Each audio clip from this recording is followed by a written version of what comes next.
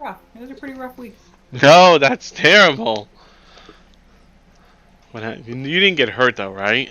Just mentally tough. No, Okay, I did get rear-ended actually at a stoplight.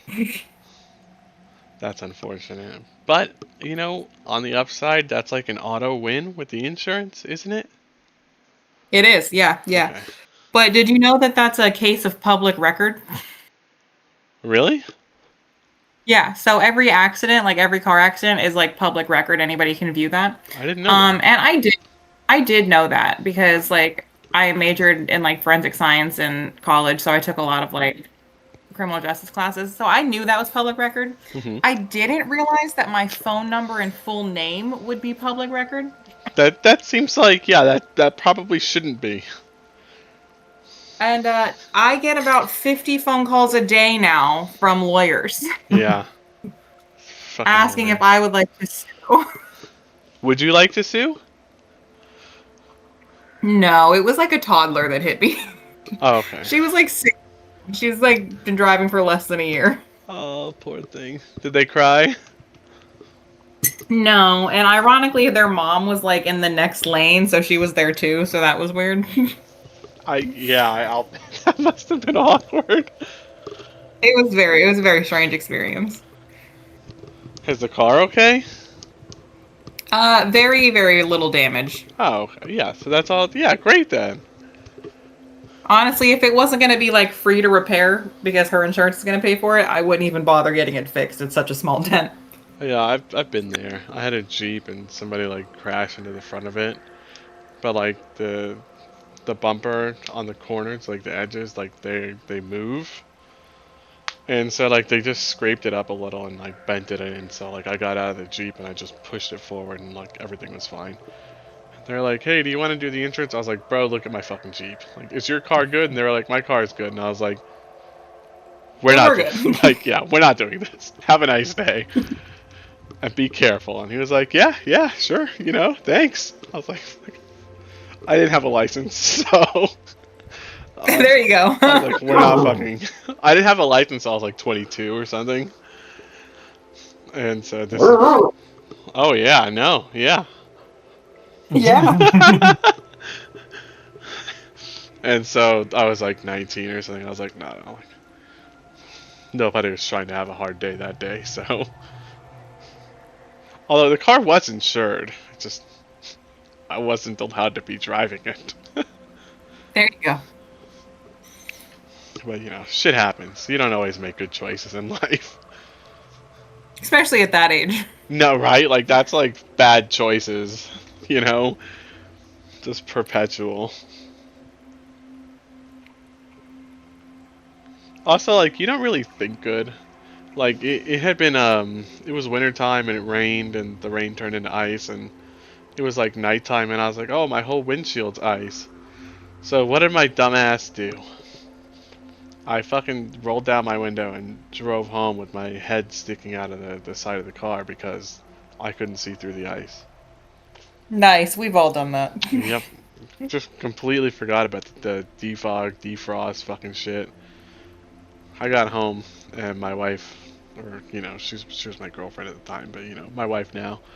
She was like, you kind of got here late, and I was like, yeah, I had to fucking like kind of drive slow. I couldn't see through the windshield because of ice, and she was like, oh, the defrost on the car didn't work, and I was like, I forgot that it fucking existed. I literally drove here with my head out the window. And she's like, wow, and I was like, yeah, kind of mad about that now. Like, She's like, wow, good job. yeah, just sometimes you have a brain and you just don't use it. But that's life. I'm happy that, everything's good on your end though. Like that's a bunch of hassle. Nobody ever wants to deal with that shit. It's a nightmare. Yeah, it's just annoying. So Yeah. everything's fine. It's just annoying. But yeah, at least there's not any real losses. That's great. The kid's 16. By the time that they're old enough for it to matter, their insurance is probably going to go back down again anyways. I guess as far as bad situations go, that's about as good as it could get. It really is best case scenario for a car accident. It's like, I'm okay with this. I'm assuming their insurance isn't putting up a fight. No, I mean it's really hard to put up a fight if I'm straight up stopped at a stoplight and getting hit. You know what? Yeah, that's definitely true. Could you imagine? My client's not at fault. Like, bro, I was stopped at a fucking red light. uh, that'd be hilarious. Jevin, how'd your week go? Good week? More of the same, really. That's better than a bad week. It might not be a total victory, but it's still a victory. We Yeah. got, we got a glass half full. Glass half full. Okay. I'm just at this point. I'm just like kiting it along until freaking Memorial Day weekend shows up. Oh wait, Memorial's coming up. Yeah, the 25th. Damn, I should probably know that, especially considering I have people to memorialize. Okay. Yeah, I'm Noted. probably gonna request a day or two off, or the weekend, the week before it. So get myself a 4 or 5 day weekend. Nice. We're having a three-man session today. We are. Yeah, Eric, how'd your week go? I'll tell you. Yeah, it was alright. I'm just feeling extremely tired again this week. Are you over So I hope 30? I'm not getting sick again. Yeah. Yeah, no. I mean, you might be getting sick. Don't get me wrong, but you're over 30. You're always gonna feel really tired. Like, It's not normally this bad. oh, And honestly, if I'm sitting on my ass all day, yeah, I'm tired. But if I'm up and moving, I have all the energy I need. I don't feel that bad. I noticed that, and I fucking hate that. It makes me so mad. Why do I have more energy after I've been using it all day? But the instant you sit down, it's just like you just want to pass out. You're right. You're just done. It's like, well, fuck. So Aft says that his head is killing him today, so he's just gonna pass on session. He just let me know. He said sorry. Is it ideal? No, it's not ideal, but you know, sometimes these things happen. We'll run with it as best we can. Honestly, it's probably just because he's ruined his sleep schedule. Oh, really? Is it that bad? Yeah, he's been staying up till like 2 in the afternoon and then sleeping till like 3 in the morning. Oh, he So- works like late night kind of deal. No, he doesn't work right now. Oh, hey, good for. Well, wait, that's a good thing for him, right? Yeah, he's fine. Okay, yeah, good for him. He's just taking a break. You know, ironically, I know what that's like because I only really go to work once a week. So aside from that, I'm just at the house. I still have to get up early because I walk my kids to school, but like, you know, you just go back home and go back to sleep. So, I certainly know where he's coming from, or I guess where you're coming from, right? It does make sense. You do kind of tend to mess up your sleep schedule when you have a lot of free time. Yep. Because, I mean, it's not like you have to be up for work tomorrow, you know? Like, oh, okay, I'll just stay up a little bit. Boom. And then you go to bed and, like, it's just the dumbest fucking hours imaginable. And then, like, 2 weeks in, you're like, wow, why do I feel like shit? And it's like, well, bro, you've been, like, operating on 2.5 hours of sleep and, like, playing video games all day. For me, at least. It's like, you know, that's not good for you. But anyways. Are we ready? I'm ready. All right, I I like suppose so. I like it. Yep. So I don't know if I told you guys, but we're gonna finish this chapter and then we're gonna level up, right? Okay. Now I recognize, I think I said that last week, but as I'm saying it now and kind of thinking about the implications of that, I know that that can be a little bit unclear. This area is not the end of the chapter, okay? This map is not the end of the chapter, so we're going to clear this, and then we have another place to go to, which, as you might have guessed, is Cragmaw Castle, right?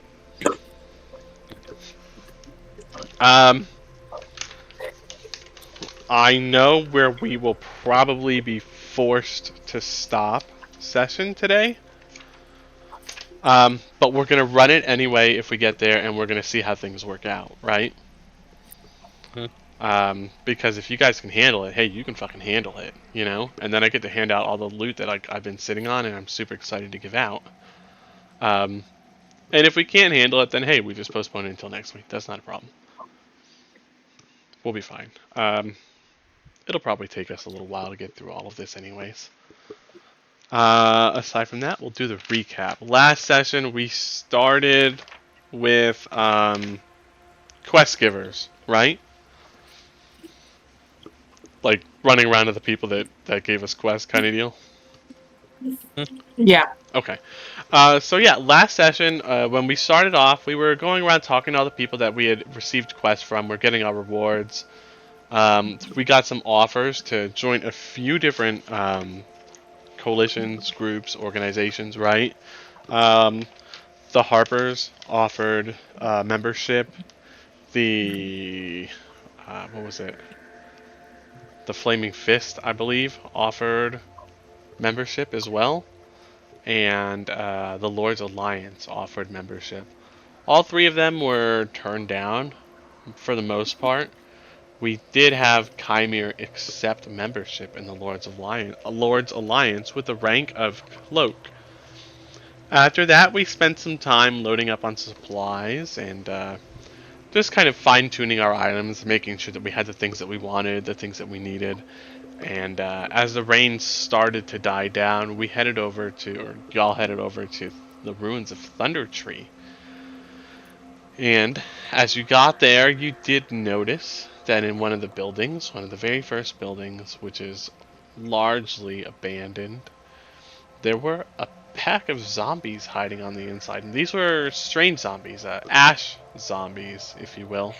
You notice that not only were they particularly sturdy, they had high health, but when you killed them, they just left a cloud of ash smoke. And everybody's been making Constitution saving throws against an unknown thing this whole time. It's still unknown, by the way. We also had our first experience with twig blights, I believe. Yes, we did. I see them dead. And that was probably a new experience for everybody. That must have been a little bit startling, just getting jumped by trees. So we know that there are things here that are a little bit more than what they seem like.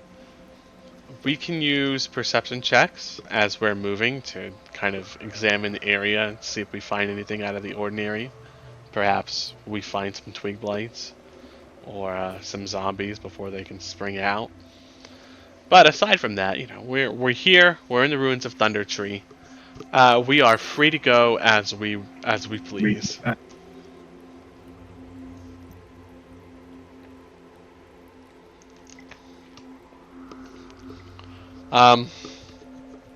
Also, like I was saying earlier, the doors here are all locked, but none of them are actually locked.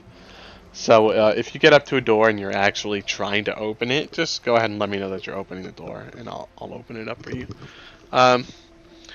There could be monsters on the other side of a door, and sometimes when we're selecting our token, we click the door and it opens up, and I'm like, hey, roll initiative, right? And then it could be a problem because sometimes we're like, hey, I didn't actually want to open that door. I was just trying to move my token, and then you're stuck fighting, you know? So they're technically locked, but they're not actually locked. You could just open them whenever you want. And then we don't have to worry about accidentally starting a fight. I think that covers... Ooh, no, I did miss something important. You do know that there is supposed to be a druid here in the ruins of Thunder Tree that is able to give you more exact directions to Cragmaw Castle. That's very important, I believe. That's like the whole reason why you guys came here, isn't it? Yeah. Yeah, for the most part. But yeah. I was like, I know you wanted to get the reward, but if it was between you guys getting the reward first and going to the castle first, I'm pretty sure you would have gone to the castle. So, yeah.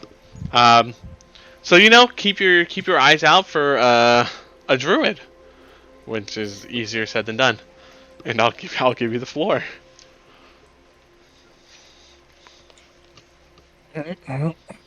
For one, my rage ended, and I'm gonna go back to my Morningstar shield. Okay. Thank you for letting me know.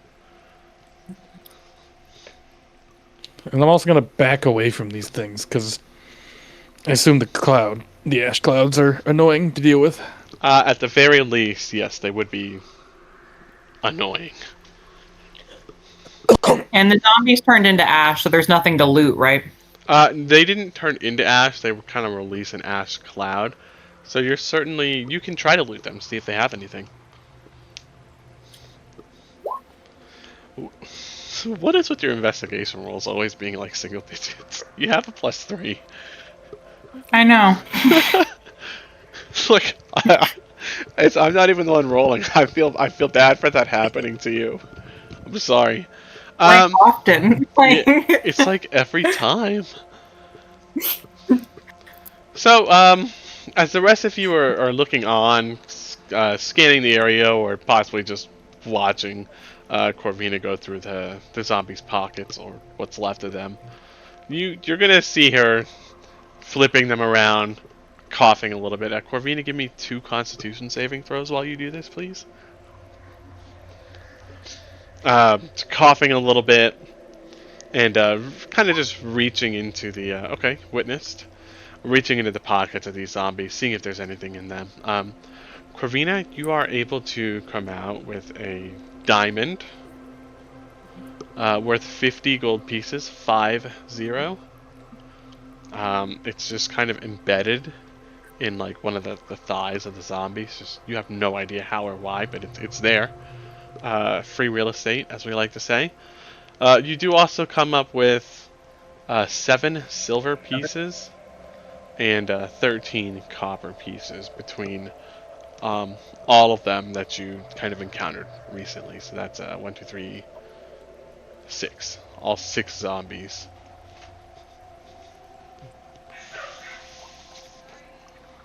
You sure looting these guys is a good idea? not That weird- 100%. Yeah, that weird ash puff isn't going away.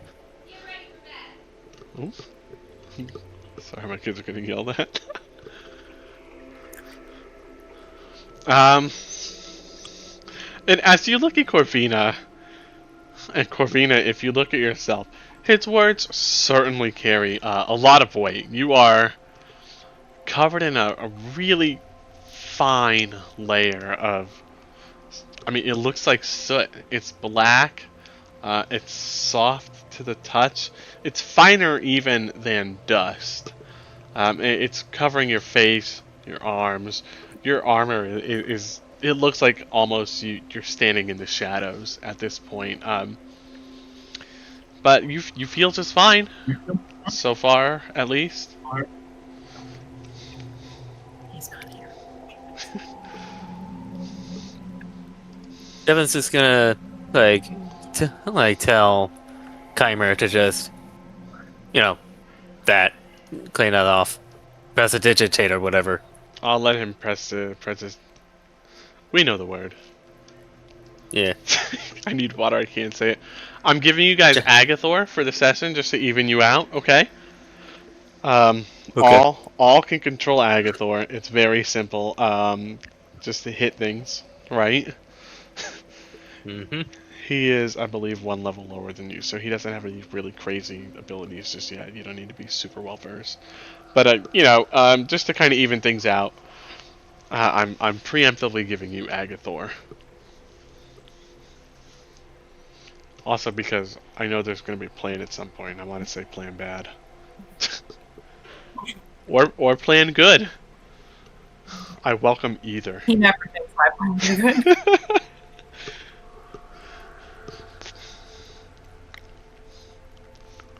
I see that we've kind of moved towards these twig lights. Do we want to try inspecting them, perhaps?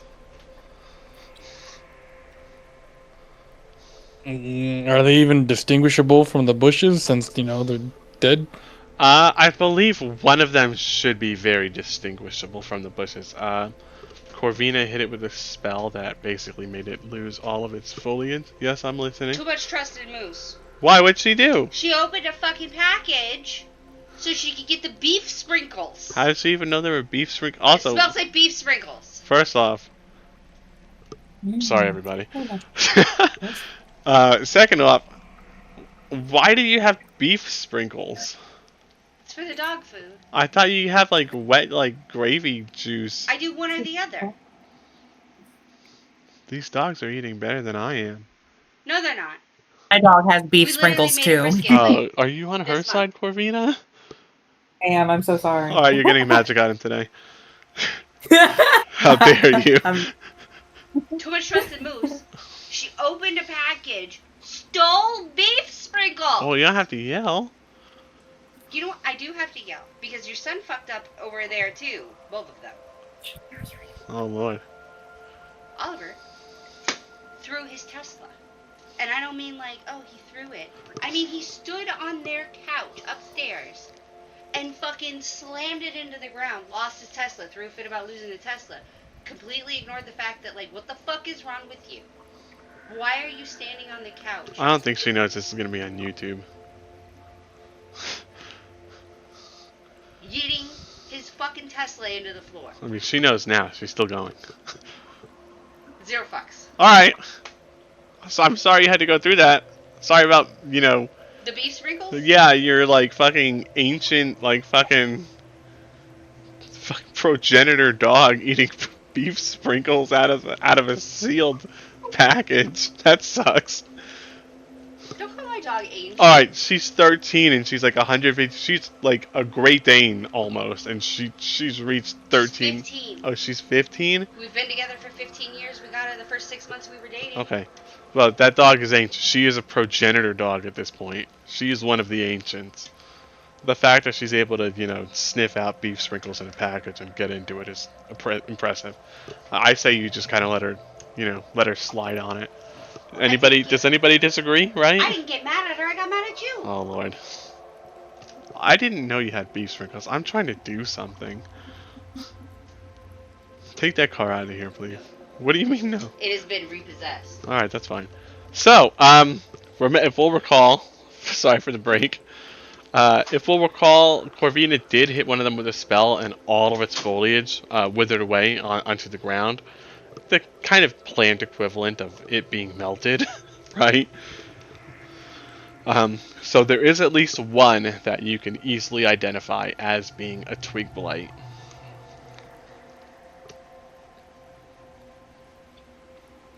Also, my wife left. We're in the clear.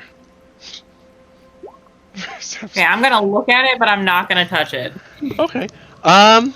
You will notice that there are some defining features.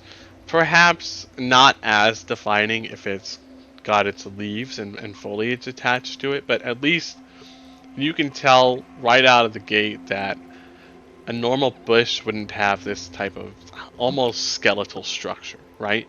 The way that the twigs and the branches are set up in this thing, it very much does resemble almost a stick figure-like body. On top of that, you will notice that it does indeed have claws, kind of almost hand-like appendages. And if you do go to inspect them, you'll notice that they are indeed very sharp. You will have to be cautious about these.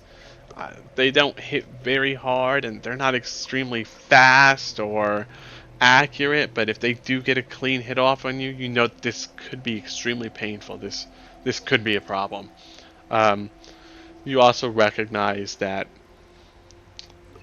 while there are 3 of them dead in this area, you're having a very hard time, you know, sorting out the other 2, finding them, identifying them, right?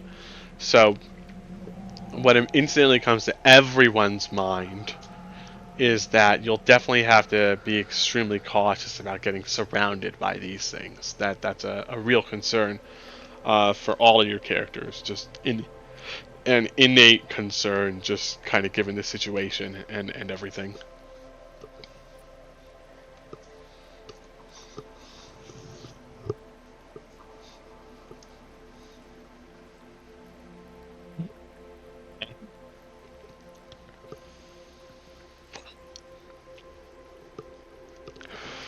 Well, these things seem to hide pretty well. So now what? We have to just whack every single bush we see? Unless you feel like starting a forest fire. That would piss off the druid, and we kind of need the druid's help.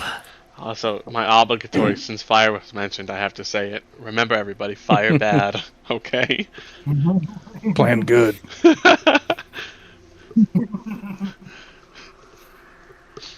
Agathor would totally be on board. So we just keep our eyes out and move on. You want to finish exploring that house? The one where the zombies came out of? Went to the trouble of clearing it. That sounds good.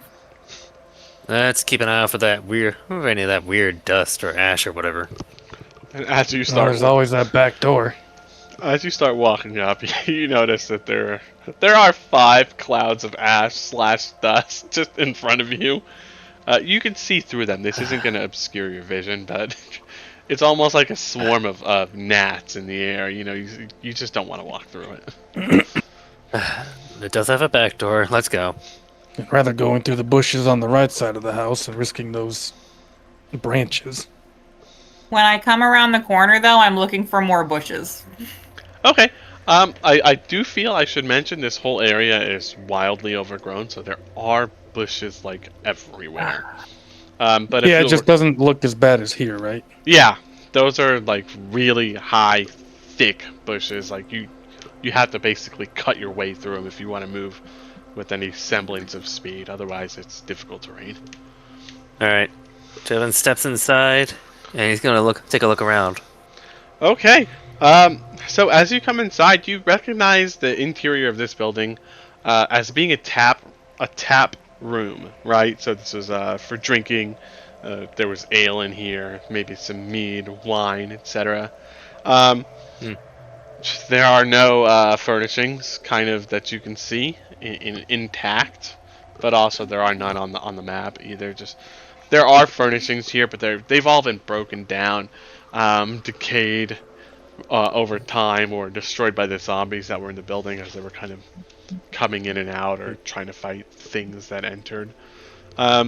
However, you will be able to find a roughly 2-foot long little like cask, right? Like a mini barrel, if you will, like the ones that everybody always pictures Saint Bernards wearing around their necks. Mm-hmm. Yeah, so a little one of those. It'll be able to hold 4 daggers, roughly, if you put them in. Just for like a good kind of sense of area, you know? Or Jevin's gonna keep going. he's gonna pick it up and shake it around to see if he hears anything. You do actually hear it's like a soft, muffled noise on the inside, almost as if there was like a sock or something inside of it. Okay. Jevin's gonna uncork it, not like with his face like directly in it, just like uncork it, see if anything comes out all of a sudden. And if not, he's just gonna. Then he'll hover his face in a little bit. Okay. So you hover your face in, and as you kind of focus on what's inside, you notice that there's a piece of fabric, and it's come unraveled from whatever it was covering, and you see a piece of parchment. It's been treated, though.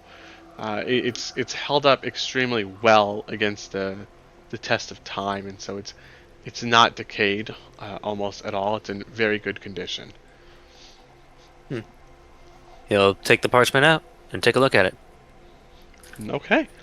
On this parchment, on the front side, sorry,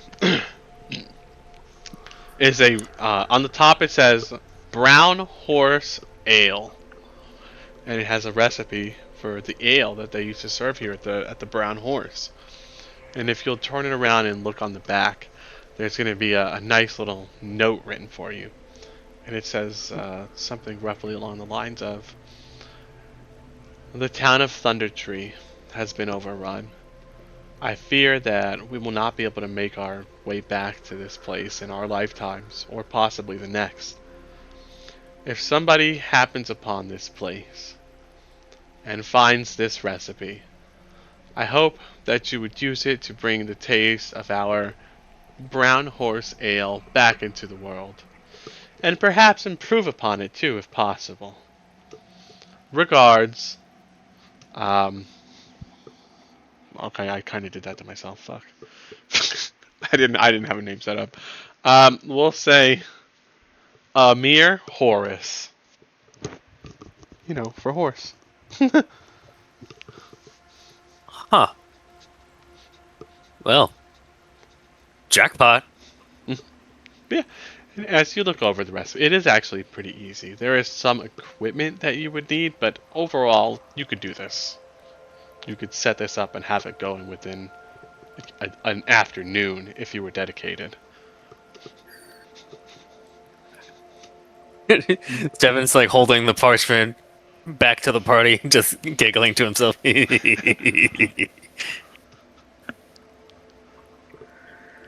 We're going into business.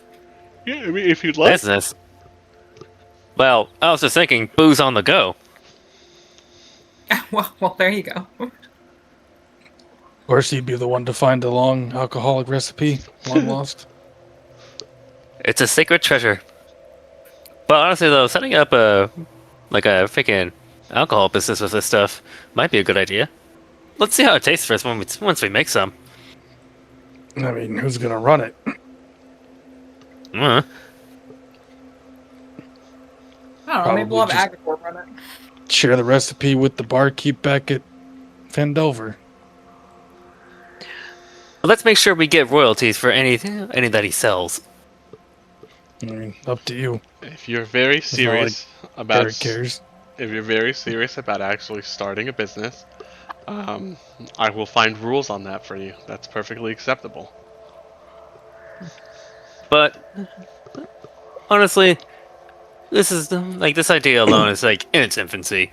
We could probably just talk about it more later if we're really serious. Yeah, that's fine. As Jevon says, he stows like the recipe into his pack.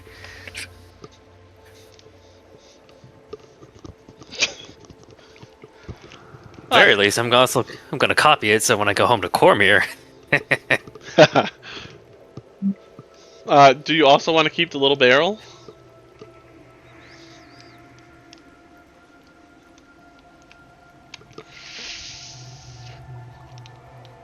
It's small, but it could serve a purpose. You know, you could put tobacco in it, keep it dry. Do you think the barrel is capable enough of storing liquid? Oh, you know what? Roll me dexterity. A dexterity check? Mhm. Oh, I forgot to turn off disadvantage. That's a 13.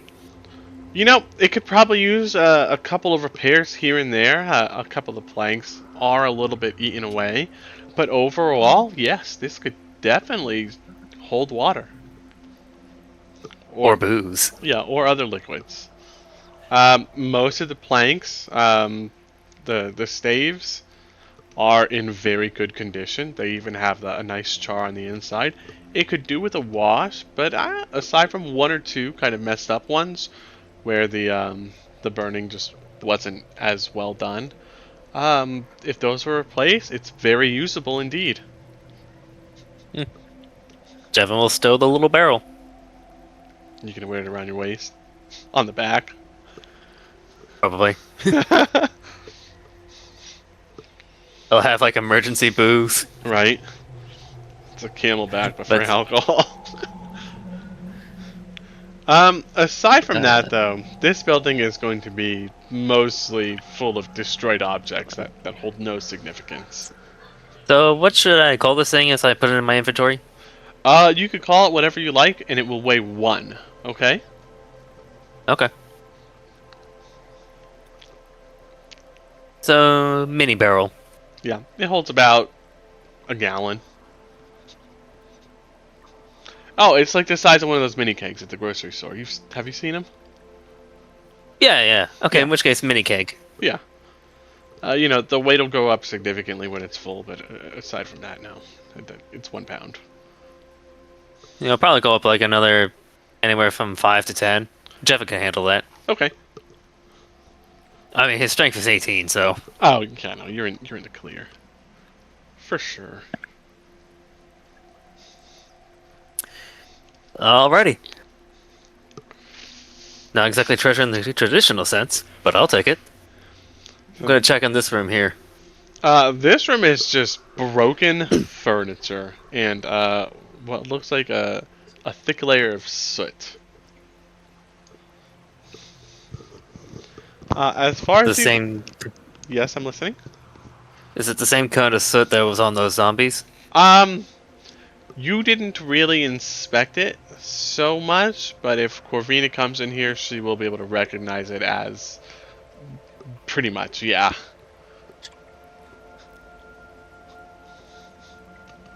Eek.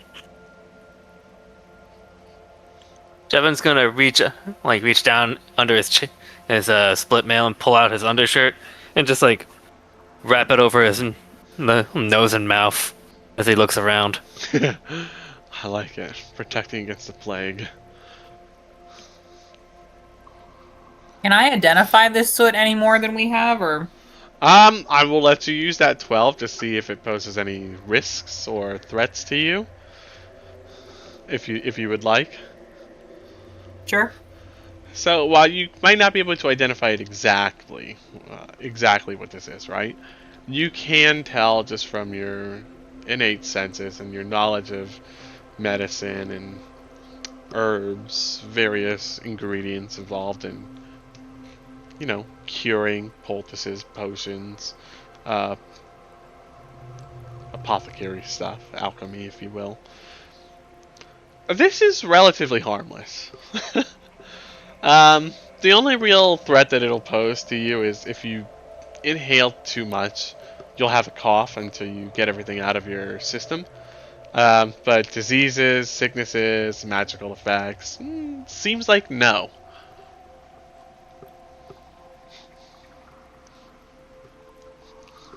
I'm gonna look at the party and just say, okay, guys, I don't think it's overly dangerous as long as you don't breathe in a ton of it. Jevin with his muffled nose and mouth way ahead of you. So Jevin, you look to Corvina, who's just has her whole face explodes and it's basically painted black. As she's telling you, oh, it should be fine as long as you don't inhale a whole bunch of it. I think I'll just stay outside. Jevin with his nose and mouth still covered, he's gonna take a closer look and see if there's anything valuable. Okay, give me another investigation. We'll see if maybe you can move some pieces of the fallen roof aside and find anything. 11. No, you move the roof aside, and there are some desks and what have you, but all the papers and documents and recipes, journals, logbooks, everything, it's completely ruined. There's nothing salvageable left in this room. I got nothing.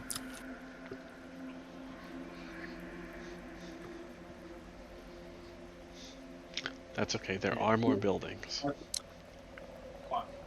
Well, shall we continue on?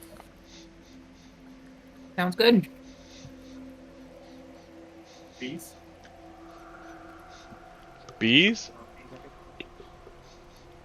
Is that what I heard? My dog needs a snack. Oh, I understand that. My dog needed a snack earlier, apparently, and she Apparently. got it. She opened the mail. Well, how do we want to do this? Going from north to south, or want to sweep one side and go to the other? Yeah, let's sweep this side and then we can go to the other.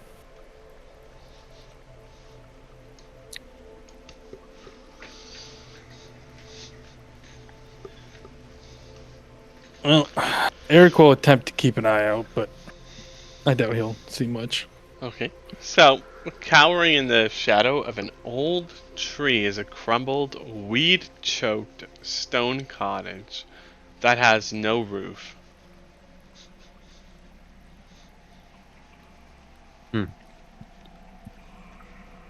This is what you're talking about, right? Yes, indeed.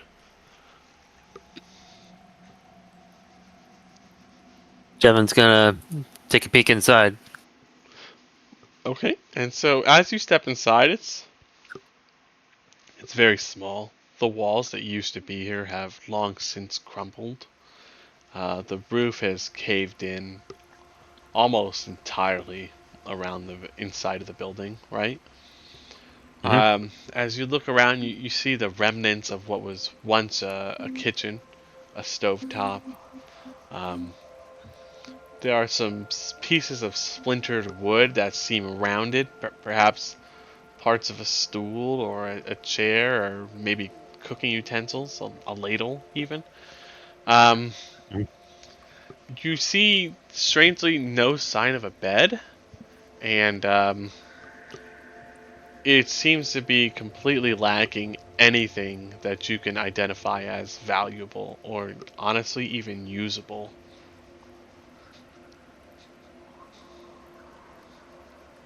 Alright, Jevin shrugs his shoulders and walks out. I didn't see nothing.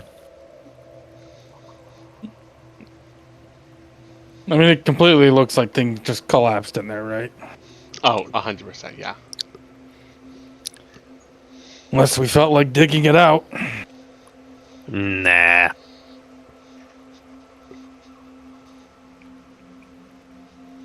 Well, may as well check out that one over there. Okay. So as you get closer to these two buildings, these ruined side-by-side cottages look as though they might have been the homes of prosperous shopkeepers or well-off farmers in their time. All that remains are collapsed walls and piles of debris.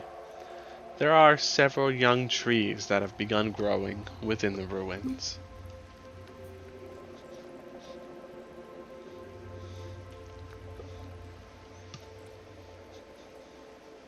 Jevin will take a step inside and look around.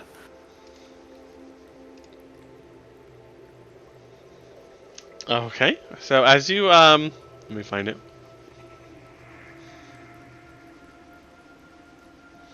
As you come into this western cottage, not the eastern one, you really don't see much. The walls are gone, the roof is gone, there are no doors, the windows have long since been broken. Um, Even the floor itself, the what used to be um, a stone floor, right, is Mhm. it's ruined beyond repair. Chunks of it are missing. There are whole blocks pried from the ground and shattered. It's just a state of complete and total destruction and disrepair.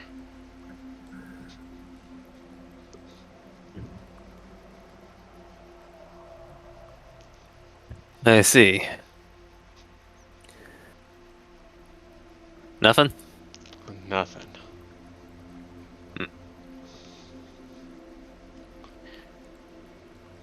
It doesn't look like anything here.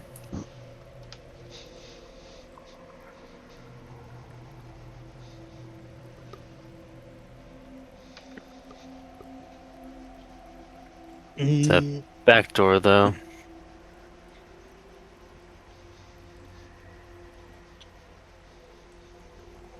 Is Can I that? actually do an investigation check to like actually sift around a bit? Yeah, sure.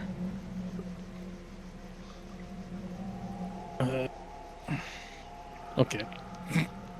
I'm sorry that you didn't roll higher. Um, but Eric, you're committed. You think to yourself, well, look at the size of this place. There's no way that there's absolutely nothing in here. I mean, gosh, anything. One thing had to have survived this, and you're going around. It's it's all decayed. Whoever had this house didn't use the same thing for you, Corvina.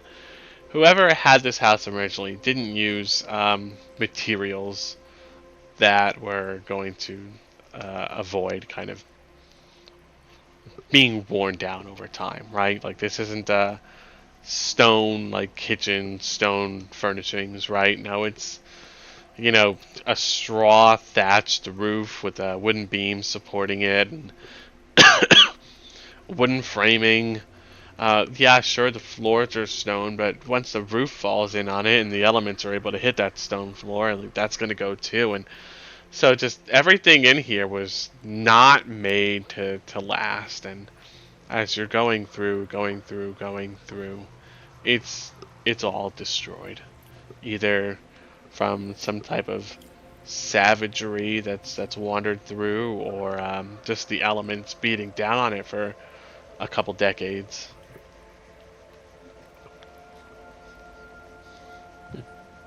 Jevin, you're 17. I'll use it on the... No, I can't use it on the next one.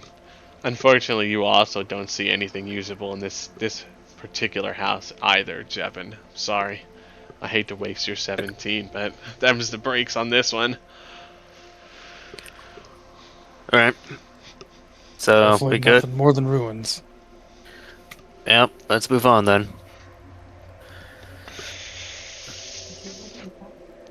Okay, we've got a building over here, and another building over there. Yes. And so... Should we head down first?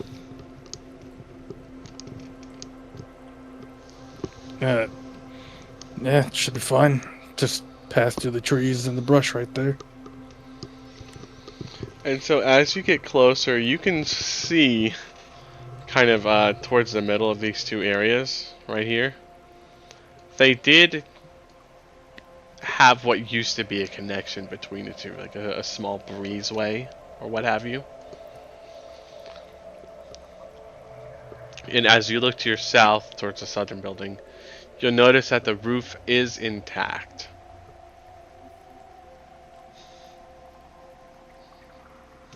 I don't know if that changes anything for you guys.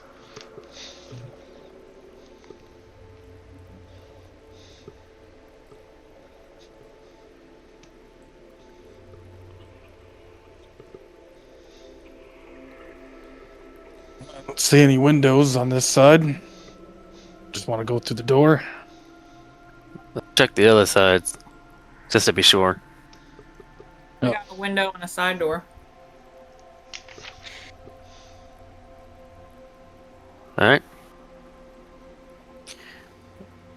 Jevin's gonna peek inside. Does he see anything? Yes! You see what looks to be an elderly human woman with grayed and white hair, wearing a green cloak and robe. She seems to be peacefully existing inside of the building. There's an old woman in there. Green robes, just minding her own business. Like a live one? Yeah. I would guess so, yes. Are you ready for your box text? It has its own like box, so I don't know how normal it is for people to call it box text, but I call it box text.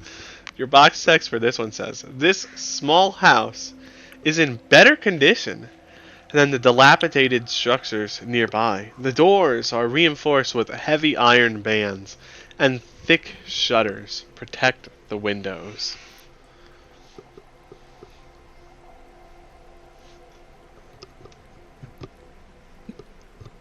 Well, she could maybe provide some insight in the area if she's actually alive. I'm gonna go on ahead and give it to the whole party.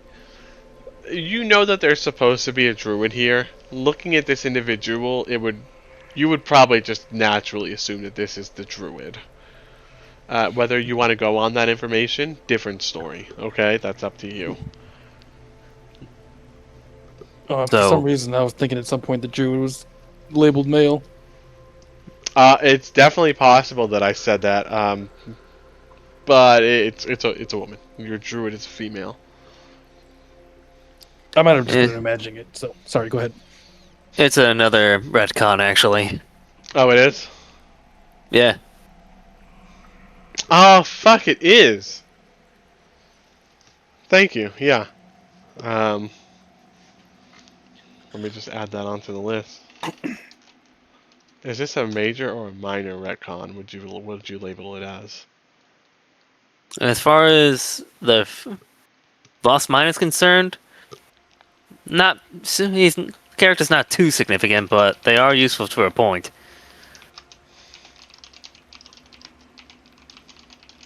As for after Lost Mine, I can't say.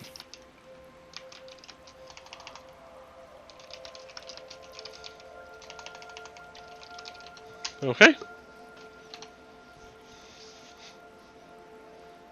And yeah, that's just because we switched from the Lost Mine to the Shattered Obelisk. There apparently are still retcons that we're finding. This is one of them. All right. So, we just like, should we knock or? Yeah, I'm thinking we just knock. Eric got yelled at last time he opened the door, so he's gonna let them do it. Jevin's gonna walk up to the door and just knock on it. Do do do. Dude. Hello, dearie. Come on in.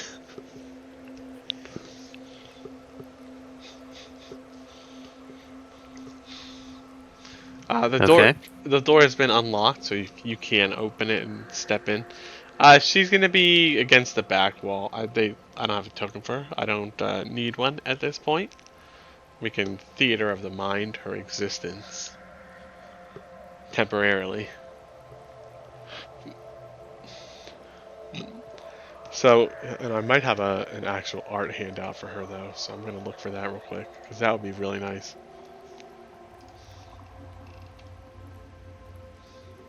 No, of course not. Oh, well, yeah, ha! Got it. She's cute. She's cute. The fox is cute. Bird on her foot.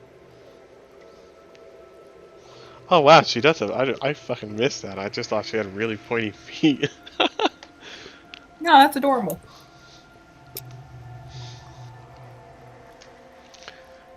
What can I help you with, adventurers?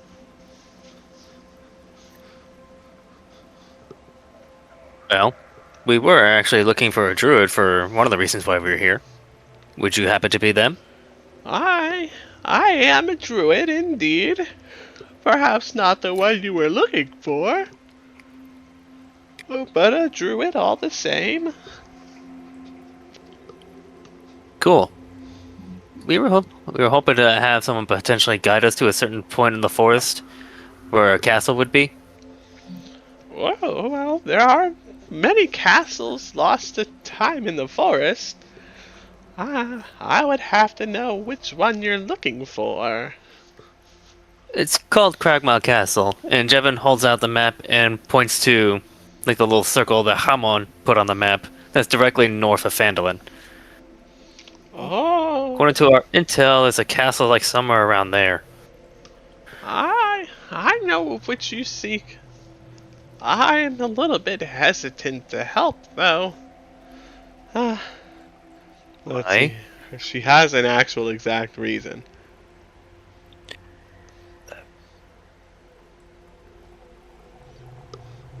Okay. As you know, druids seek balance between nature, harmony, if you will.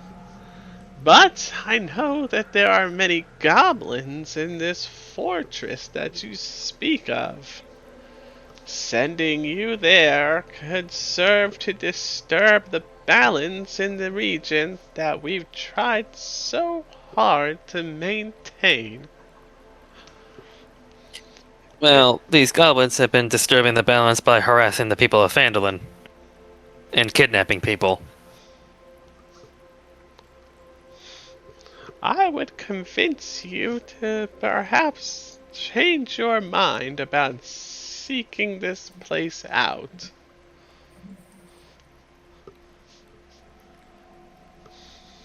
I don't think we're gonna do that.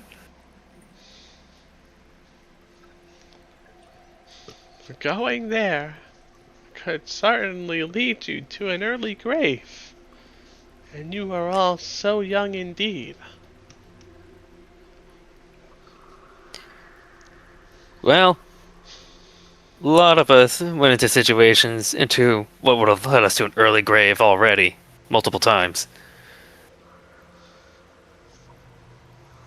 And they've kidnapped somebody we'd like to get back.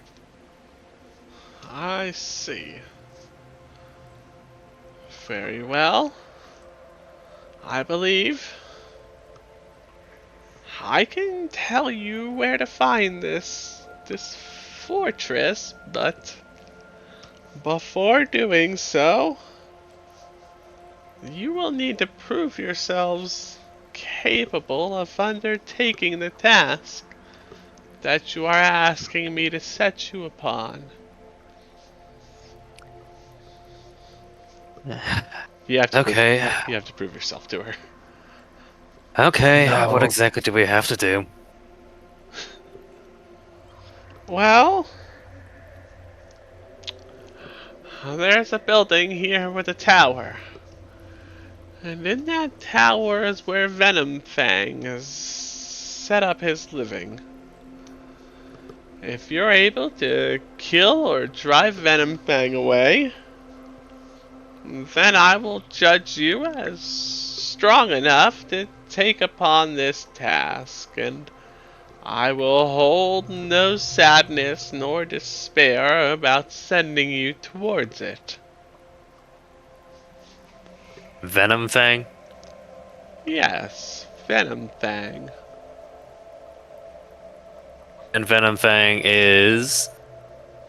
In the tower.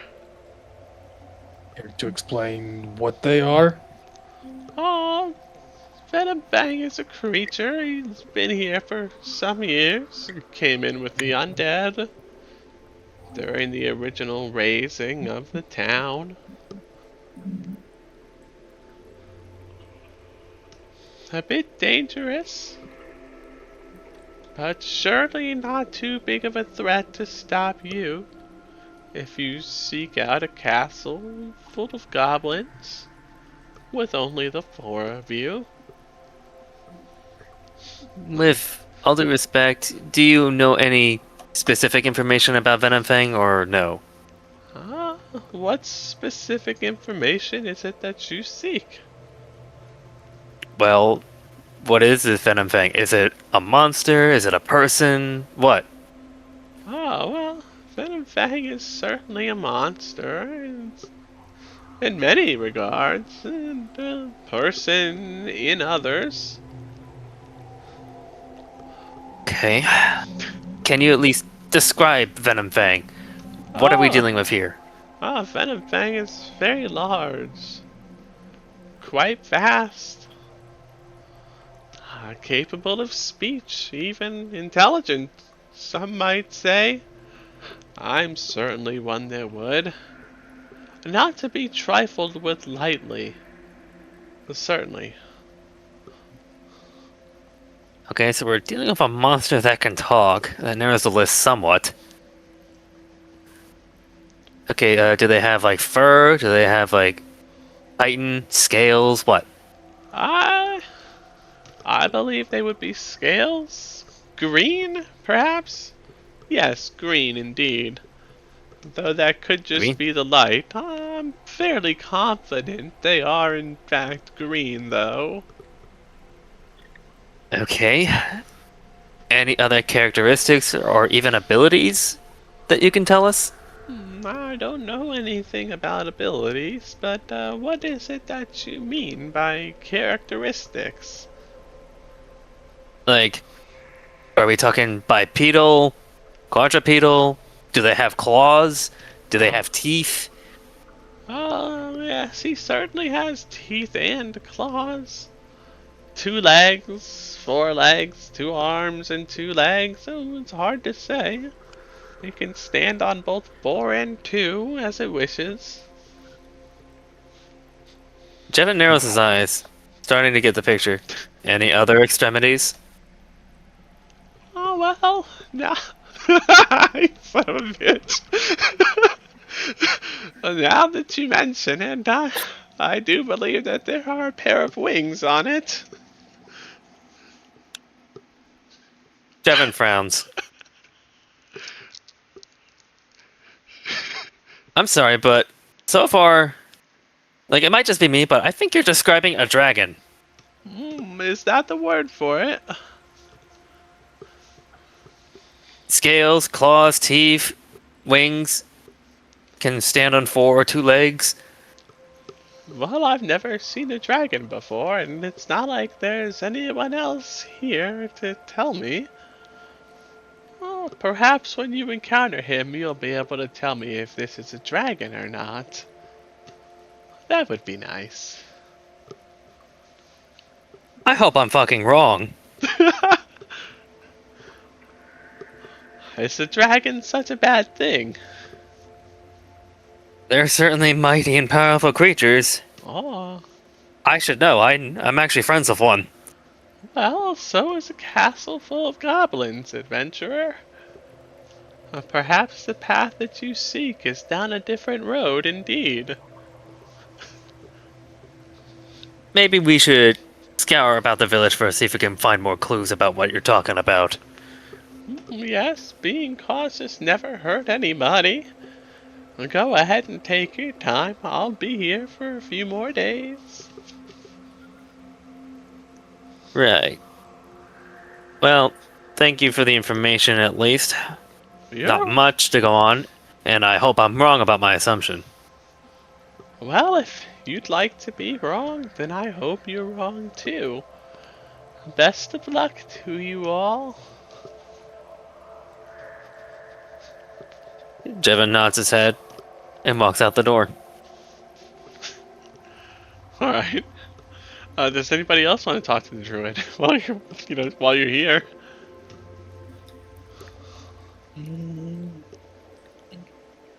No, I'm good. Okay. I see how it is. She gives one piece of bad news to you guys, and everybody just abandons her.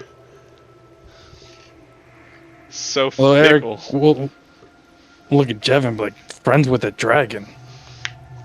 Oh yeah. There are actually a good amount of metallic dragons flying about in Cormier's territory. I made friends with a copper dragon. Oh, actually, that's a good kind of like lore point. So, for anybody that doesn't know, there are 2 different kinds of dragons. There are chromatic dragons, red, blue, white colors, right?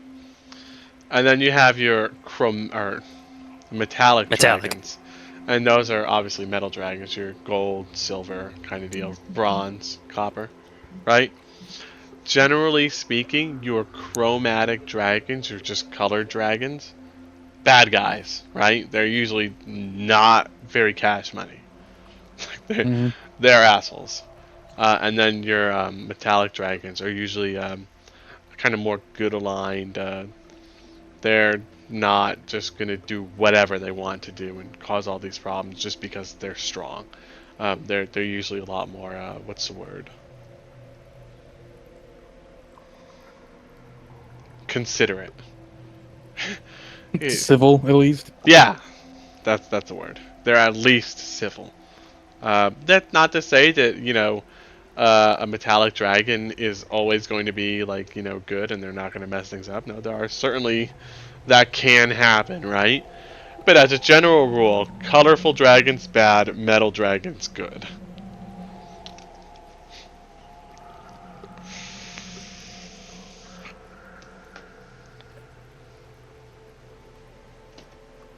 Well, is that dragon met in the war or just? After the war. I was sent to deal with some problems in the northern outskirts of my territory. Saw a copper dragon just laying waste to some orcs after he killed his bard friend. One thing led to another, and, well, boom.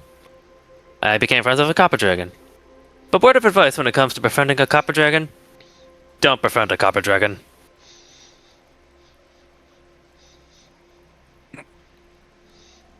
If we're truly up against a dragon, it's a shame you couldn't ask for their assistance.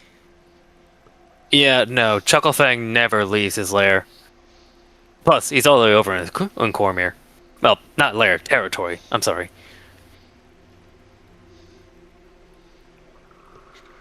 Say chuckle thing.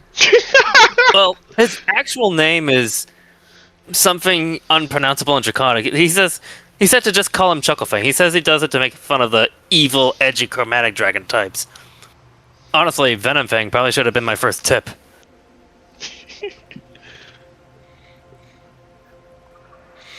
Yeah, Venom Fang only told me that it sounded like they were poisonous. Something to watch out for. Yeah. Chromatic dragons. Green one. It would be Venomfang. Yeah, that's definitely the poison dragons.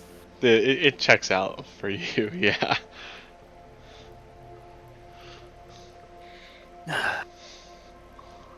If this is like, honestly though, if this is like an adult dragon, there's no way in fuck we can handle it. Do we clearly see a tower anywhere in this town? Yes, From actually. where we are? Oh wait, you know what? You might not have the line of sight. You have the line of sight. It's over here. The top one? Yeah, okay. I figured as much. But does it? Well, you're more familiar with dragons. Does it look like an adult dragon could be in that tower or on top? Hard to say. I mean, adult dragons are pretty large.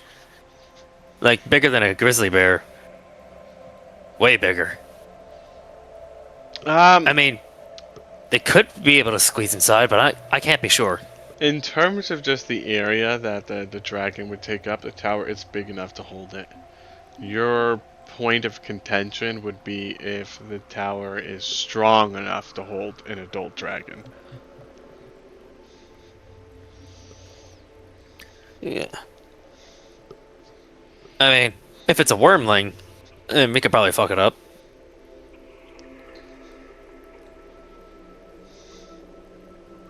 We'll just have to be careful. Scout it out first. Yeah, scout it out. Remove other threats in the area so they don't jump us with the dragon. Maybe we should have asked the druid about those branches. I'm not going back in there. Yeah, I'm not either. Jevon slowly turns his head to Corvina. She was so nice to you guys. Well, Jevon just wants to avoid the awkwardness. He's not being that mean. Actually, I say she was being nice to you guys, but she was being pretty sarcastic the whole time. Okay. I'm gonna knock again. Oh, okay, yeah, no. She tells you to come right on in. Oh, we're back so soon. Hi. Hello again. Quick question. Oh, These twig blights, yes? do you happen to be the one making those? Oh no, I would never do such a thing. These are evil creatures. I have nothing to do with their appearance here except for culling them as they come out and show themselves. Okay. They upset the balance of nature. Surely you understand. She's not a Yes, fan. I also believe in the balance of nature. Yeah, she's not a fan. She does not like the twig blights. Do you have any tricks for being able to identify them? Like from a distance? Well, fire does work, yeah. But aside from that, if you have very sharp eyes, You should be able to identify them once you get close enough. 10 feet, maybe. Okay. She's gonna. This dragon. Yes, I'm Sorry, listening. not dragon. Your friend in the tower. Does he want anything? Oh, he's certainly no friend of mine. Oh, as for his wants, I'm not very sure. He's very hostile, you see. I've never been able to have a conversation with him even once. Very hostile. Wonderful. Okay, thank you. um, in between the dragon part and the twig blight part, she's gonna give you kind of some advice on like identifying them. So if your passive perception is, what is your passive perception? I keep forgetting. 16. 1/6. 1/6. Okay, yeah. Once you get within 10 feet of them, I'll tell you, you'll be able to spot them. Unless you're like actually preoccupied, you know. So like if you're in a fight, and they're not moving, and you move like within 10 feet, like no, you're not gonna pull that off. But traveling around the area, able to actually, you know, utilize your passive perception, right, to like a good degree, instead of having to focus intently on what's in front of you. Yeah, you'll within 10 feet you'll see him. I'll tell you. I want to stress that it's within 10 feet of Corvina. Not Agathor, not Jevin, not Eric. 10 feet of Corvina. Yeah, I don't expect to see anything. Okay, I thank her and leave. Oh, you're welcome, dearie. Well, Well, gentlemen, she wasn't a lot of help. did you get anything out of her? If I get really close to the twig blights, I'll see them. I have to be within 10 feet. She couldn't tell me anything else about how to identify them. She's not the one making them. Which is good news. Oh. 'Cause now you don't have to kill a druid. Is it worth putting you in the front? I guess I'm leaving. I question making our healer lead the way. Oh, she has good armor.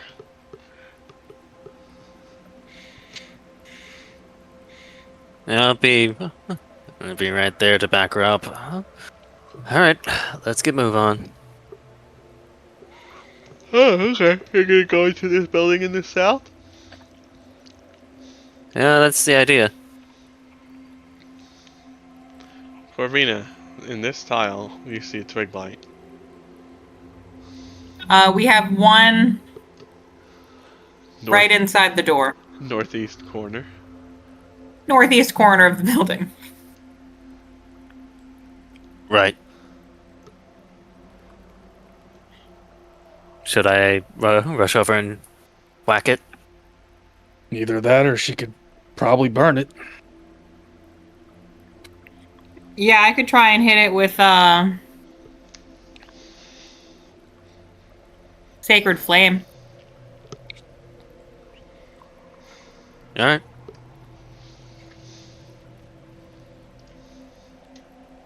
Alright.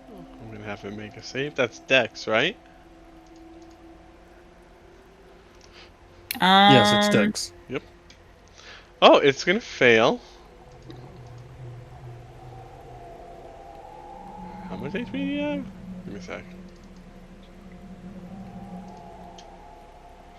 Oh, okay. Wow, that sucks. He's gonna take the 8 damage. And congratulations, everybody.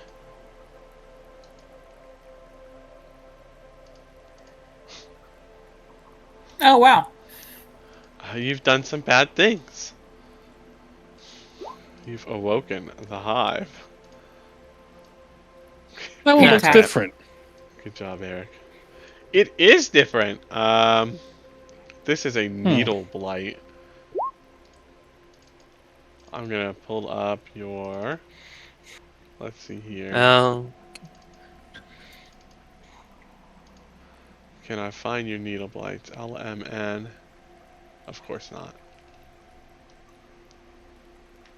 I got Agathor.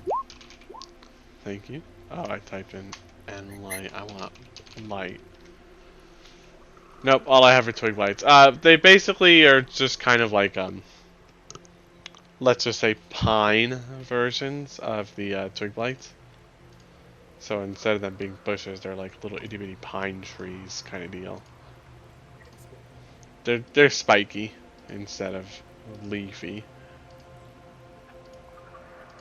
But you goofed. You woke up all of them. Kind of expected it if we attack one, to be honest.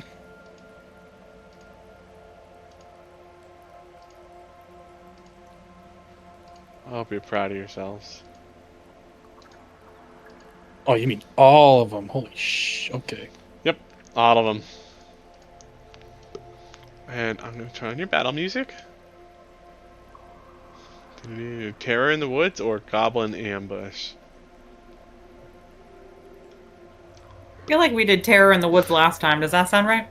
It sounds right enough. We also have Field of Heroes and Cry Havoc, if you want either of those.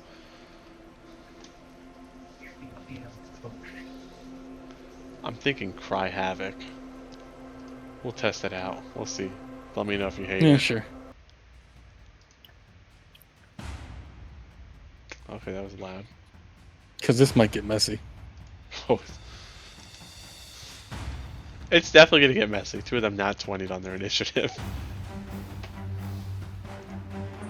Oh yeah, Cry Havoc's pretty okay. I'm alright with that. Alright. No matter how you slice it, fuck me, really?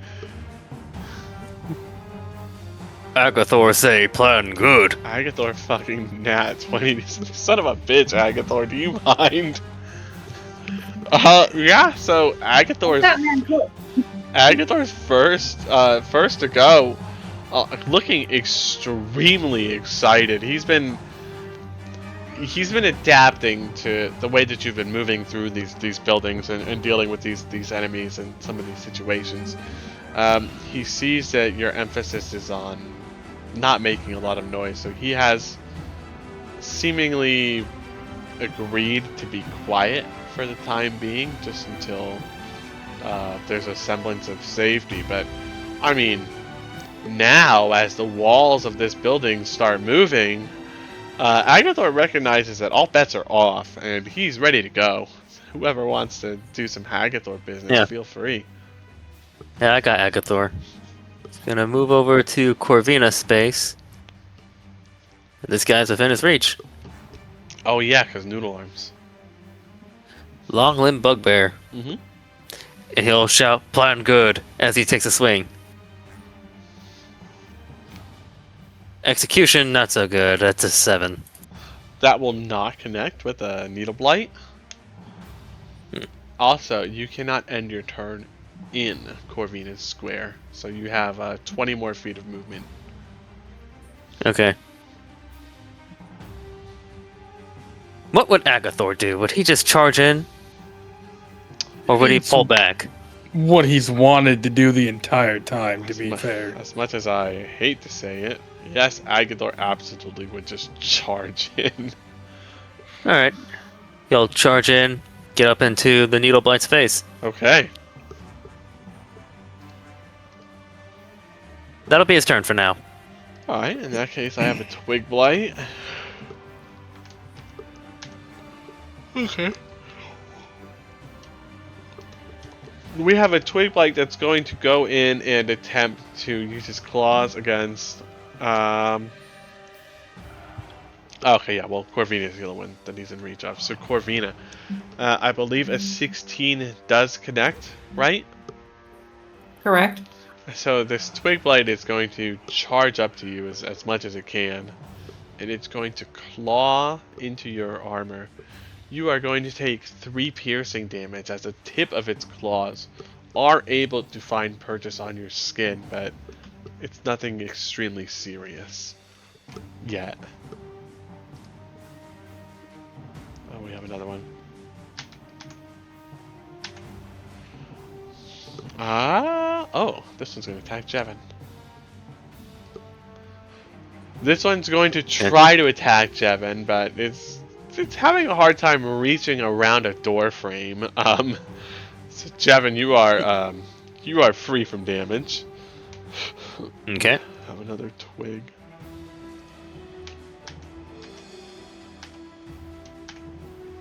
That's 20. Agathor is going to take a claw attack. Yeah, Agathor is definitely taking this damage. The Twig Blight rolled a 21 to hit Agathor, and it is going to do 5 damage. That's 5. That's going to bring him from 20. Okay, nice, thank you. Yep. And now we have Corvina. Corvina, it's your turn. You are surrounded, but only on the front are you surrounded by bushes. The shrubbery has come to life, and it seems to be unhappy with your past actions. Alright, I'm going to Toll the Dead Oh my word. for this guy up here in the corner, the one that I originally hit. Top right, correct? Top right, yep. He's gonna make a save. This is gonna be wisdom. He's going to fail. It's a little bit sad that he's only taking the 1 damage. Yeah, it's very tragic.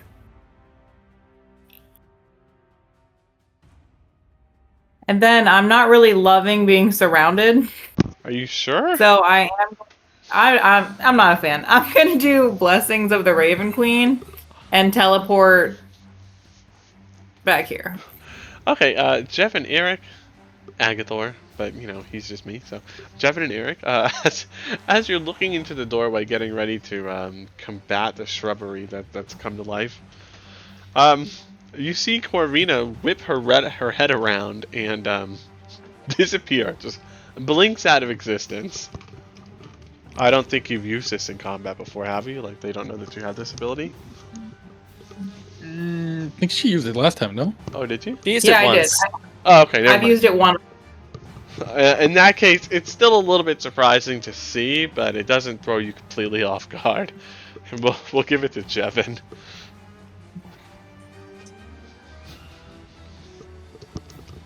Time to put that Battle Master to work. Or great weapon. Oh, it's my turn. Yep. Okay, Jevin's gonna take a swing. Yeah, 19 for 9. against the Twig Blight, that's going to drop it. Jevin will step forward and target the Needle Blight, you said? Yes, actually. Alright, with his bonus action, he'll swing again. 20 for 10. That will kill him based on his current HP. Neat.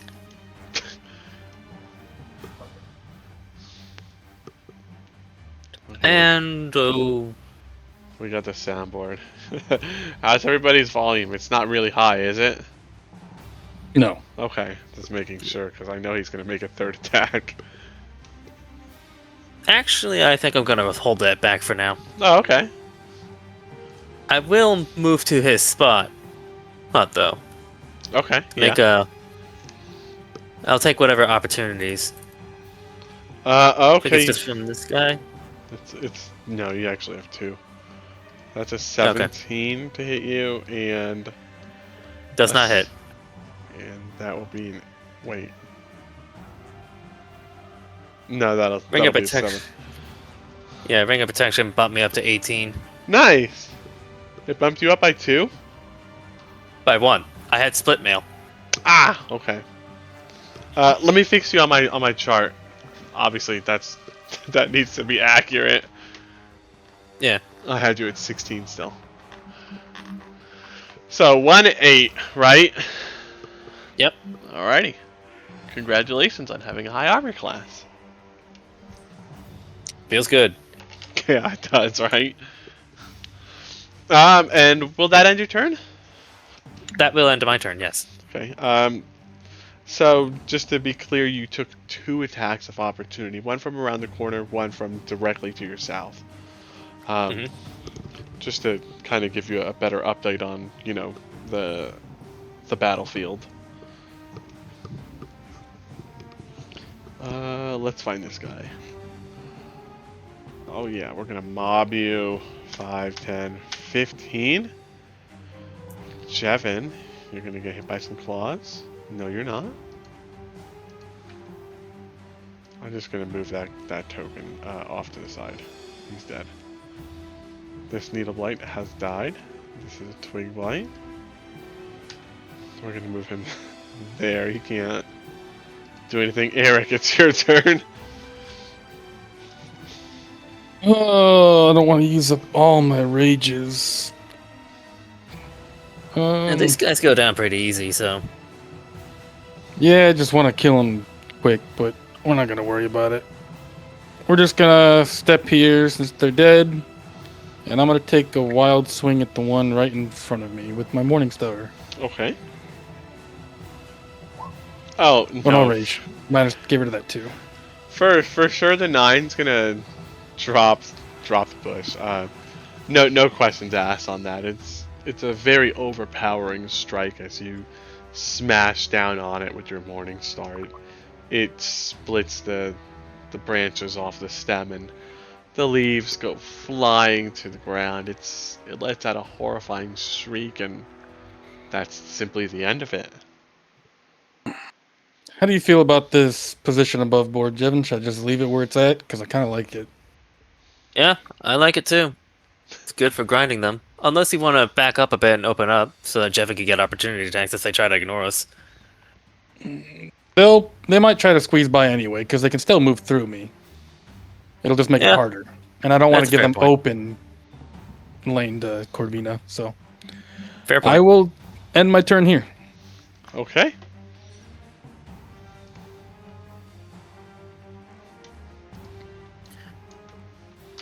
We basically formed up a wood chipper wall.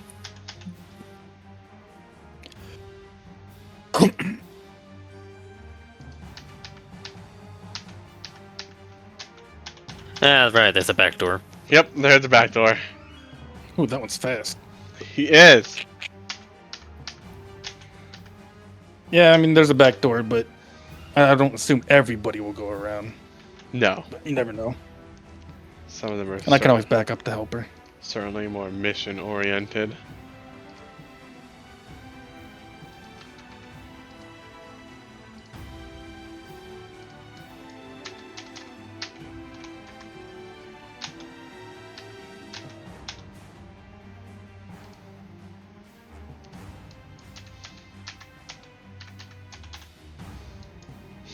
Alright, it's back to Agathor. I moved the ones that I was going to move.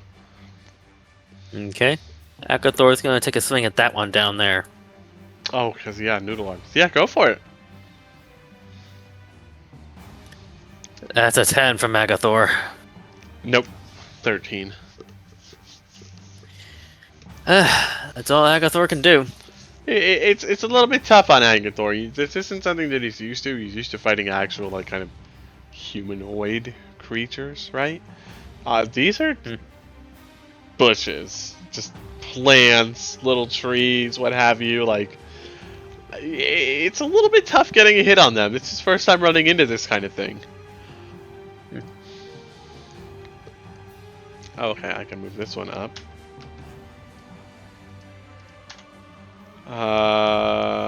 Lord, who do I want to hit this time? Welcome to the meat wall. I'm gonna hit Jevin. Natural 20. Jevin, you're gonna take 3 piercing damage. Whoa. That's so painful. Yeah, you guys better watch out. You take like 10 more of those, and this will be a dangerous fight. Do you still have any temp hit points from Chimer? I still got like 2 left. Okay. Jevin, you're also going to get hit with a 21 for a whopping 2 damage. That is a Never mind, they're all gone now. that is a dose. He heard 2 left and he's like, nope, they're gone. So you better watch out for that. You can't take, 30 of those. Things could get dangerous. Dude, they have such low damage. It's so sad. Corvina, though, it's your turn. You've been beset. Yes, he's found me. Okay. So I'm gonna reach out and touch him and inflict wounds. Okay. You'll probably be successful.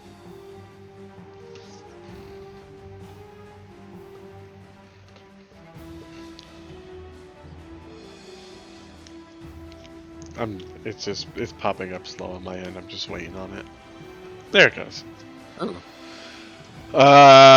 Well, that is a little bit saddening. He was so close. Yeah, no, an inflict wound is going to one-hit kill him. It's a piercing. Actually, you know what? Roll me a dexterity saving throw, please.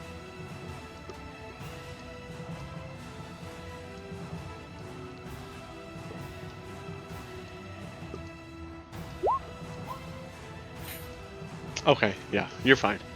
A piercing scream. It's just like a screech, almost like a me, but obviously sharper. Comes out to the air, and at the end of it, the needle blight explodes into needles. You're pretty slow to react to this, but it's not an aimed attack. It would be hard to get hit by these needles unless you were standing still.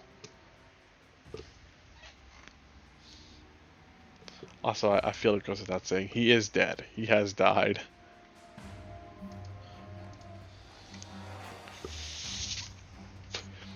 Is there anything else? Alrighty, and that's my turn. Okay. Then we'll give Jevin a turn.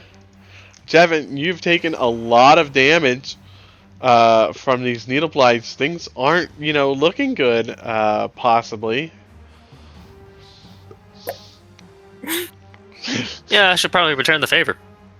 Or, food for thought, we could make friends. I'm gonna clang this one. Oh. Oh, for sure.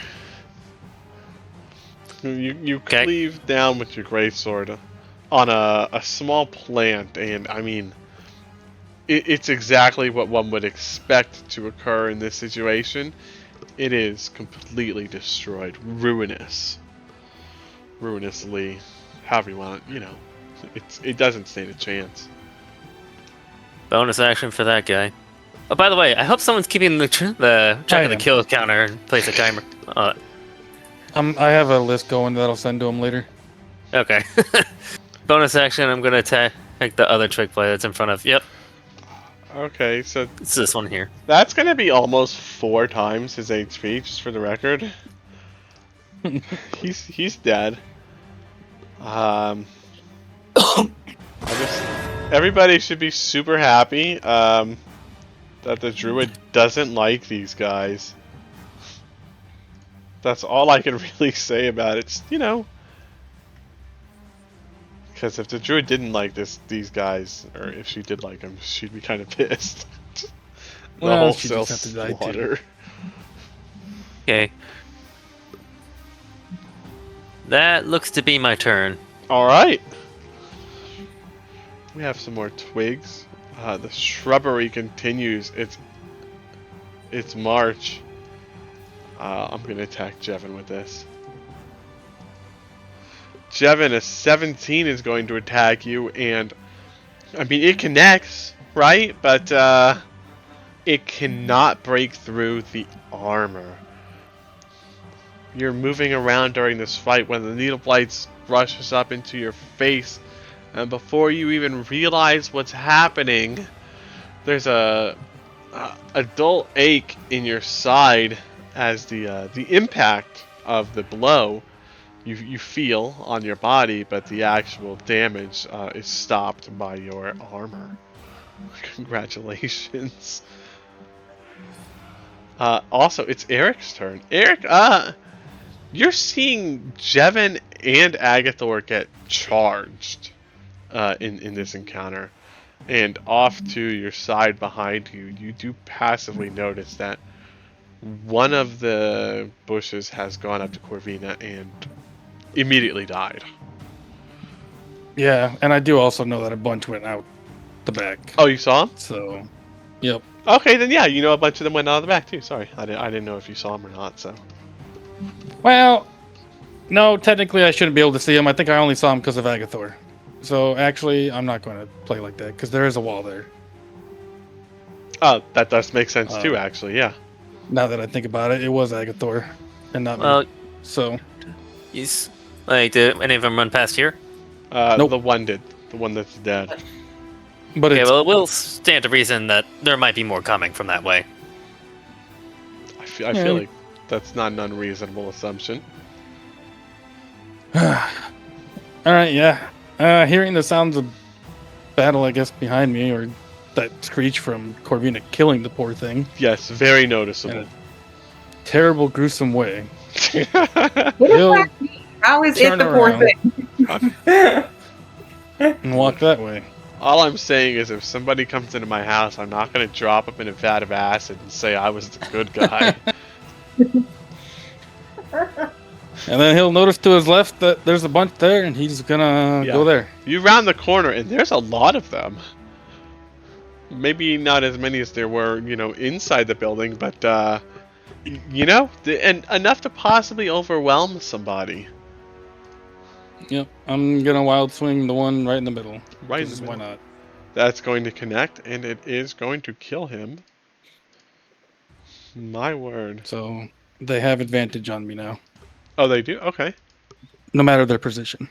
And do you have a second attack yet or no?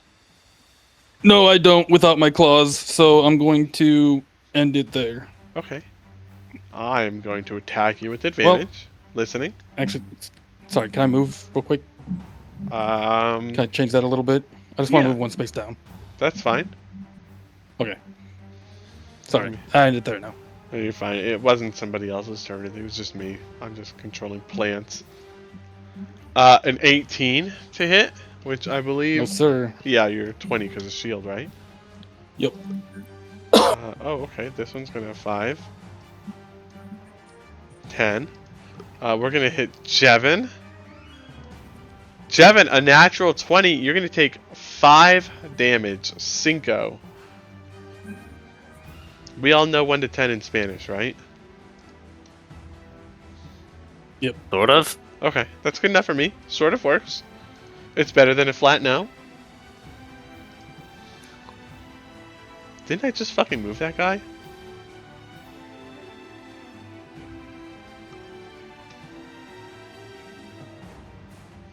Okay.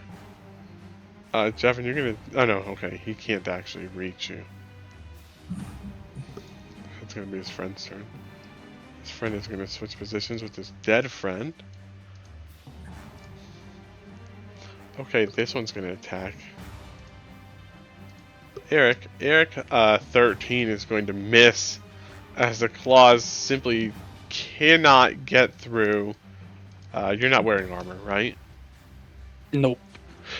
It cannot get through your thick skin. But you do feel the pressure of the impact as another twig blight attempts to pierce your flesh. Fails successfully. And that's all for my shrubbery. It's you guys' turn.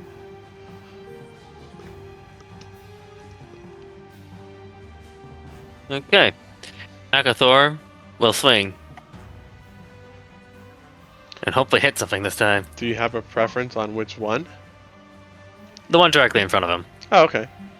Agathor is going to come crashing down on this poor twig blight with his morning star with deadly accuracy. If it had a traditional head, Agathor would be crushing it as he just completely lays it flat. Lays it low even with 6 piercing damage. It's gonna die. Attaboy, Agathor. Agathor kill. I'll give it to Corvina from there. We're gonna do Sacred Flame on this guy. Okay. I think that's Dex. Oh, he rolled a 19.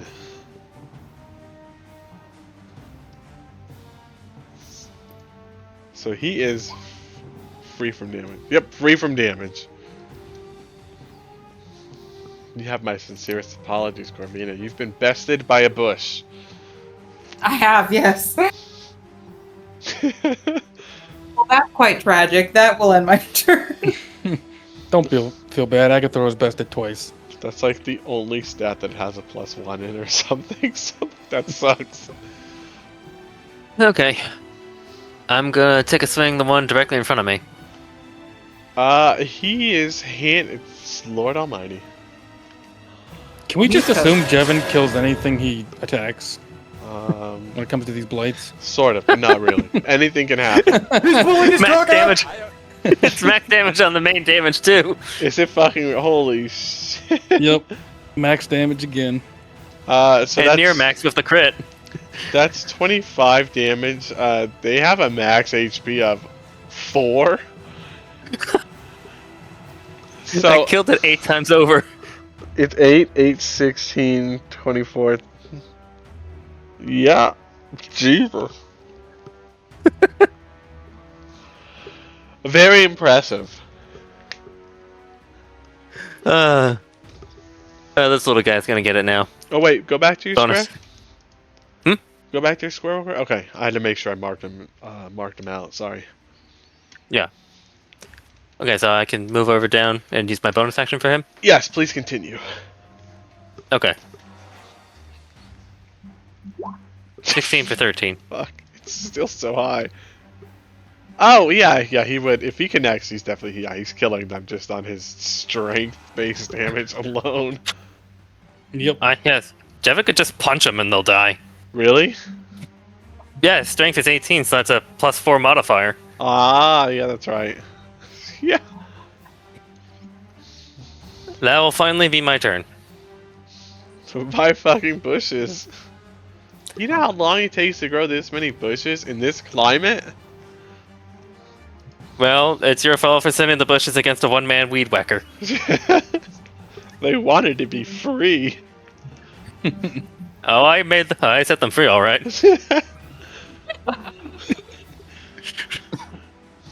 They're over here waving goodbye to their mortal coils. The lawnmower. Dun, dun, dun, dun, dun, dun, dun. Eric, it's not an ideal situation for you, but frankly, you're not really feeling that anxious about it. I mean, almost every single one of these bushes landed a solid blow on you, but they're just not strong enough to pierce your flesh. So, as far as you're concerned, yeah, sure, you don't want to be here all day doing this, but could you? Yeah, you could. Yep. He'll swing to his right since he's facing the bottom one. Mm-hmm. And wild swing Morningstar. He misses that one. Yes, it is so. It is as you say. And then I will gracefully end my turn. Okay. Bonus points for grace. We do like to reward that. And was this one supposed to be with advantage that you just did? Yes, so they all have advantage again. Okay. I had to double check because I heard the words, but I wasn't. You know, we can all be wrong sometimes. Jevin, you're gonna get hit. I'm just doing these out of order. Jevin, you're getting hit with a 22 for 2 damage. Ouch. And then it's gonna be 1, 2, 3. Oh, okay. Eric, you're getting hit with a natural 20. For 4 damage total. Okay. You are not getting hit with a 15, but you do feel it connect. So you feel the pain as we'll say the western twig blight is able to dig its claws into right in between a couple of your ribs, and you feel the blood coming out of your side. It's not a deadly wound. It's not deep. It's very shallow indeed, but it's very painful. And this fight turned a little bit more serious for you in this instant, as you also feel claws digging into the other side of your body from the east, but they are not able to rend your flesh. The third one, on the other hand, is going to put a small gash in your leg as it hits you with a 20 for 2 damage. Oh, a 22 for 2 damage, I'm sorry.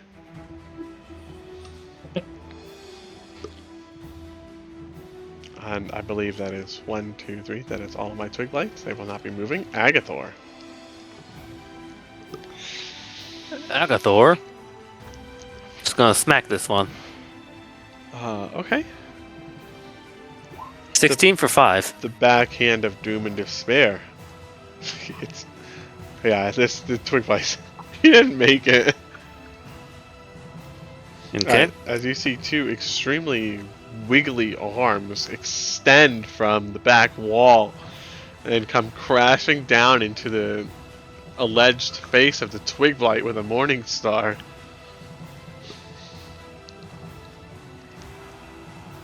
And Agathor is on the move.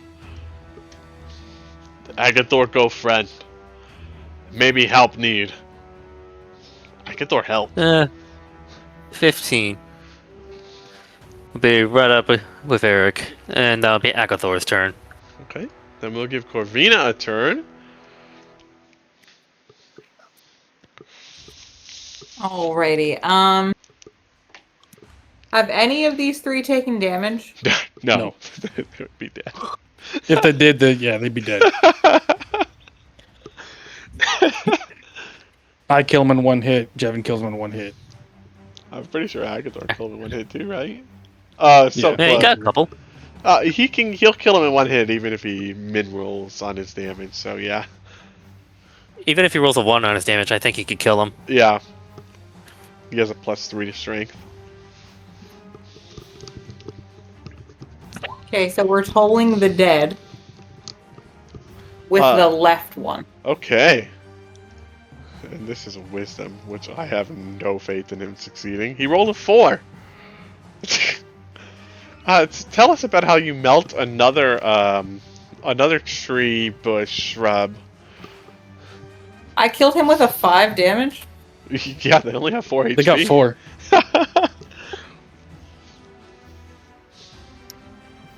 Okay, yeah, so, I level my finger at him, and everybody can hear a bell gonging in the distance.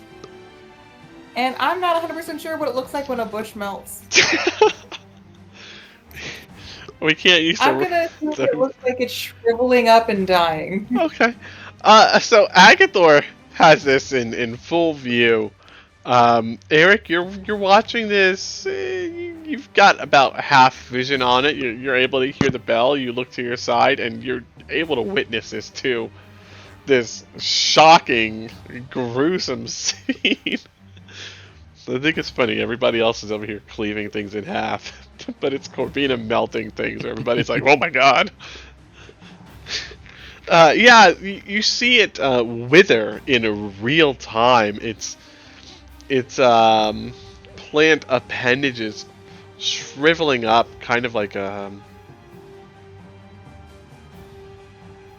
Seriously? And like a lollipop swirl, right? As all the moisture is sucked out of them, and the roots and the leaves turn black as night. Finally, a couple pieces break off and it falls to the ground. You can almost see the look of terror on its face if it had one.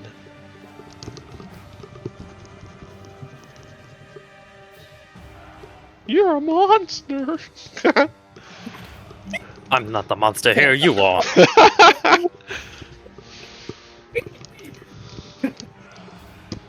Will that end your turn, Corvina?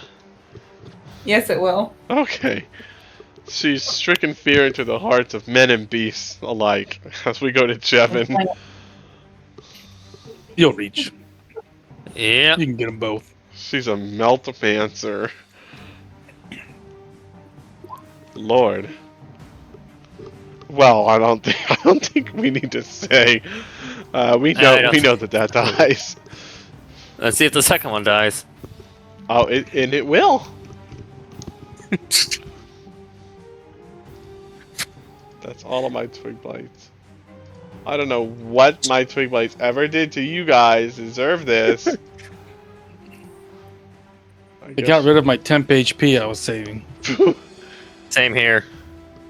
I Jevin will look to the others and say, Jevin's lawn mowing service. Well, maybe you should offer yourself to the druid. probably get paid for it, yeah. But yeah, no. That will conclude the combat. I don't know what else you guys would like to do, but at least you don't have to deal with the roaming bushes in this house, at least. Me? If this mercenary gig doesn't work out, I could take a job as a weed whacker. Go into landscaping. There's good money in that too. Now then, let's see if there's anything actually useful in this building. As Jevin walks in, he's stepping over just the. It looks like somebody hewed a tree and dragged it into the doorway. This is U5. Oh, there was actually box text, so let me read that for you. This ruin looks as if it might once have been a farmhouse. It is now half swallowed by a dense thicket with trees growing through its foundations. The lane continues south a short distance past the ruin before ending in an overgrown field.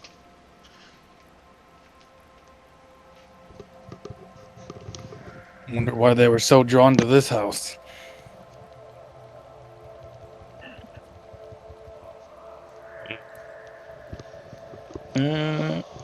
I'm gonna do an investigation check again. Okay. He actually is curious about that. Oh, no adventure. Sorry, 15. Okay, 15. So Eric, where are you searching exactly? Well, I guess right now I'm in this corner, so just like around this top section. Okay. Like these 6 squares, I guess, because I can reach them. Mm-hmm. So you guys see Eric kind of moving around the base of this tree, picking up pieces of the foundation and moving them around. He seems to have his mind set on finding something. And Eric, you do find something. You find a little pouch, a little leather pouch. I'll look inside. Open it up. In this pouch, you will find what looks to be a potion. Does it remind me of the other potions I've got? It's similar yet different. Either of you know anything about this, and he'll hold it up. Let me take a look at it. I also take a look at it. All right. I don't think I'm needed.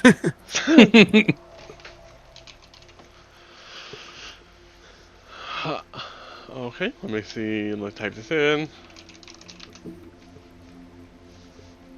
Da-da-da-da.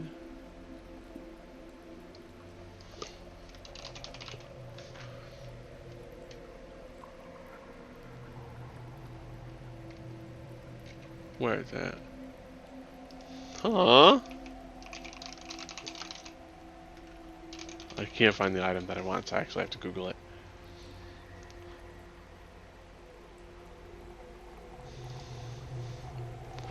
Okay, you will find a decayed potion of fire breath. Okay?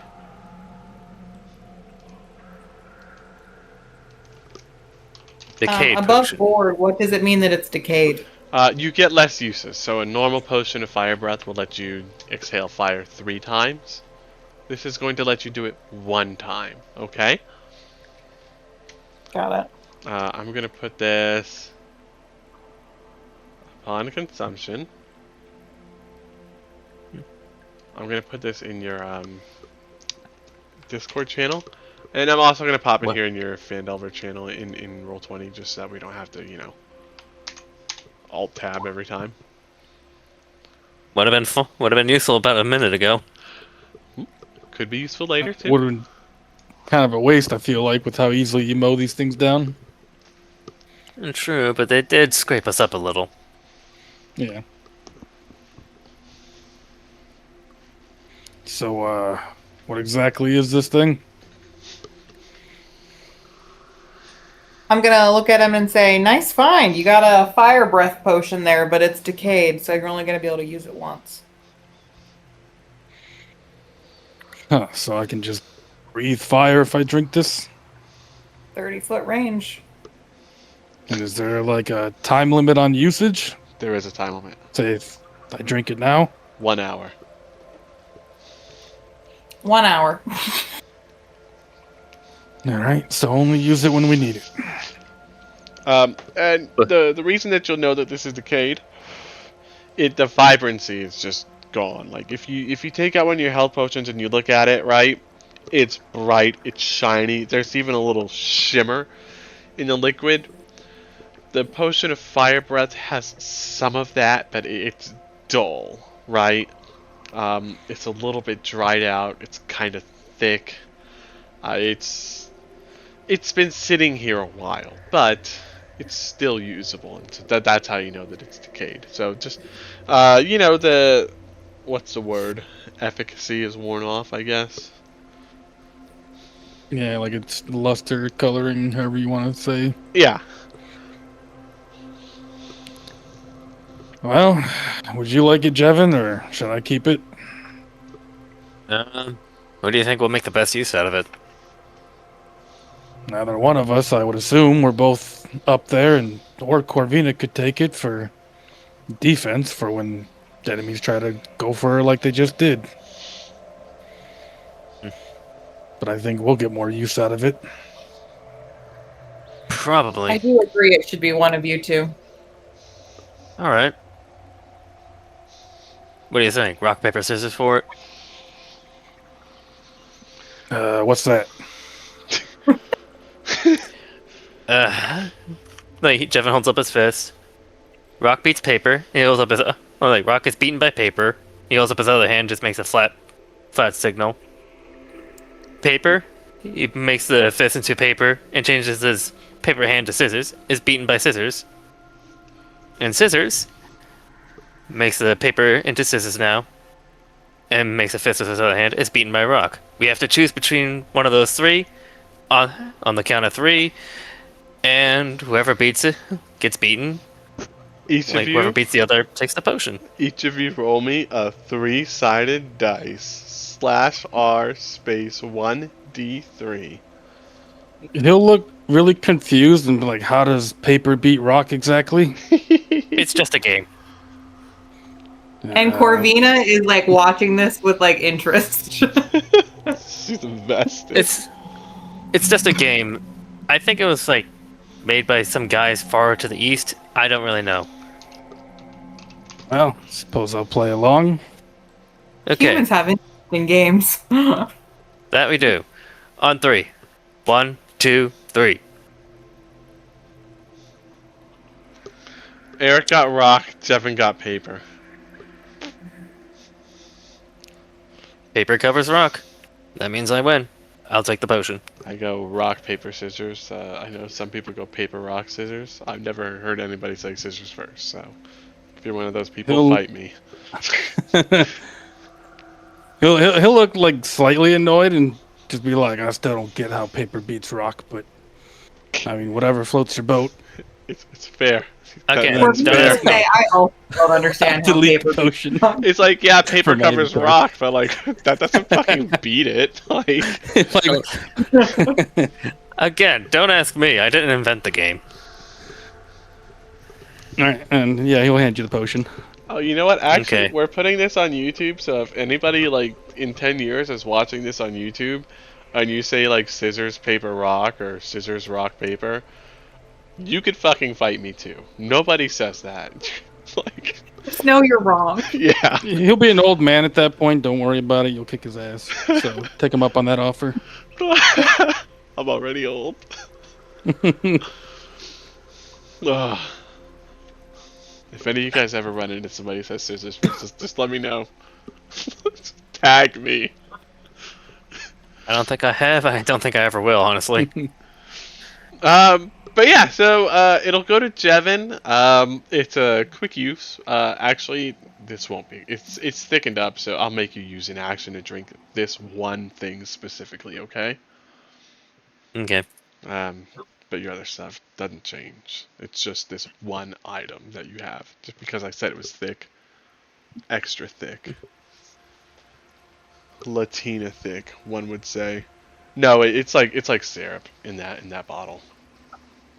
Delicious. Diabetes, maybe. Would anybody else like to kind of check out this house? I can't make you any promises. Well, how much of the house is already checked? I'd say about 2/3. Corvina's checking it. Well, we're about to find out if there's anything that you can find in this house. So Corvina goes around. She's checking the rest of the rooms, or I guess the I rest got of nothing. the rest of the space. Witnessed.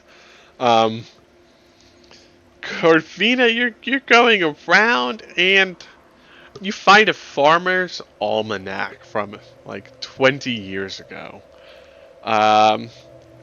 It's in bad shape, but as long as you're careful with it, it is usable. How much this would be worth is unclear, but it's something. Okay, I'll put it in my inventory. Okay, you do not have to assign this a weight. You can just put it in there if you want. You know, free of charge.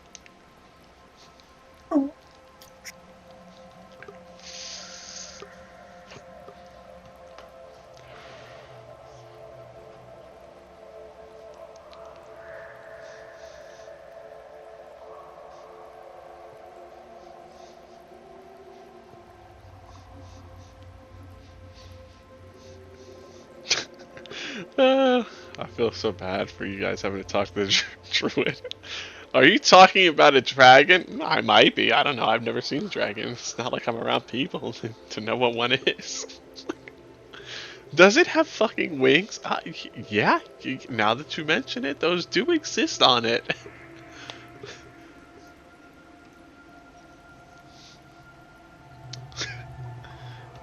So mean to my druid. She was so nice. No, she was being sarcastic as hell. Did I do a good old lady voice? That was solid. Nice.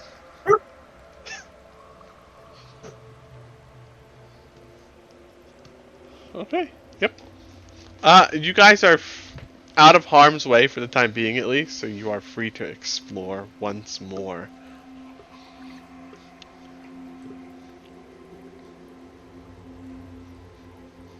You can go off the map a little bit to the south if you want to go that way. Just, I know that it says Ruins of Thunder Tree at the bottom, but that's fine. Actually, does it say that for you guys? Tokens. There you go. I put it on the map for you. I am here, but I'm going to mute myself so I can snack a little bit. Oh. But if you need me, I'll just unmute. Sure. Thank you for your consideration. Meanwhile, I'm just sitting here eating Pringles every session. I finally have Pringles in my house. We got like a coupon at HEB, and it was like if you buy like these other chips that we were definitely already getting, like you get Pringles for free. And I was like, nice. I love Pringles. My kids really like them for some reason, and I don't dislike Pringles at all. Like I think they usually have a pretty good taste. They're really easy to eat. Blah blah blah. Right? But I'm getting like that smart pop white cheddar popcorn, you know? Oh yeah, that's good. And I don't know what the hell's like kind of crack smart pop was fucking smoking when they came up with that recipe. But they are unrivaled in the white cheddar popcorn category. Just cannot be beat. You're like, oh, smart pop, that's the healthy pop. It is so good. And then the Flaming Hot Cheetos popcorn, also just top tier. You gotta, like, if you can't taste the red 40, I don't want it. If my chips aren't banned in a half a dozen European nations, they don't taste good. I don't want them. That's our standard. Is this banned in France? Yes, I'll take it.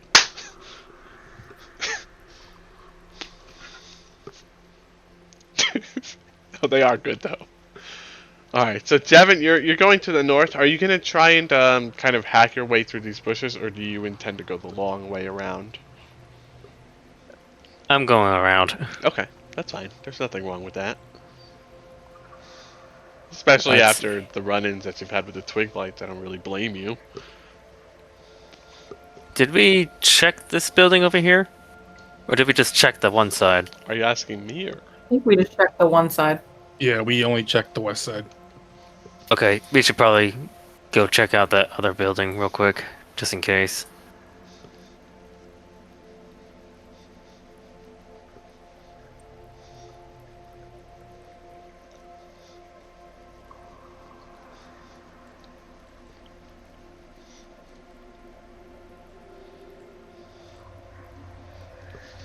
Okay, so you come into this one again, and same as before. It's in ruins.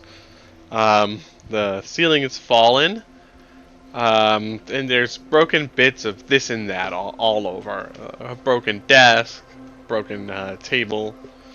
But you can make these things out. You can tell at least that it is a broken desk and a broken table and what have you. Wait, did we actually like thoroughly look into this place, or? You never looked into this side of this place. You looked into the other building that was previously attached but is no longer. Oh, okay. Let's take a better look this time. Investigate. Yeah, it'll be investigation for this one. My word. Okay, great job, Eric. So for some reason, Eric is searching this place with fervor, right? He's lifting up fallen beams, pieces of roof. The broken table is just effortlessly put into a corner with the other kind of debris. And I mean, Eric is going all in. He feels in his soul that there is something that he wants to find in this building. God knows what, but it's here. It gets to the point that after Eric has cleared the debris from the floor, he begins clearing the floor from the floor. And underneath the flagstone floor, you are able to find an old chest, Eric. It is it is tangled in the roots of the tree that's growing on the western side of this room that you're in. And you're able to easily remove it if you so desire.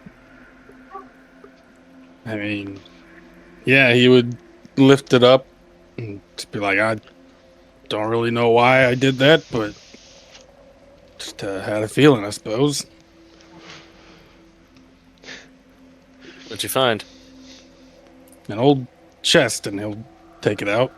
It has some weight to it. But he can do it by himself, or does he need help? Oh no, you can do it by yourself. With a natural 20. Yeah, he'll just like drag it out and plop it on the ground. And be like, it's a bit heavy, but it's not too bad. Might be something good in here. Oh, it's definitely Okay. full of something. Is it locked? It is not Like if locked, I could but open there is like a mechanism, like sort of like a doorknob kind of deal, right? Where like, okay, it's not actually locked, but you do have to open it. Like it's not as simple as just moving a latch up and then pulling the, you know what I mean? But you do it instantly. It's not difficult. Um, inside, are you guys ready to write? Sure. Let's go. As you open it, coins begin falling onto the floor. The chest contains 1,400 copper pieces, Jesus. in addition to that, it contains 160 silver pieces, that's 160, and 90 gold pieces, 90.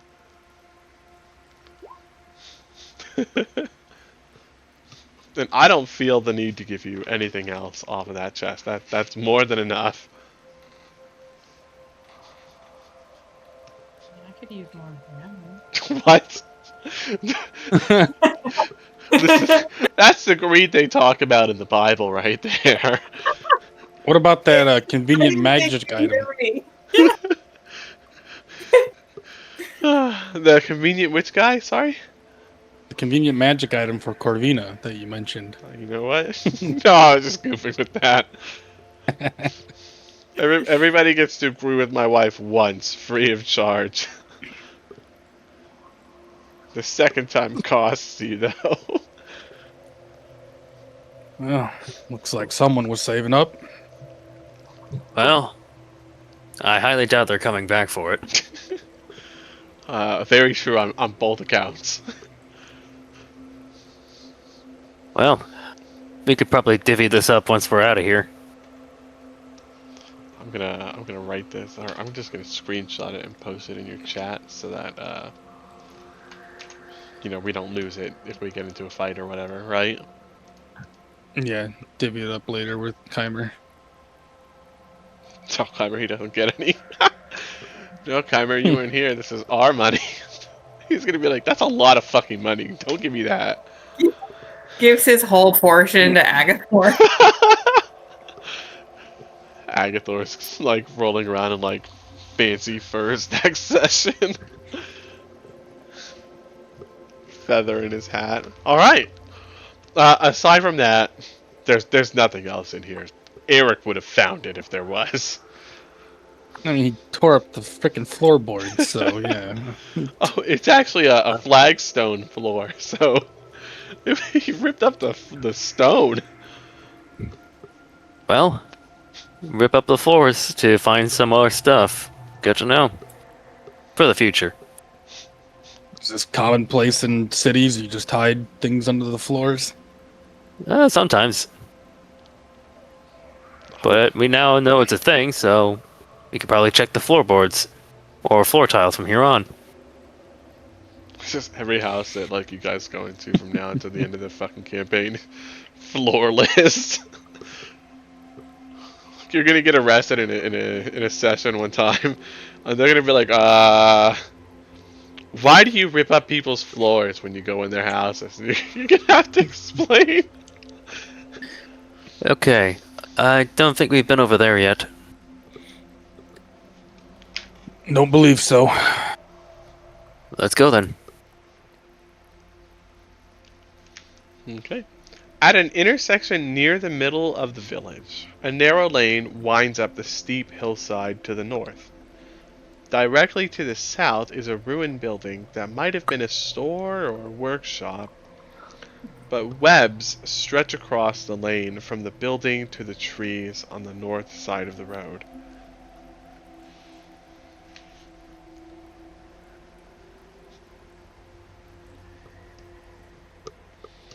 And this place has some heavy obscurement between, the tree in the corner, and I mean, it's just full of webs. The webs do classify as difficult terrain. And they are Webs. sticky.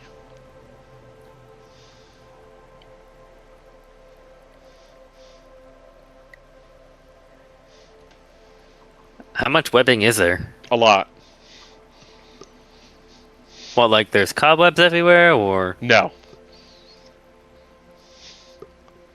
So imagine if somebody just sprayed fiberglass just all over the inside. We're talking like that kind of web. Just full of web, the whole building on the inside. I don't like this. I don't like this. I get Thor like. Is it even worth trying to get in there? Well, we could When probably cut our way through. I get Thor's gonna look at you. When good thing, easy get.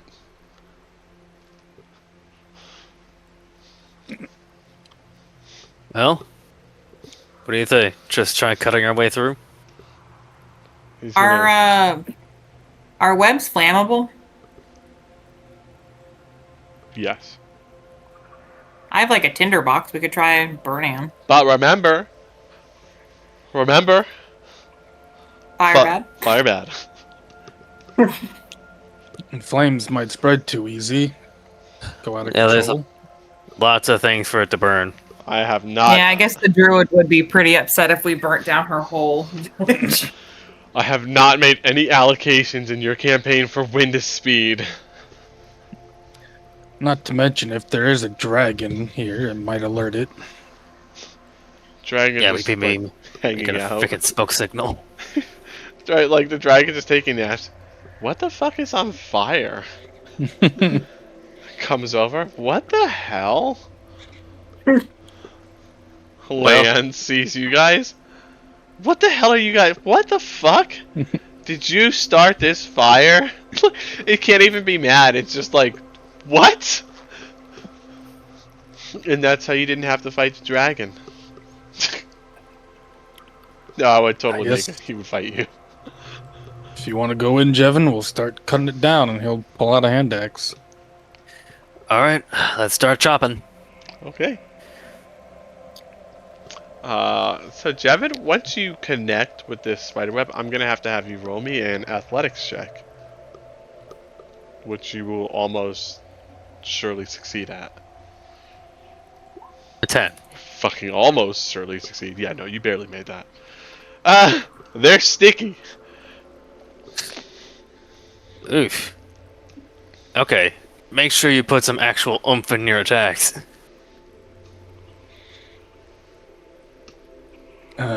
I wild swing the web, Okay, yeah, give me your swings. putting in the oomph that he's asking for. You want like an actual attack roll? Yeah, I actually do need actual attack rolls for this. I'm sorry. Oh. Yeah. You don't.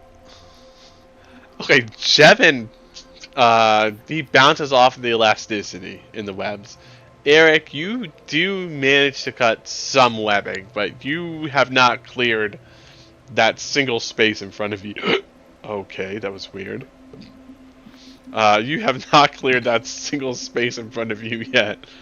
Also roll me athletics, Eric. No advantage, normal, and athletics. Yeah, you're safe. Or not. Who said there was anything to be safe from? Some mighty tough webbing that's going on here. All right, I'll take another swing. Yep. Oh yeah, Jevin will have successfully cleared the webbing in that square.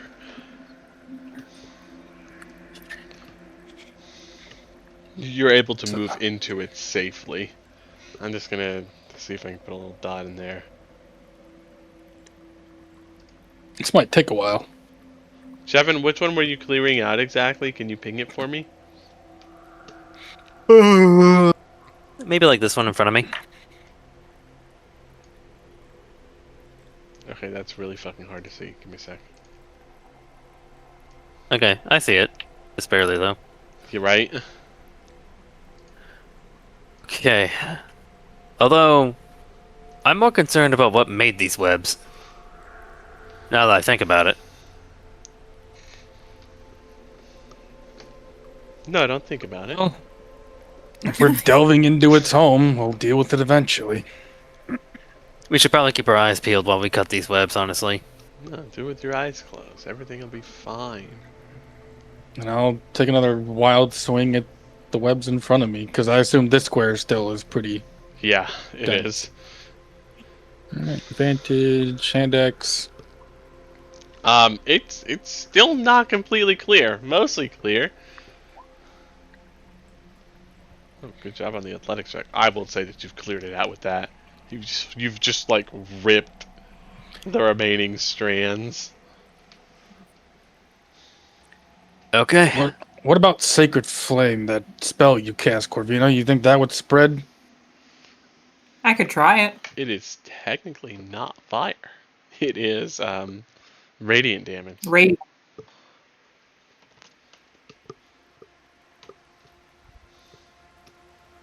Do any of you have fire damage aside from a Chimer?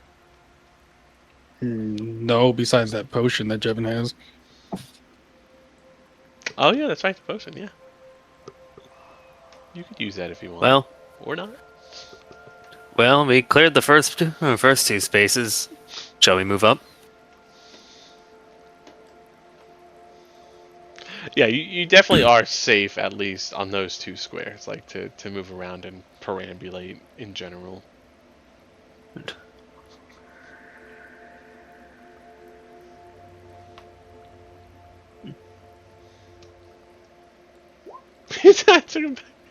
No, you're fine. We're not gonna rush you, you're good. Alright. Let's go, Eric.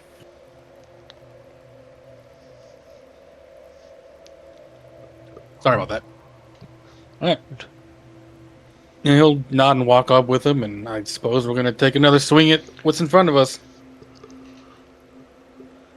Yep.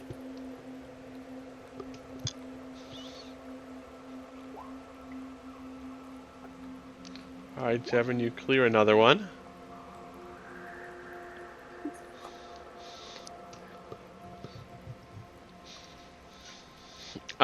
Eric, you've almost cleared the one in front of you, but not quite.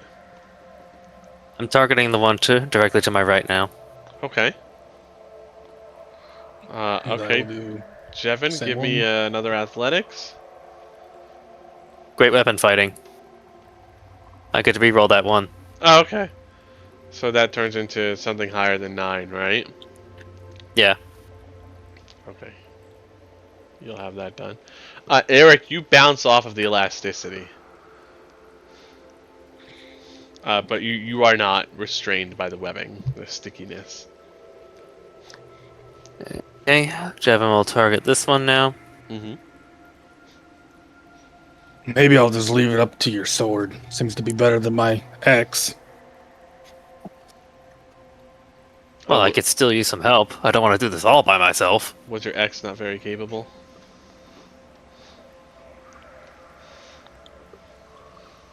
Jevin, move over. Yeah, like he's just going tile to tile, clearing this out. Yeah, Jevin's doing a pretty good job. Okay, you will finish clearing the one in front of you with that. And you will simply clear this one out with that hit. Jevin's gonna target that one. Oh, Eric, you don't have to Yeah. do it every time. You just have to do it if you don't manage to clear it on the first hit. Oh. Just figured I'd do it, make it easier. It does actually make it a little bit easier, so I do appreciate it. I'm doing that square, not the one next to the doorway. There's a freaking tree in the way, right? You said you're doing this one? Yeah. There's a tree there, right? I see a tree here. Okay. So, no webs there, right? Oh, well, there are. Okay, shits and giggles, I might as well. I'm gonna know for a fact mine didn't break it. Does a 25 hit you, by the way, Jevin? Just out of curiosity? What? Does a natural 20 hit you?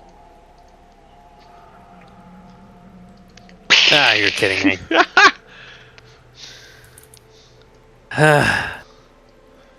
Jevin. Where's your initiative? Here it goes. I mean, that's all I can do. It does get a sneak attack on you, but you are restrained by webbing. As an action, you can make a DC 12 strength check to burst out of the webbing. The webbing can also be attacked and destroyed. It has an armor class of 10 and 5 HP.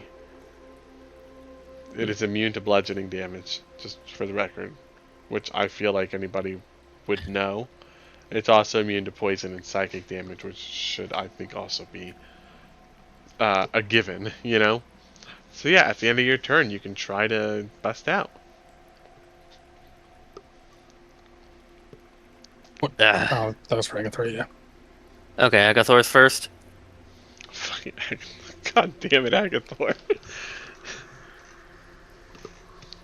Like, okay, he's not even, like, the fastest one on initiative. Like, he is 0.01 faster than Jevin. And he is a whole, like, 1.01 slower than Eric. For some reason, fucking Agathor just crushes it on initiative. He's gonna take a whack at that spider. Okay, he's actually close enough to be able to hit it. So it will take 5 piercing damage. Because that's what Agathor would do. He'd just run up and bonk. That would be Agathor. Mm-hmm. We're proud of Agathor. Agathor, you do good. We'll give it to Jevin now. Jevin, you've been restrained, so. So, what do I have to do to get out? You can attack. Or you can, at the end of your turn, you can use an action to try and burst out with a strength check. I can attack the webbing with an action, or can I attack in general? You can attack the webbing. You've been. I might as well attack. You've been enveloped. I might as well attack. Yeah, I might as well attack the webbing. 16 for 14. That is, yeah. No, you slash through the webbing. And Jevin's like, "La, spider!"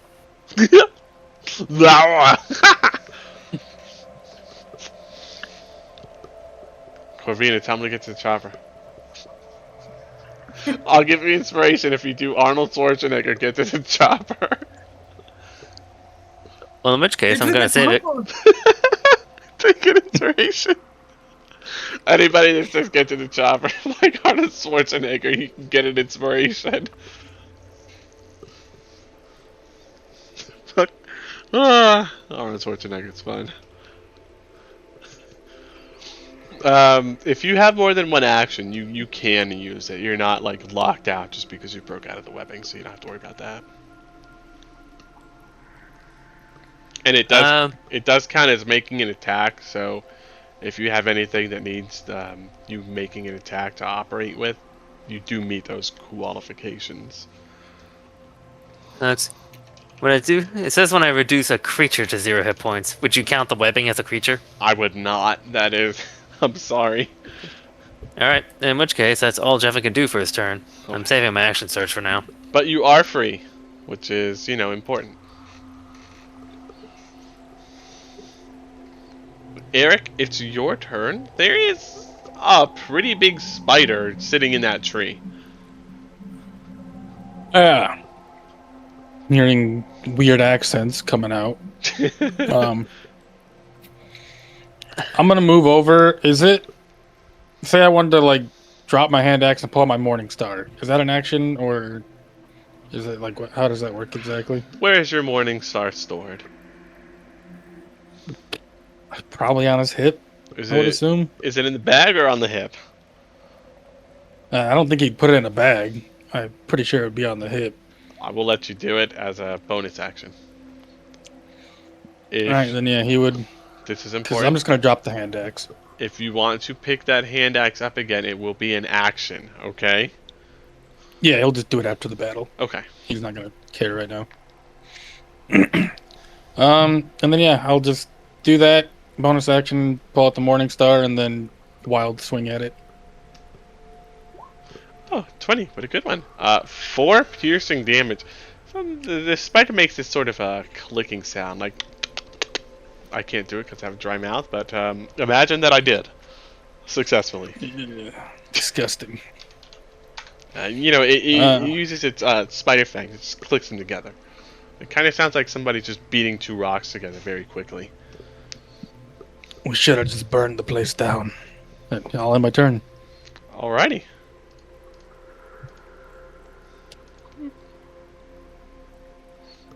That'll end your turn.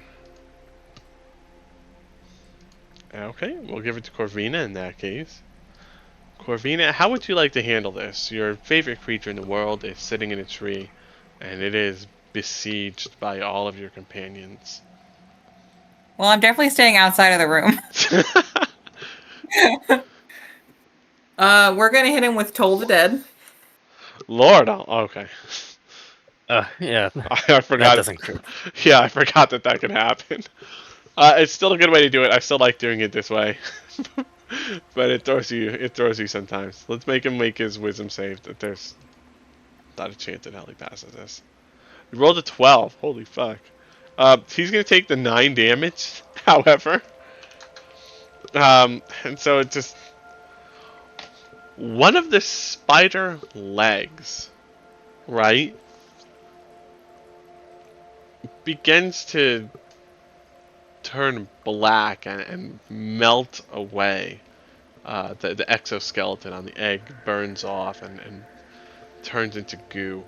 And as that happens, goo starts coming out of the spider's kind of joint where its leg used to be, and this nasty, putrid black scent spreads through the room as you've partially melted a 10-foot by 10-foot spider,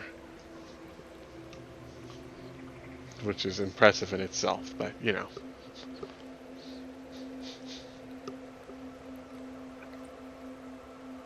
And that will complete my turn. And I'm still staying outside of the room. Okay. The spider on his turn is going to... Do I have any volunteers? I didn't Sure. think I would. Oh, okay. Well, it's gonna miss. It rolled a 7, so big sad for me. And his movement's pretty limited. Agathor's turn. I got Thor smash. Okay, Agathor's- 17. Give me 1 second.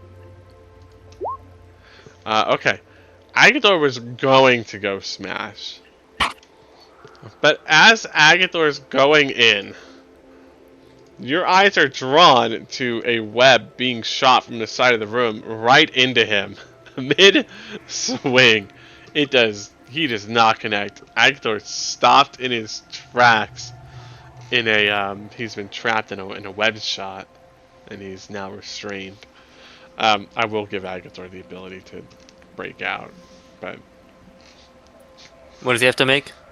This is going to be a strength check, or he's going to make an attack against 10 AC, 5 HP.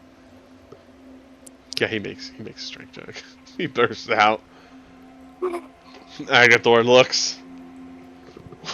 Where's to spider? Look, door. Agathor not like spider. Big teeth.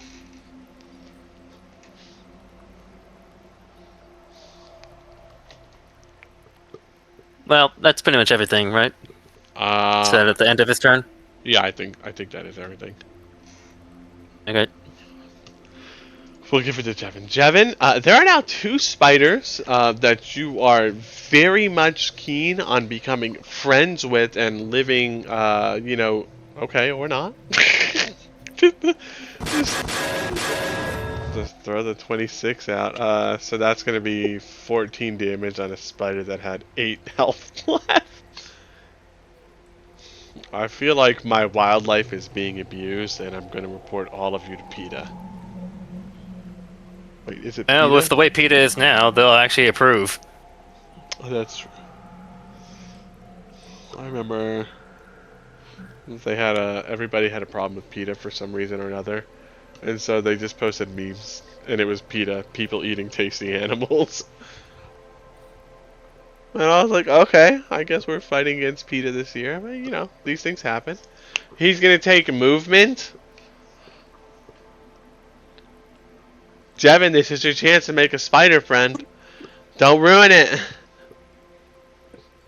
Nice. He didn't ruin it. A 10 is actually not good enough to hit the spider. They have a very hard exoskeleton, as one might imagine. That's a little bit difficult to break through.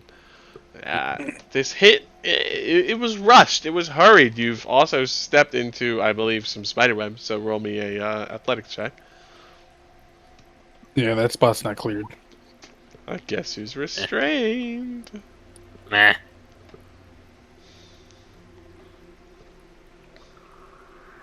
All right. Well, that'll end your turn, right?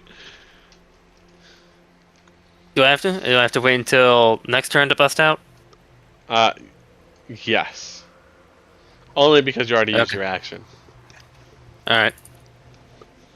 I guess that's my turn then. Eric. Is there an action I could do to help unrestrain him Oh, yeah. You can attack his besides web. attacking? Oh, besides attacking? No. You have to hit the web. It's a lot of webbing though, so like you're not gonna hurt him as well. Just in case that's a concern. Yeah, I just don't do much damage to webbing. But I guess I'll wild swing the webbing.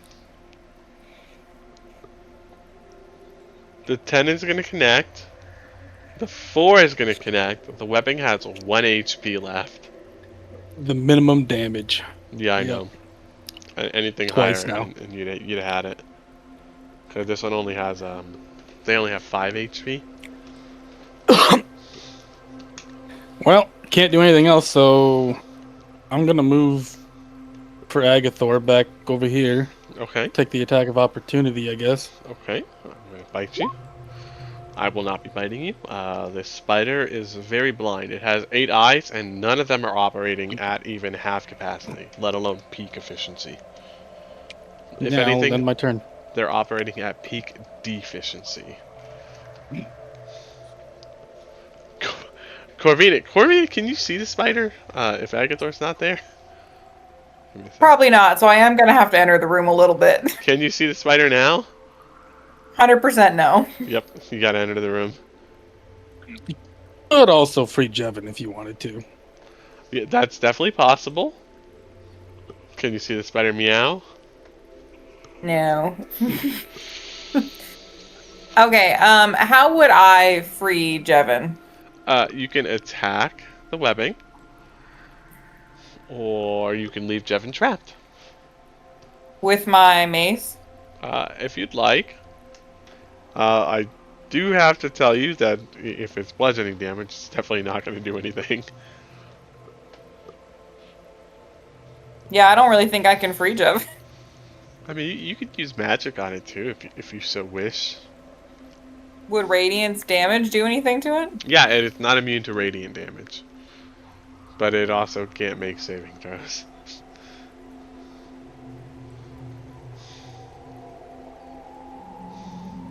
Which I think means it just auto-succeeds.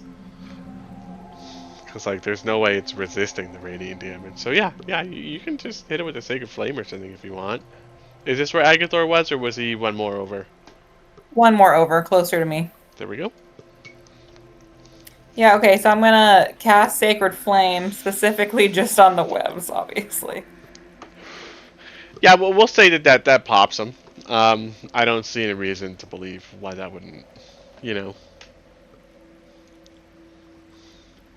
Jevin, Thank good you. news, you're free. Bad news, roll me a d6.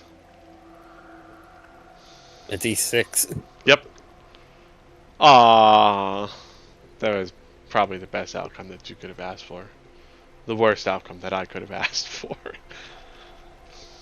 Why? Oh no, don't worry about it. Nothing About it. nothing to be concerned about. At least you won't be auto crit now. Maybe I just like seeing people roll d6s. Maybe that makes me happy inside. Maybe not. Maybe there was something a lot more nefarious that I had you roll a d6 for. The world will never know. Will that end your turn, Corvina? I'm gonna move past Agathor and put some people between me and the spider. Sacrifice. Okay. And then that will complete my turn. In that case, we have the spider. Jevin, it's gonna bite you. Jevin, does a 20 connect? It does. I need you to roll a Constitution saving throw. 12. You have successfully beaten the challenge rating for what I had going on to you. You only take 5 piercing damage and 4 poison damage. But you are not poisoned. You just take poison damage. Big difference. Now I get to roll d6. Okay. Oh, big sad. I got the war. It's your turn.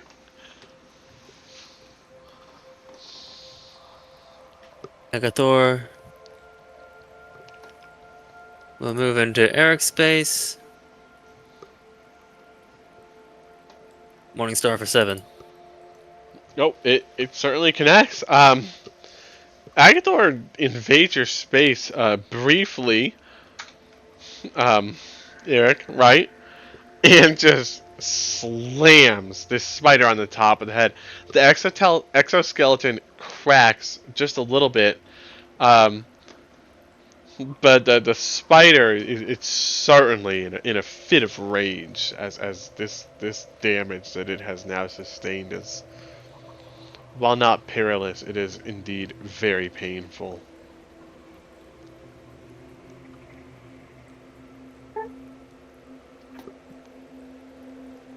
Okay. Agathor will probably just step out of the space Okay. and end his turn. In that case, we'll give it to Jevin. Jevin, start your turn. Start my turn? With an athletics check.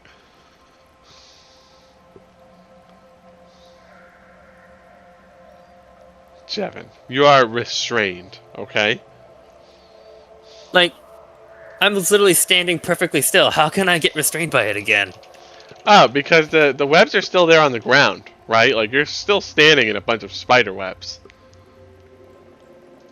You just broke out of the ones that had you before. So, do we know what the restrained condition does?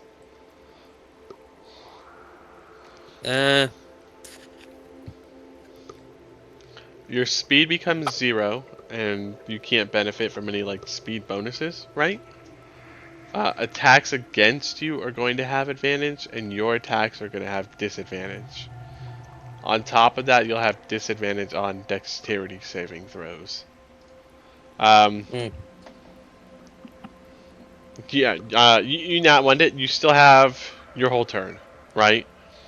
The athletics save throw check, right?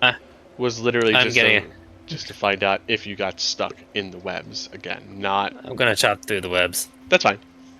You definitely succeed. Give me a sec. Let me put a little. Can you move your token to a different square, just briefly for me? Thank you very much. You can move back. Okay, and I'm gonna action search because I'm getting annoyed now. Because all these damn webs, right? Does the 13 hit him? I get to re-roll both those d6 if it does. It's a 14. I'm sorry. You missed it Ah. by 1.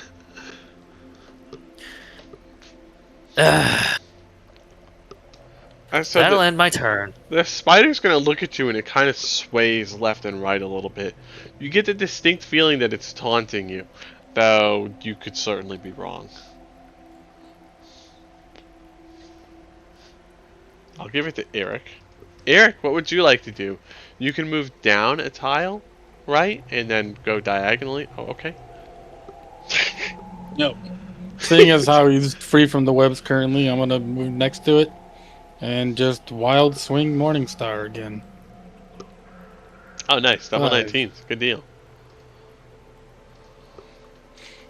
You deal. These low damage rolls, man. You successfully deal 5 damage to the spider, and you know, as we say in a lot of D&D groups, damage is damage.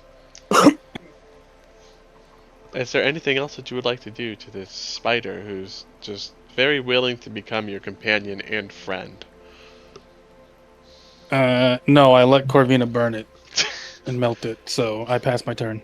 Okay, Corvina, you have the perfect target for friendship and companionship, and it's only 15 feet away from you.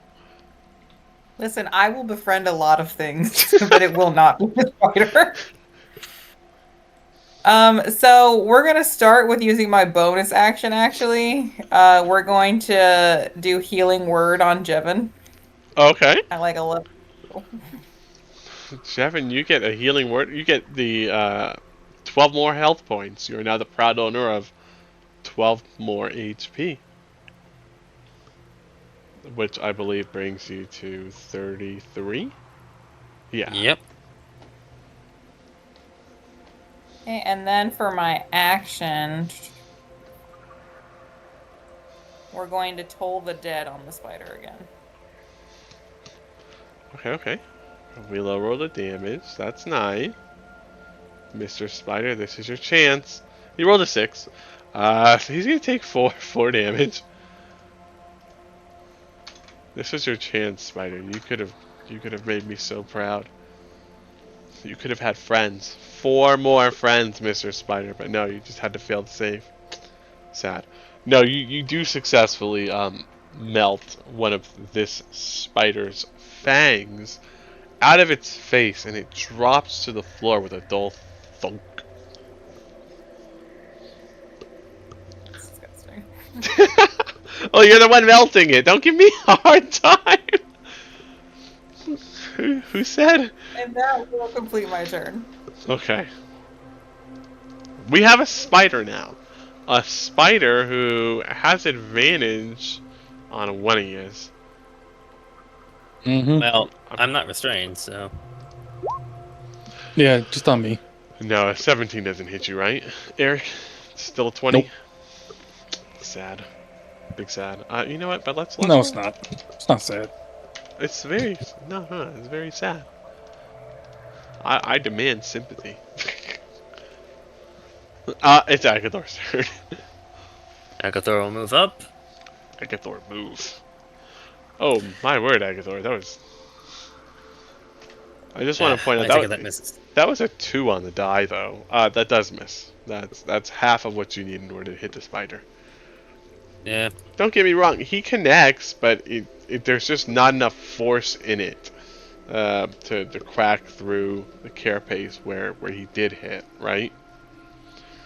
So just because you don't meet the AC doesn't mean that you just miss. It just means, you know, either they're dodging or the armor's too tough or what have you. Okay. Well, that's Agathor then. Poor Agathor. His noodles were not in it today. Jevin, what would you like to... Okay, I see what we're doing. I get to reroll both. My word. So that's 11 plus 4 for 15. And that will kill the spider. We have lost out on the chance to make another friend. We could have had infinite friends, as somebody posted in the Roll20 chat. And you know what they say, friendship is magic, you guys. So how much magic did we just lose out on? Back to cutting the webs. Cutting the webs. So every web here, you need to roll a 10 to hit it and 10 to destroy it. So 10 AC, 10 HP. Okay. I'm I'm destroying the one directly in front of me with the spider. You don't actually need to do that because at this point there are no more spiders in the building. We can just assume that you've done it with time. Okay. Yeah, you had to do it individually before because the spider was in weight, you know? Alright. So I guess now we're clearing it out. Yeah, and you know, it takes a little bit of time, but it's a given at this point. There is no threat currently that we're aware of.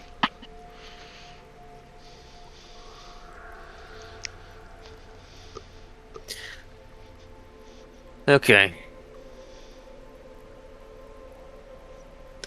I guess now Jevon's gonna have a look around. After we assume some time's passed and they chop down all the webs. Mm-hmm. Let's see. Oh, I'll be in this room for investigation. the western room. Okay, yeah. 16. You immediately clock the corpse of an unfortunate adventurer who lies cocooned in spider silk. Ooh. Well, I mean, you probably couldn't tell that he was an adventurer, but you know, when you open it, there's obviously a body in the webbing. Well, let's see if he has any loot on him. Okay. So you take out, a small cutting instrument and you open up the spider silk. Inside, you see a dry and shriveled body. It appears to have been a male elf, judging by the ears.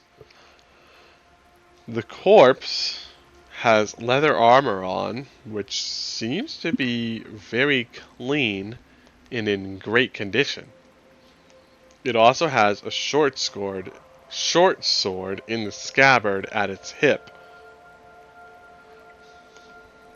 You find, upon further examination, a healing potion in the corpse's belt pouch, along with 23 gold pieces and 35 silver pieces. I put them in the Discord. Might as well take that healing potion. And the short sword. Mm-hmm. What about the leather? It's in great condition. You said the leather, is it suspiciously in good condition, given this situation? Define suspiciously good condition, because, possibly. Well, the guy is long dead. Shouldn't his armor have degraded? Would that be suspicious to you then if it was in pristine condition? Yes, actually. Well, Because that would be kind of odd. then the answer is yes. Yes, it's in suspiciously good condition. Absolutely. Hey guys, check this out. This guy's armor hasn't freaking weathered away in time, with time or anything. That is strange. Everybody just kind of is like gawking at this guy's body, and I mean, it's true to what he's saying. You're looking at the leather, and it's in great condition. It looks like this leather was just cleaned and rubbed with wax. What, you think it's magical in nature? My theory. It's some fine-looking armor, though. Be a waste to just leave it here. Corvina, you try to sense the weave of magic around this leather armor, and I mean, you're sensing a lot of different weaves of magic, but they're kind of overlapping, and it could be from the weaves of armor, it could be from the spider silk. It's a little bit hard to say. Jevon, on the other hand, you are a lot closer, and you are able to pick out separate weaves of magic. We'll just say that's how Arcana works. And you do notice a distinct weave around the leather armor. Oh. Yeah. This is some magic armor. This is... Let me find it. Yep. This is +1 leather armor. Whee! Might as well take it, and if none of us use it, we can sell it. Alright. I have to get it off the guy. What should we do with his corpse? Everybody turns and looks at Corvina. I'm gonna very gingerly step over the spider. Because fuck the spider. Okay, so I'm gonna kneel down in front of the little corpse guy. And I'm gonna do a little prayer for my goddess. Give him his last rites. I mean, I don't have a shovel to bury him with, so I would assume we just leave him. Unless you guys want to build a pyre and burn him, but I don't really want to draw attention to us with the dragon. Alleged dragon. Apologize, the alleged dragon. He hasn't been convicted yet.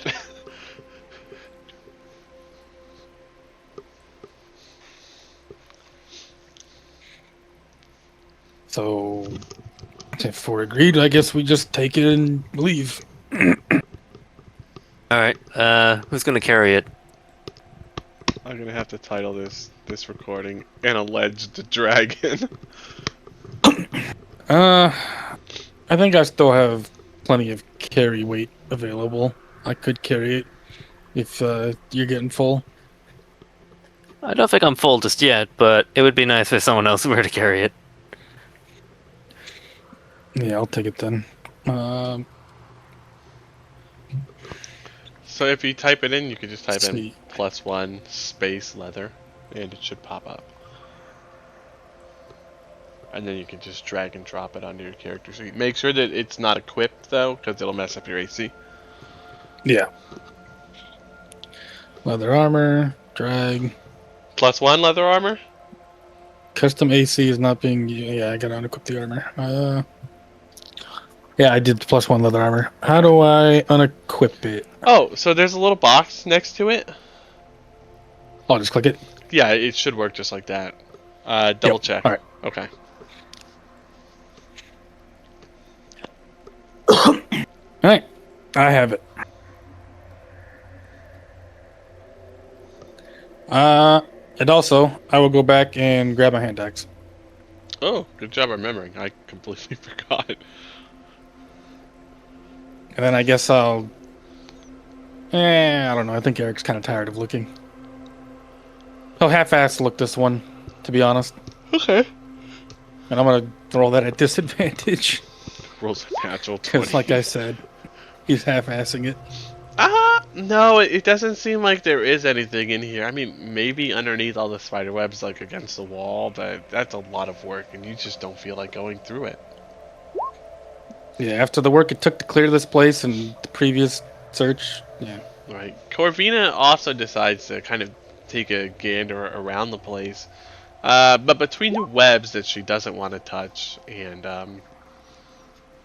well, the webs that she doesn't want to touch, she's not able to find anything either.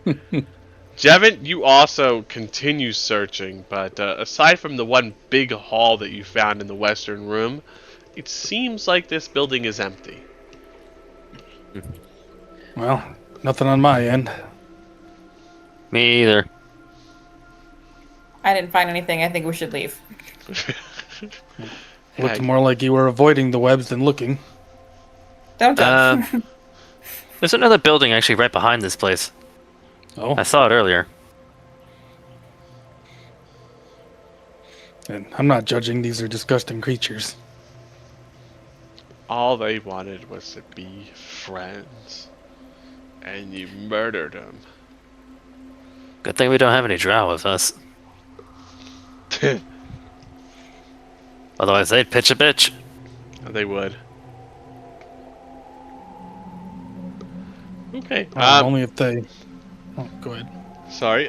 Based on its wide chimney and the rotted piles of firewood jumbled outside the walls, this sagging building was probably a smithy in its day. So a long time ago, this is the smithy. I'll unlock these doors for you.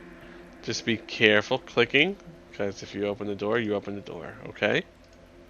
Okay.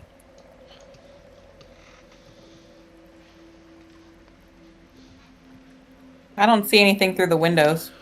Through the windows, you see 4 bodies slumped on the floor. But none of them are moving, and they're slumped on the floor. There's not much else to say about it. More zombies? It's hard to say. Okay, eyes of the grave. Are they zombies? 4 zombies.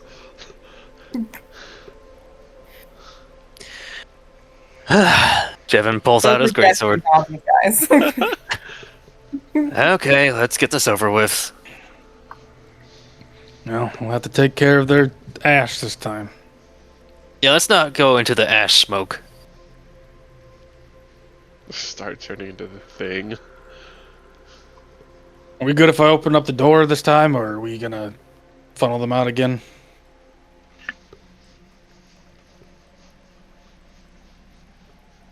There's I another did door see on it the back up. there. Yeah. We can funnel them to this door, kill them here, and just go into the other side. All right. Well, I'll just hold them as best I can, and you chop them up. And Understood. Corvina does her melting, burning, whatever she does. And he'll open the door. Since these are zombies, I can cut loose and swing a little harder. You open the door. I'm gonna put these guys in initiative. Let's open up the fucking initiative tracker. That would be a good idea to do that beforehand. Before we God start. damn it, Agathor. Stop fucking rolling I high. fucking told you, man. Agathor's insane with his shit. He gets really excited to fight. He, like, canonically, yeah.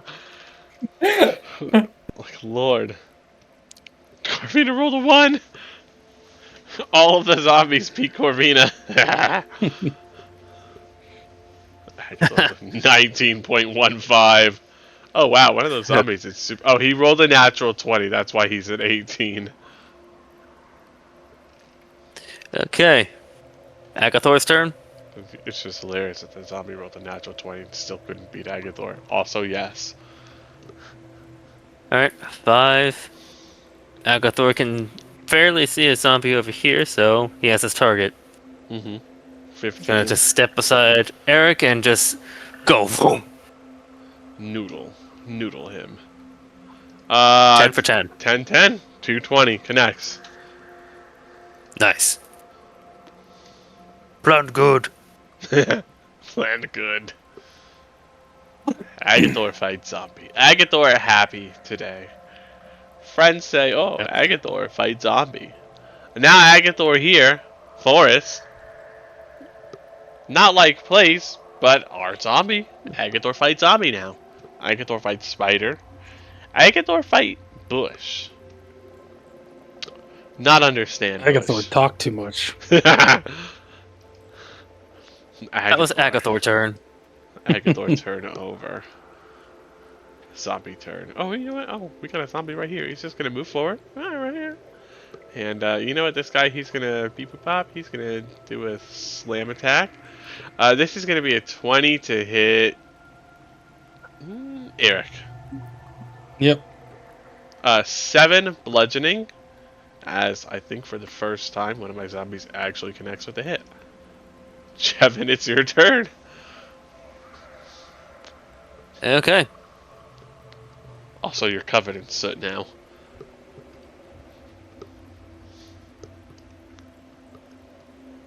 Jevin's going to walk up into Eric's space. Take a swing. That's his personal bubble, Jevin. Wow, that is a 3. Could have been 1. You know, worse things have happened. Yeah. I rolled a 2. That would have been Well. some really good damage if you connected. It would have been, yeah. Well, that's all Jevin can do at the moment. Alright, I'll give it to another Zambi. He can't do anything. So, you know. 5, 10, 15, 20. So we'll give it to Eric. Alright. Man, I should probably stop wild swinging, but who cares? I'm gonna wild swing the zombie in front of me. The 22, For 4. 100% is going to connect. Minimum damage roll. Stop. Go away. He's going to fight the alleged dragon. And he's just going to, like, max damage the whole time. Will that end your turn? Yeah, I mean that's all I can do without rage. So Okay.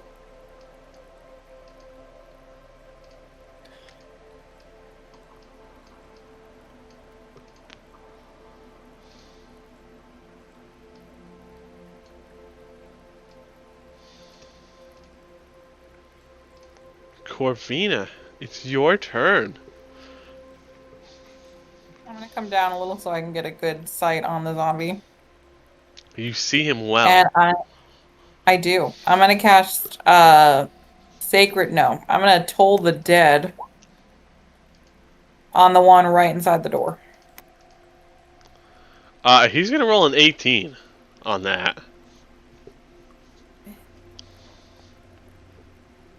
Did you just call my ash zombie a bitch? Yes. How uncalled for. Well, that end your turn? Yes. He has no right rolling so well. No, honestly, I'm shocked that he doesn't have any negatives to that one. I was like, he rolled an 18. I was like, he had to have rolled actually higher than that on the die. Nope, he just rolled flat 18. It's Agathor's turn. Agathor see zombie in room, in building. I got Thor smash. Oh, that definitely connects. The zombie is still, I don't want to say alive, but he's not dead. Okay, that's it for Akathor turn. Okay, we do have this zombie. He's gonna slam. 19? No, right? Jevin or I? Either. Honestly, you're both 20, aren't you? No, I'm 18, No. but he's attacking around the wall to get to Jevin. No, yeah, he's Yeah. attacking you, Eric. Then he misses. Alright. I just want to make sure. You do get an opportunity attack as the zombie charges out of the building. Jevin, you get the opportunity attack. It does a That's 20. That's a 10 hit. The 10 Yeah, does it hit? hits. 20 damage. Constitution save. Guess who's at 1 HP? Great, now I need a reverse clang sound effect so I can take that back. He rolled a 22 on his con save. So, Lovely. yeah, he's doing okay. That being said, his turn is 100% over as we go to Jevin once more. I want you to stay dead. 5 will That- not connect. God damn it. That's it. If only he didn't survive that. Alright, we have 15 damage going in on Eric. Eric, am I still hitting you with advantage? Yes. Well, it doesn't matter because he rolled an 18. Which is a little bit saddening, but it's your turn. All right. Top one. See if I can actually kill him. A wild swing Morning Star for advantage. For 9. The 23 is good. So he has to roll a certain amount, otherwise he is zip zap zambonied. Roll a 12. Not high enough. Nope, he's gonna actually die. All right, and I'll just continue holding the doorway. That's my turn. Alright, we do have a zombie.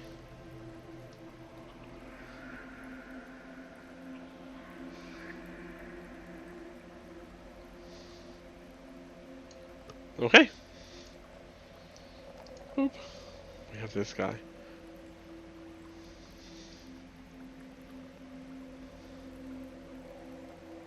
Okay.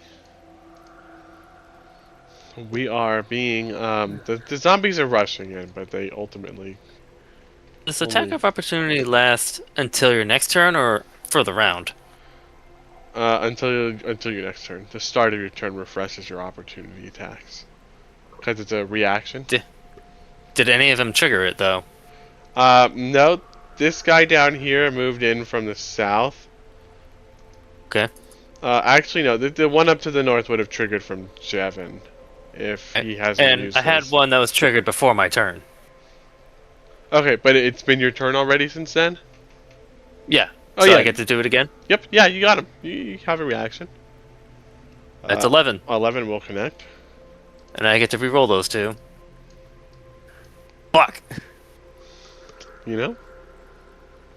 So that changes that to a 6 instead of a 7. Right? For 16 damage, but that's still quite a bit. Yeah, 16. Yeah, he's doing not as good as he could be. I'll tell you that for free. Corvina, it's your turn. Okay, we're gonna do. Now remember, Corvina, these are like little lost lambs, so you could take them into your caring embrace. Or. or, or, Counter We option. could cast Sacred Flame on the northernmost zombie. Alright, I'm gonna have him make his deck save.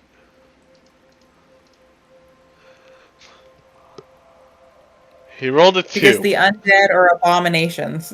He rolled a 2 and a 1. So, yeah, no, he's definitely taking the 4 damage. He's not very happy. He's heard you say some mean things about him, and it's affecting his emotional stability. Which, honestly, is a little shocking to hear for the rest of you, that a zombie would have emotional stability. But, you know, here we are. We learn new things every day. We see little ashen tears falling from his non-existent eyes.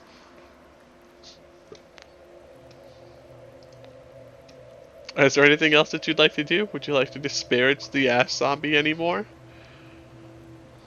Not this round, no, thank you. Oh, not this round. How magnanimous. I'll save it for later. We've got Agathor. Agathor pretty much can hit any of them, so it's literally take your pick. Which one looks the shittiest? Top. He's I'll crying. swing at that one. Oh. Does a 7 hit? No, it has to be an 8. Ah, lovely. I'm gonna give it to my zombies now. Oh fuck, you killed that zombie. I'm gonna give it to Jevin instead. Gonna attack the one directly below me. Oh, okay, yeah.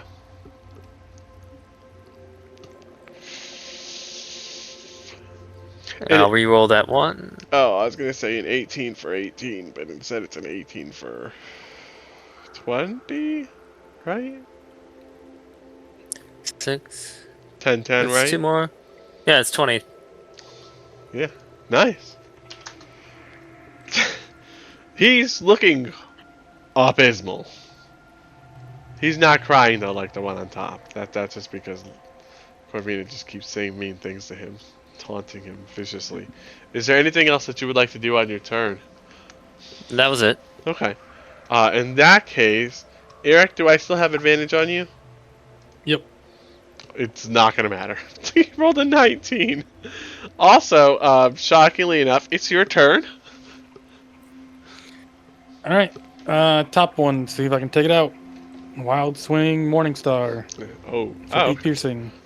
I can totally do this. He's got this in the bag. And he I mean, fails. they always live, so. Oh, okay. All right, never mind. It's because I said that's fucking match. I said, I've got this in the bag. And he was like, no, you fucking don't. Will that end your turn? Yeah, I'll just stay here, I think. Okay. I have this ass zombie. This ass zombie is just gonna hit Jevin. Jevin, I don't have advantage on you, right? Nope. But I am hitting you with an 18 for 5 bludgeoning damage. Lovely. As the zombie hits you, and you feel it in your soul that his mother was a saint. Corvina, it's your turn. You seem to have Okay, angered these zombies. It's personal now. Well, personally, I'm going to Toll the Dead against the one that just hit Jevin. Oh, okay. You're gonna make a save. It's gonna be wisdom save, and you're not gonna let me down this time. You let me down this time. Yes. Okay, you're gonna make a second save, and you're not gonna. Yes, he did not let me down. You know, 50-50. I'm okay. I'm okay with it. But he did take your 11 necrotic damage. It just wasn't enough to keep him down. He fell down on Jevin a little bit, and then he just pushed himself off and started groaning in his face, puffing his smoke out. We will give it to Agathor from here, unless there is more that you would like to do. Not right now. Okay, then we will give it to Agathor. Agathor swing that one. Agathor swing that one. Another 7. I'm sorry. At least, right? You get to attack again. So you're wasting all your bad dice on Agathor. See? That's a 19 hit for this guy. Yeah, I have to roll his con save though. Yeah, no. That's 23. Good luck. He rolled a 6. Finally, I can do this now. Bonus action. 11 Oh yeah, for 11. 21. 11's gonna connect. 21's not gonna kill him though. Okay. That will end my turn. All right. You have advantage still. Okay, thank you for telling me. I appreciate that greatly. It's not gonna matter. Another 18. Alright. We'll continue the trend. Wild swing, Morning Star. That's gonna 14 connect. for 6. That will hit him. That will temporarily kill him at the very least. He nat 20'd, so it is temporary. And I am a turn. Corvina, it's your turn. You feel like maybe this zombie could use a little bit of salvation, guidance, right? I mean, No. radiant damage is kind of like that, right? I don't think it wants technically her version of salvation. Yeah. Let's see his deck save. Let's see. This is gonna be the time he's gonna blow us all away. Are you ready? It's gonna be an 18. I'm so confident. Was pretty close actually. It's a 17. Wild. He is going to save against your sacred flame. The zombie suddenly is very nimble as he ducks and dives and dodges and dips and dodges your sacred flame. These are very competent zombies. You could see the piece of humanity left in their soul. Doesn't mean shit to Agathor. No, oh, okay. So, is he gonna make this Def- one? That's a 14. He rolled an 18 on con. Still up. Jesus. Eric, by the way, you are just completely black right now, just covered in soot. You might as well have cleaned out a chimney beforehand. That's what you look like. As we give it Well, to Jevin. Let's see if he's still standing after this. That's a 12 for 25. It's not impossible, but the odds are heavily not in his favor. Print screen. Open up MS Paint. Let's... I don't want anybody saying jack shit to me about, oh, Seepa, you were cheating. Seepa, you're cheating. No, Seepa's not cheating. I said He rolled a nat 20, didn't he? I rolled another nat 20, yes. Someone kill it. Bring it down. He just ate 25 damage like it was nothing. It effectively did nothing to him because he's already at 1 HP. And he gets back up with 1 HP, so... Jevin visibly looks confused and is scratching his head. The fuck? This zombie's gonna take you for a little Rochambeau action. Still advantage. Oh, it's... Okay. Dude, this zombie can fucking live all day, but if he can't land a hit... He rolled a 5. with advantage. Alright. Just freaking die. Wild swing, Morning Star. 7 piercing. Come on, zombie, show him what you're worth. No, he didn't make it. He was 1 short. The final zombie passes away and fades into the ether. Mourn his passing. I can't believe he not 20'd that. Imora's tits. That zombie was just damn near unkillable. I think I need a bath. Just have Keimer clean you off. Do you need any con saves for that, since I was sitting next to them the entire time? No. The con saves don't actually do anything. I'm just messing with you guys. Okay, let's still avoid the ash clouds anyway. Yeah, you are canonically like covered in soot, though. That's not me goofing. You really are. It doesn't actually do anything to you. You're just a little dirty. No, it's a good thing it's not. Well, never mind. I'm not gonna say anything. Like poisonous or something. Yeah, that was the first thing I No. checked for.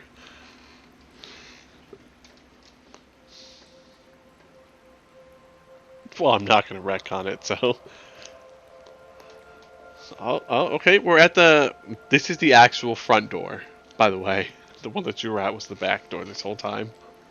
Is that like a sign?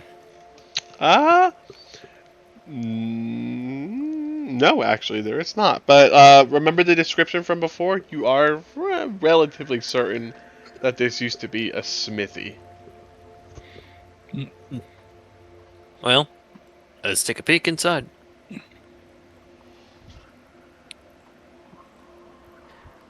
Oh, wow. Looks to have been a decent setup once upon a time. Mm-hmm. My old dwarven blacksmith mentor would probably just rage at the state of this. So, you see that scattered around the interior of the building, it's a variety of old tools. So there's tongs, bellows, hammers, pair of anvils, right?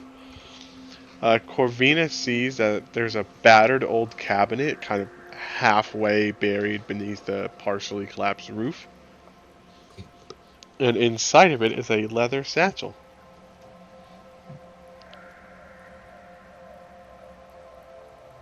I'm gonna open it. Inside of the satchel are strange, diamond-shaped plates of a brown gold color. They are each about half the size of a human hand. They are light in weight and as tough as iron. They were diamond-shaped plates in golden brown color. Mm-hmm. And 3 of them? It doesn't give us the exact amount. No. Can I roll for insight, see if I know what they are? If you'd like. If you roll high enough, I'll... But why insight though? Anybody else know what these are? Corvina, you're pretty certain that these are dragon scales. Okay, so what should we actually roll? Oh, wisdom, insight? There's not like a crafting like check in this game, so... Wouldn't a nature check or a history check work? Who's asking me that? Jevin. Yeah, you can roll either one of those, Jevin. I'm not proficient in either. Fuck it. Jevin, you're pretty sure that these are dragon scales. Am I allowed to do a history check? I am proficient in it. That matters. Nope, you don't have any history that would relate to this. I didn't think so. Well, you said they were brown gold in color. Can I like try to recall what dragon would have these kinds of scales? Oh, you believe me when I said that they were dragon scales? Well, Jevin believes they're dragon scales. Okay, yeah. Roll again to try and believe. Eric? This is kind of new.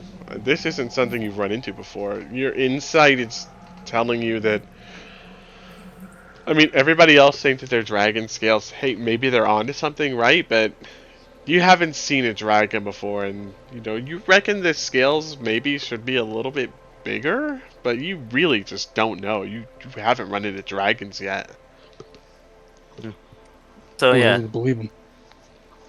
So for what I suggested, what should I roll? History.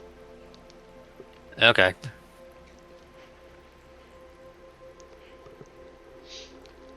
Two. These are, I mean, in your experience, these are molted silver dragon scales. They get that tarnished color because they're silver dragons, so Okay, there's no way Jevin would believe that. Just say he has no freaking clue. Look, it's the history. You're just misremembering is all. Like, as a historian, I can tell you 100%. You get things mixed up all the time.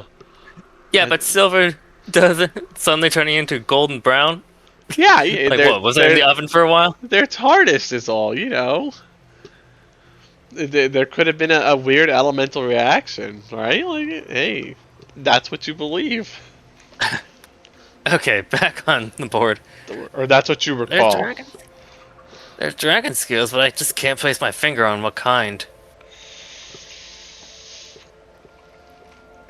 Corvina, do you think you might know anything?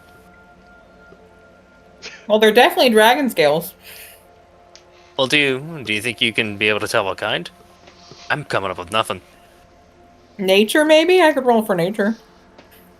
I'll let you roll for nature. Wow. I mean, silver What do dragon I know? seems like a bit of a stretch. Maybe a gold dragon, and they're just dirty. I'm thinking they're gold dragon scales and they just need washed. Well, regardless as to what kind of dragon scales they are, they're freaking dragon scales. Oh And yeah, they were they're in a definitely smithy. dragon. Dragon scale says the 7 insight and the 9 nature. Hey, that's what we're going with. I bet everybody's, That's what we know. everybody's gonna flip when I tell you what they really are. Yeah, maybe Kymer can let us know next week. Oh yeah. It's gonna be hilarious. Okay, but anyway. Dragon scales could fetch a pretty penny, or they could be used to forge stuff.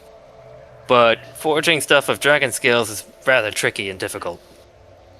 It's also frowned upon. By the dragons, not by people. Nobody gives a shit. It's just the dragons that care. Yeah. Dragons don't exactly like it when you take pieces of their... Well, just dragons in general, they just hate that. That we're taking pieces of their bodies and turning them into weapons or armor.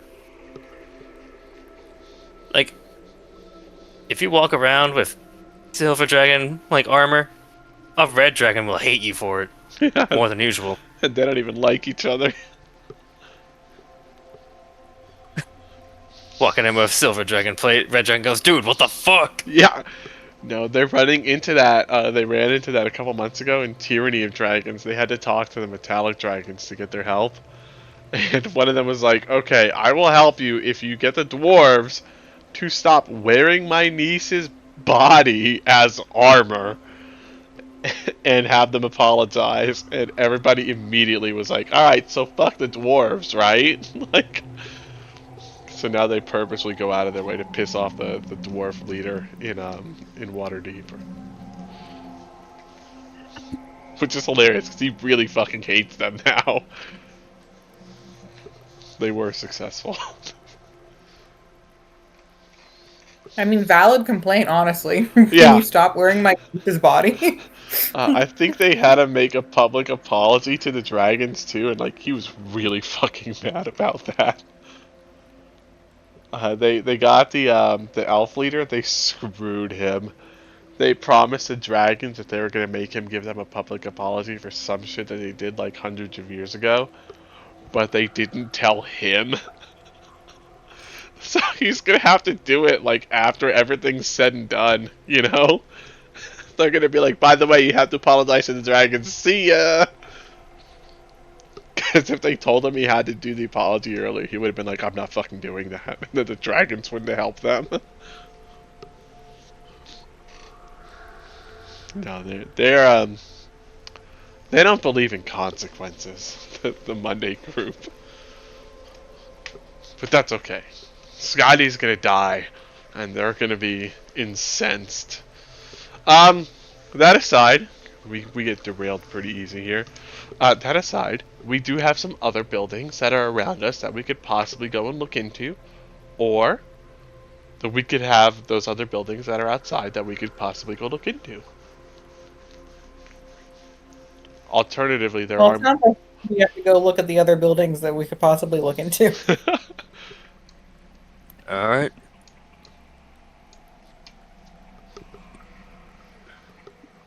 I want to hit that one up or go to the east some more. What, this one? Yeah, just go to that one and then come back down for the rest. Yeah, let's do that. Yeah, why not?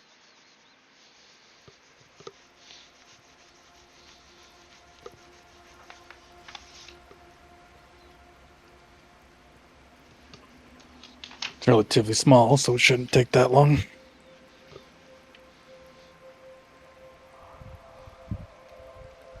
Okay.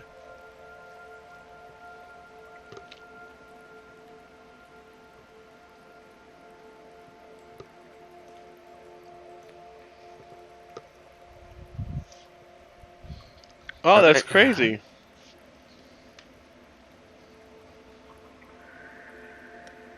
What do we see, DM?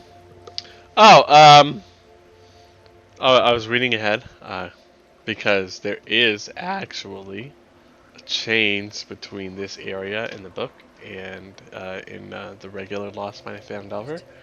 And there is, ironically, some overlap between your campaign and the Tyranny of Dragons.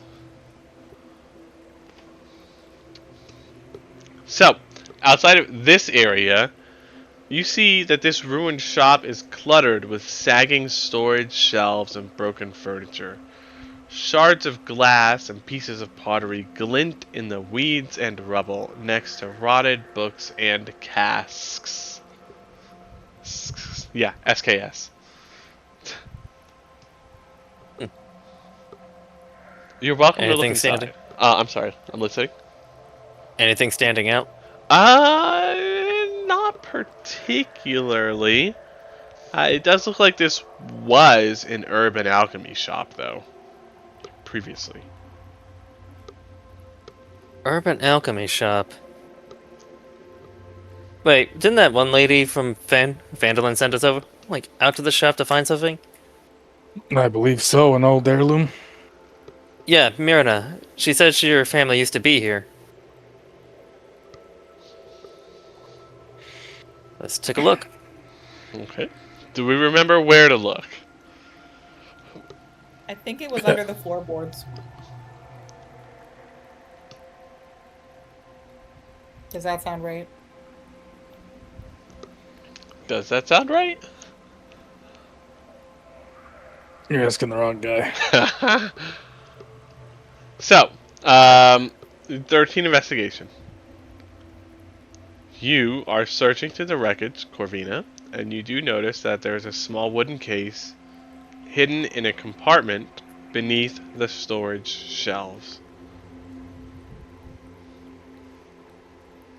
So the case, as you open it, has a gold necklace with a fine emerald pendant. It is worth 200 gold pieces.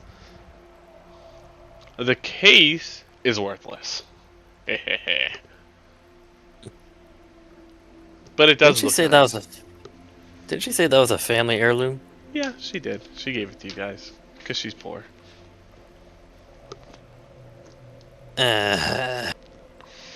Neutral good. I'm It- down if you're down. Just to help, calm your morals, right?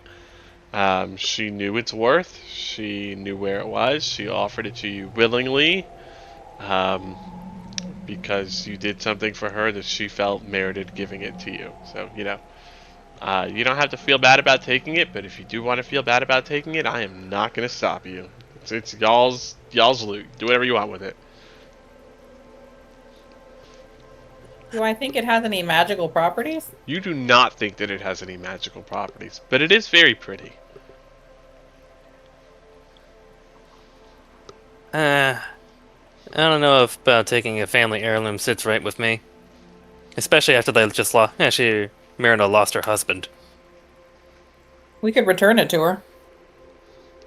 That's my vote, yes.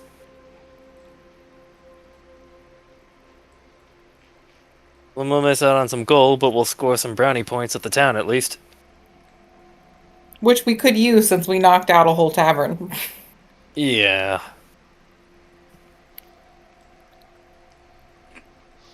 Still surprised they were willing to fight and chase out someone over that when they wouldn't fight back against the Red Brands. Yeah, I can see that being a reality.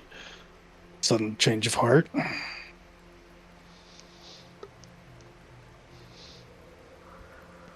Suddenly, violence is the answer in that town. I could honestly care less what you guys do with the amulet.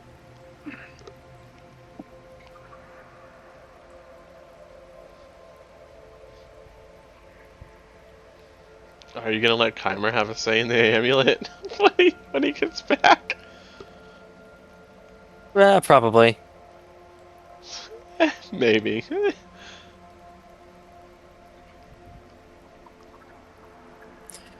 Okay. Shall we check that building over there? The one back down the path. Oh, right, there was one down there. Unless there is something else to be found in here. Not that you can see. I mean, Corvina usually notices things we don't. I think we're good. I think we're good.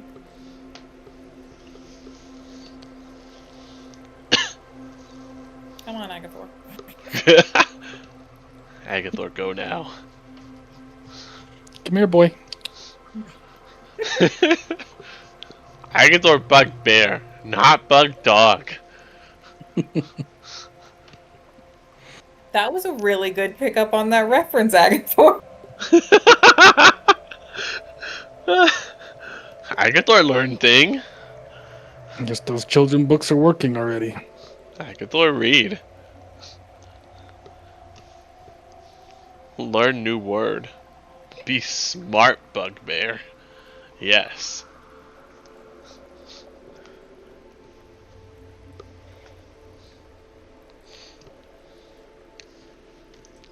Honestly, I don't even know what this building is supposed to be. It literally doesn't exist. So you come into this building, and it looks like it's an old partition of a building further to the east. I don't know if you can see this guy over here. Yeah, I can see that one. So it looks like it used to be attached, just like the two cottages on the west hand side, by a small breezeway that has since decayed.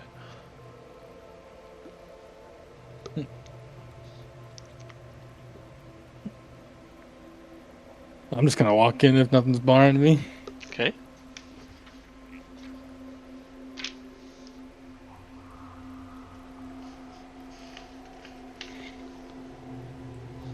I want to take a quick look around here. Doesn't.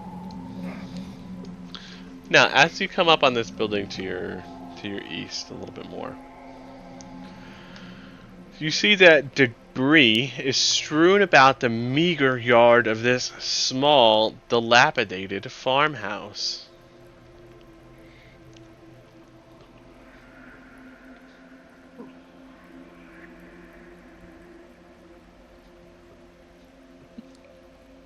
Just like rooftop debris or look like Just debris woods? in general. Nothing too crazy. Just stuff. I mean, this place is in ruins. Probably wouldn't think much of it.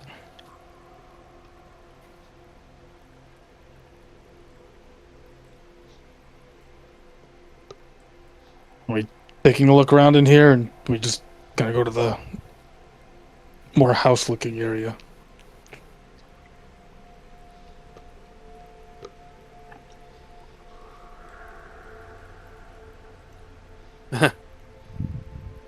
Dirty 20. Is there anything in this little room? Nothing. It is completely empty. Sorry, I was yawning.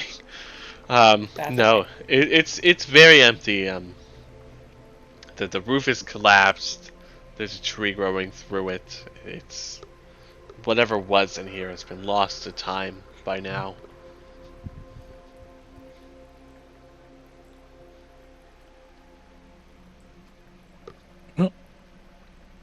You walking on if Carvina just like shrugs.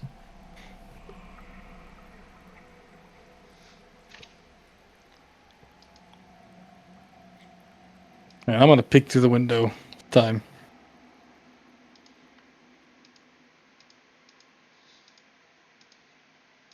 All of these are shuttered windows, and they have been, what's the word? Barred from the inside. No, You can't see through this window. Something's blocking it. Yep, can't even see through the windows. This one too. So straight through the front door then. I guess we're We gonna be wanna- surprised. Look around more.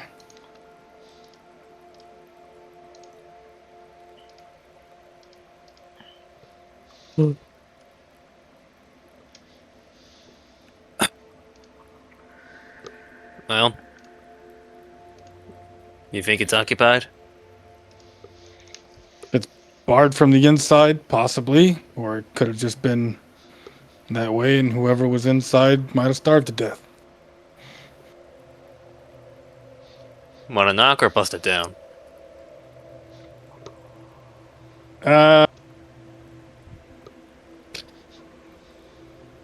Give Eric the option. He's just gonna open it. If you're just gonna ask, I don't see the. Yes, I don't know Bash how it to do this. You want to bash it down or what? I mean, if you think someone lives here, then maybe we should knock. But otherwise, I say we just open it Eh, or bash it down if it's locked. let's I would knock be first. surprised if somebody lived here. Eh. Should we knock and see if we hear anything inside? Might as well, and I guess I'll knock. Alright, so you know. Give me perception.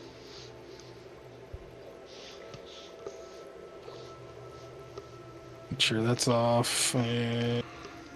Oop.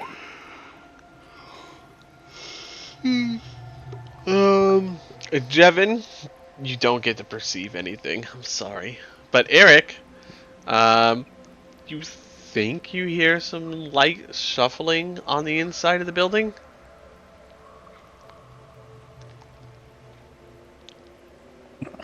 Sounds like there could be movement inside, and kind of speak up and be like, is anybody in there? You are greeted with silence. I rolled a 19. Do I also just hear shuffling? Oh, you hear nothing. You are listening to the side of a wall. Okay, let me get in closer. You hear light shuffling as well. But, I mean, it could be something as small as a rat moving through the building. It's hard to say. Well, just want to bust it down then? Yeah, just open the door, see what happens. Alright, well, I guess, yeah, I'll try the door first. This will be That makes more sense. a strength check. Alright, strength check. Just strength, not strength save. Oh, that one? That one. But, no dice. The door holds firm. Which is kind of strange for this area. Come to think of it, this building doesn't look as bad as it probably should either. The walls are barely crumbling here. Oh, you're stronger than I am, Jevin. You want to give it a crack? Maybe not from this side. If whatever's shuffling around in there doesn't want to let us come inside, maybe we should try a different door.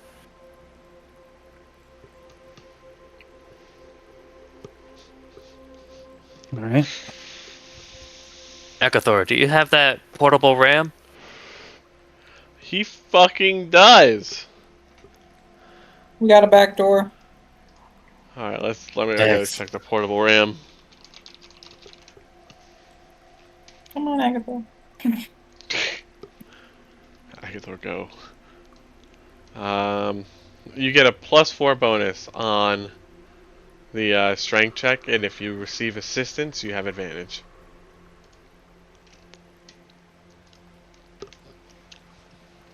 Agathor? Agathor, go.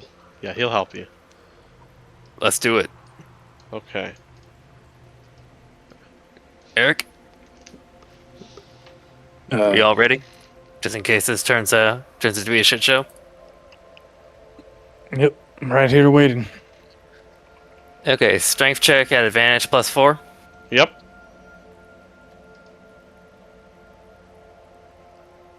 Okay. Wow.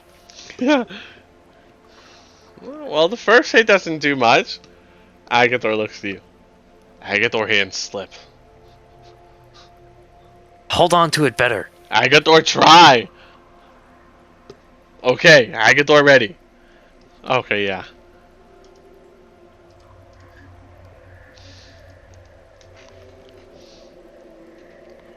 Boom! Surprise, motherfucker. The door flies open, and inside, you see a group of people. Okay? They are wearing black cloaks, and the way that they're cut sort of resembles dragon wings. They have black leather masks with stylized horns on them, also akin to a dragon. Not that you know it, but you have just run into the dragon cultists. The dragon cultists, let me find it, is a widespread group called the Cult of the Dragon. They are trying to forge alliances with powerful dragons on the Sword Coast. Okay. Not that anybody would know this, but I obviously have first-hand knowledge of this. The Cult of the Dragon is attempting to amass chromatic dragons, members, so people, monsters, races, and treasure, so that they can resurrect Tiamat and take over the world, basically. Tiamat is basically the evil god of dragons. Sure is starting to seem like there might be a dragon around here. Or not! It's still alleged. You gotta win that court battle. 'Cause that's how we get lawsuits. Give me a sec, because I think they don't just start fighting you. Yep.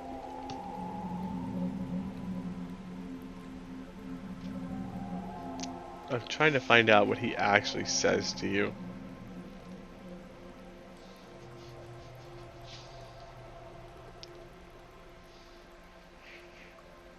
Okay, yeah, you do have the option to do this peacefully, just out the gate. I'm gonna give you that. I don't know if you want to, but you can. Or you could do both. Well, they appear alive at least. Yeah, Right. They look a little shocked, from what you can see, just given their body language. Jevin's just like, huh. I thought we were dealing with ash zombies again. So No, did I. we are no ash zombies. We come to treat with the green dragon. So there is a dragon here. Yes. Fucking And knew it. we've come to treat with him. That's so. Indeed. And why would you do that? Well, isn't a dragon as a friend better than a dragon as an enemy?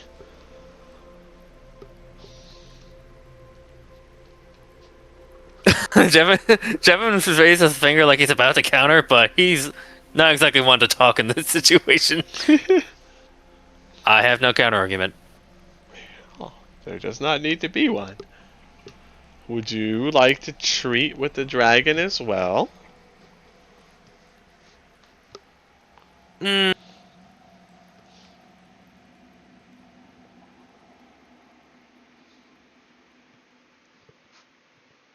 By entreat, what exactly do you have in mind? We could appease to his bestial nature and give him trinkets and treasures.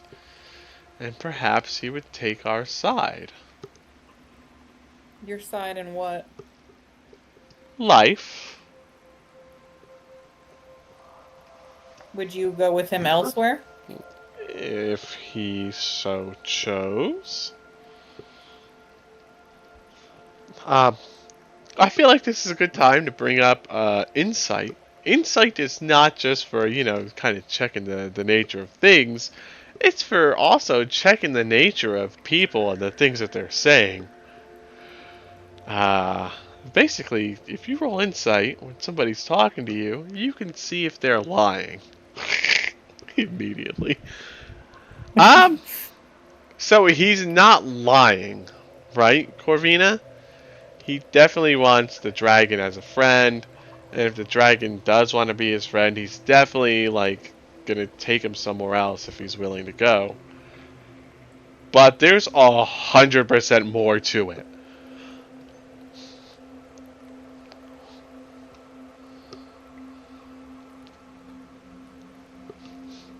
It is not as simple as he's making it out to be.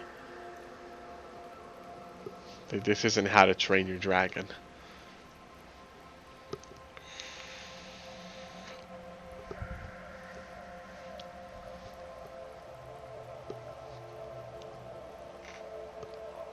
Is Corvina gonna share with the class? Or call them out?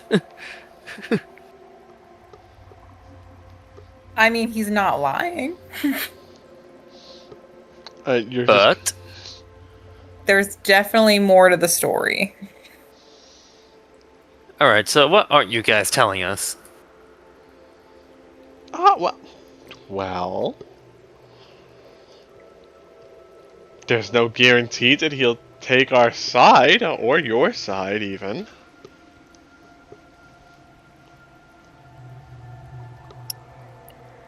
Would the dragon cultists be considered a religion?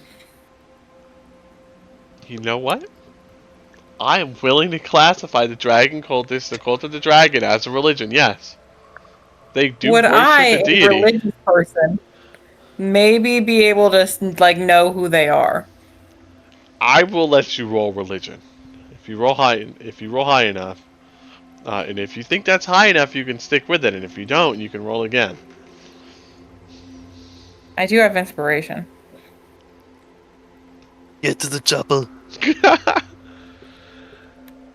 Yeah, you've heard something about a group of people that were talking about raising Tiamat from the dead. And they do worship dragons. Chromatic dragons.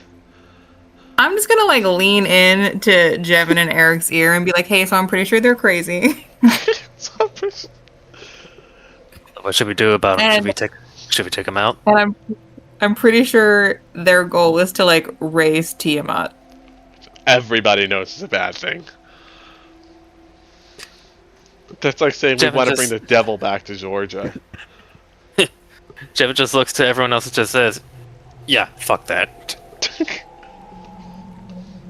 I agree. I agree. Well, shall we? Start blasting. Jevin will take his greatsword out and start charging. Alrighty. I'm gonna put us in. I'm gonna play Light the Beacons for you guys today. And I'm gonna open up your initiative. I know. We don't like Dragon Cultists. Give him another bark. Let him know how displeased you are. Oh yeah, Jevon's gonna charge straight in there.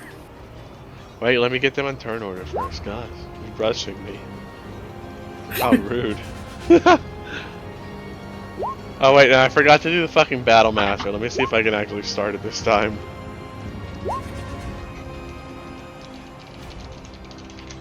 Can Agathor beat Jevon? No, Haha! Combat Agathor ran started. out of steam.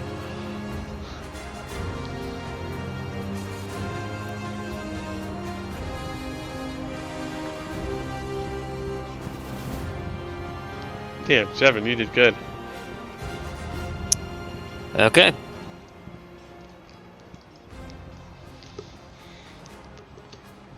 Jevon is going to charge in, Mm-hmm. and he's going to try to clang this guy. Alrighty, Roo. I'll re 18, and I'll re-roll those two. So 7 plus 4, 11? Yeah, for 11 damage. He dies! Falls to the ground. And Jevon's like, next. I'll go.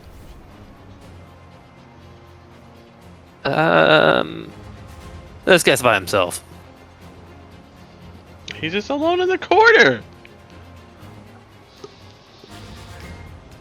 Bonus action. Oh, yep, that'll take care of him. Lord Almighty. Double kill. Yeah. These poor Dragon Cultists. It's a good thing you're fighting these guys, though. If you're fighting everyone else's Dragon Cultists, they're a little bit stronger.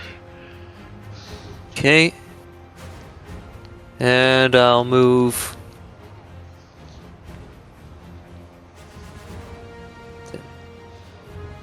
So 5, 10, 15, 20.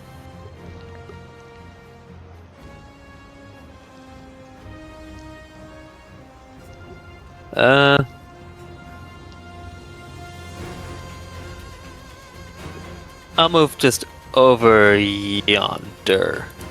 That'll be my turn. Okay. In that case, I will give this to a Dragon Cultist. He's gonna move 30 feet. He's going to hit you with a scimitar. Ooh, he rolled a natural one. Next, Corvina. Okay, I'm going to Sacred Flame, the one that I can see right inside the door. The For one, the one next to Jeff. Yeah. Okay. He gets to make a dexterity saving throw. He fails that dexterity saving throw and takes a single point of damage. Cursing in Draconic. If anybody can speak Draconic, let me know, please. No, sir. Alright. I charred my eyebrow off. Nobody knows what he said. But it doesn't sound very nice. You know, some words transcend the language barrier. Will that end your turn, Corvina? Yes, it will. You get the feeling he's been rude. Eric, it's your go. Yeah, seeing as Jevon rushes in, I'll step right here and then notice that the doorway's blocked, I suppose. Somebody that doesn't look like Jevon. And I guess I'll Wild Swing Morningstar at him Okay. for 6 piercing. The 20 connects. He does take the 6 piercing. He is very injured at this point. Very, very much so. 5. I can push through him at double the movement cost, right? Yes. Yeah, I will do that. So that was 5. That'd be 10, 15, 20, 25 to get there. Yeah, I'll do that. I'll take the attack of opportunity. Okay. I will give you your attack of opportunity. He is going to hit you with a 21. Yep. For 7 slashing. Okay. But that's all that you can do. Will that end your turn? Yep. Okay. I will give it to Dragon Cultist number 3, I think. He's going to come up. He's also going to try and scimitar attack you. With a 22 for 5 slashing. Okay. But again, that's all that they can do. So it's Agathor's turn. Agathor, smash the guy in front of him. Oh yeah, that's gonna. There are no issues there. Agathor connects with his noodle arms on full display, noodling right into the man's brain. Alrighty. And he'll action surge and noodle again. Oh, the double noodle. This Deadly. guy right here. Okay. 15 15? for 5, yep. He also looks pretty injured, but he's still up. Cursing in Draconic. Which is not a language that we speak, but you can tell. You know. Yeah, Jevin can definitely tell. Will that end Agathor's turn? Pretty girl. That Aga- kid got stealing water. Is she a water stealer? She is. Bite her. She could be sassy. And you're a Move pretty up. name. You're my Alright. That'll be pretty a name. Alright. I'll give it to my Dragon Cultist. They're gonna mob Eric. Eric, you're not getting any damage. Don't worry, you're safe. And now I'm gonna come over here. 5, 10, 15, 20. I'm gonna try and hit Jevin. And I'm not gonna be successful. It's Jevin's turn. Okay. I'm going to hit the guy directly in front of me. Okay. That will connect. I meant to roll normally. I'm sorry. Oh, that will not connect. Sorry. It has bare minimum damage too. Alas, that's all I can do. Alright, in that case, I'm going to give it to a Dragon Cultist now. And he's dead, so I'm going to give it to Corvina. Okay. So I'm gonna come inside the door. That's kind of unsanitary, but okay, that's your choice. That's a personal preference, I guess. And I'm going to kind of come over here with Jevin. We're gonna share some space for like 1 second. Because I'm going to. Jevin, you feel her breath on your body, and you fear that it's gonna start melting you. See what she's done to other living beings. Did you say breath? Breath. Okay, for a second there I thought I misheard you. Oh, Keep it PG, DM. Keep it PG. Or as I say at work, since I work in the high school a lot, you know how this kid's gonna be. I tell him, keep it Disney. So I'm gonna cast Cure Wounds on Eric, and then I'm gonna go back to my spot in front of the door. Eric, you have received anti-melting magic. It feels good. 9 I do health. that. Thank you. It feels good to not be melting. Also, it's your... Wait, that ends your turn, right? Yeah, that's it. It is your turn, Eric. You've been anti-melted, and now you get to do things. Yeah, I don't know what being melted feels like yet, but hopefully I don't come across that. I'm gonna hit the one that Agathor did. Okay. Well, hopefully anyway. Wild Swing, Morningstar. 13. 13 for 6. You're going to take him out of the game. You knock his goofy little Dragon Cultist mask off. And honestly, not a good looking guy. He had 0 wenches. You can tell at a glance. Son of a bitch was maidenless. Yeah, maidenless. Damn it! It was his turn next. Oh, I I no. will end my turn. Don't start this again. It's Agathor's turn. You are tarnished. Agatha will get Maidenless. advantage.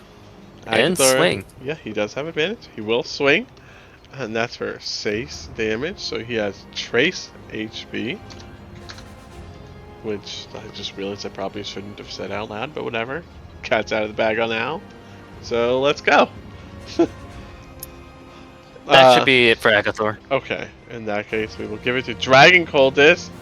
Dragon Cultist, this guy is going to scimitar and miss on Eric. Eric, you deftly maneuver out of the way of this Dragon Cultist scimitar. And everybody gets missed by this next one in the single digits, so we will give it to Jevin. Jevin, this guy just tried to stab you. Are you going to take that lying down? I will not, with advantage. I will not. And no, you do not. You immediately return the favor, and he is impaled on your greatsword. A shocking accomplishment, to say the least. Agathor's a little bit unhappy about it. It came very close to him. Mostly because he's covered in fur, and that means a lot of blood got on him. So now he has to walk around with sticky fur for a couple days. Not a pleasant experience. That's an 8. An Ocho. Nope, Ocho's not high enough. Okay. Meanwhile, I'm over here covered in soot and blood. It forms like a glue. Okay. I mean, Listening? I got spider guts on me too. That is true. Corvina, it is your turn. Okay. We're gonna toll the dead on the remaining cultist. Here comes that melt magic that we've heard about. He is at full HP. He is going to make a wisdom save that he will most likely fail. Because he rolled an at 1. Because they're in a cult. Like, let's be real here, you know? Not a very wise thing to do. Will that end your turn? It will. Eric, this is your turn to have sympathy for this individual. Possibly even spare his life. Have him turn over a new leaf. Today's the day. No? He doesn't seem like that kind of guy. An accurate we're assessment. gonna do they are not those kind a of people. normal swing because I already get advantage anyway. Oh yeah, so, you do. Morning swing or morning star. This is definitely. Yeah, but not by a lot. And I will move right here for end of my turn. Okay. I'm gonna give this. I'm gonna move Agathor over here, and I'm gonna see if it. No, it won't. Okay, somebody else can do Agathor. Sorry. Okay. It's because he's a player character technically, so I don't get his options popping up on the top bar,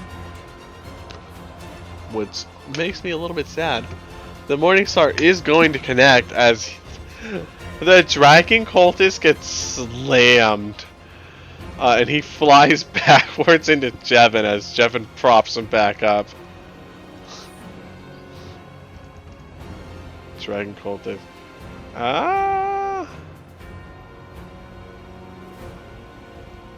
Okay. Scimitar attack.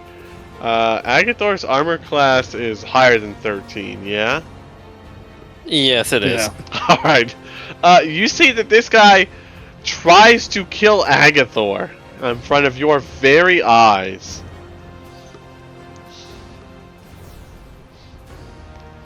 He doesn't even try to hide it.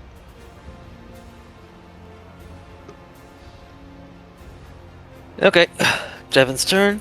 He's gonna look at this guy and say, I'm gonna give you one chance and one chance only to surrender. He's immediately going to surrender. But roll intimidation for me anyway.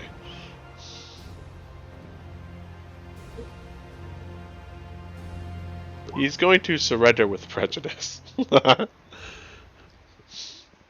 He can't be retried for this later. Remove all turns. Clear. Exit turn order. Okay.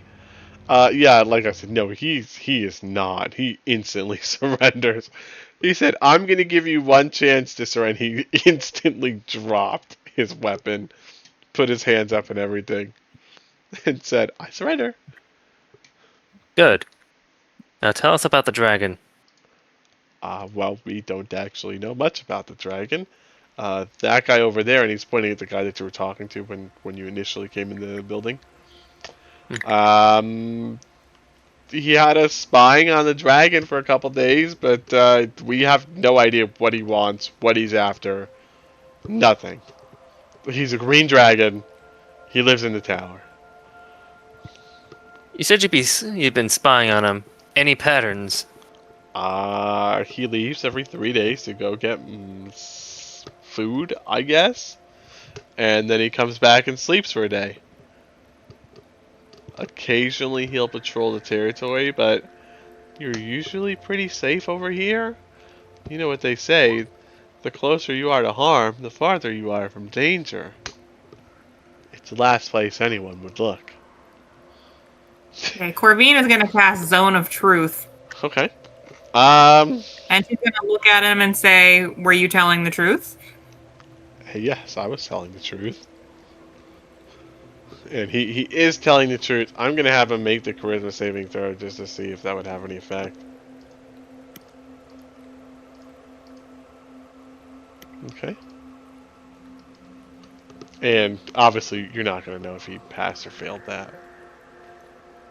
Oh, no, you do know. You know that Oh yeah, no, I get that. Okay, so now I actually have to determine whether or not he would actually make that save. Do you make it known that you're casting Zone of Truth and not like something else? No. He's gonna make the save then.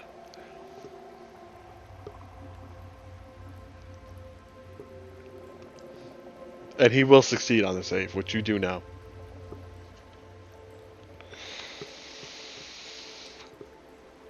Tragic.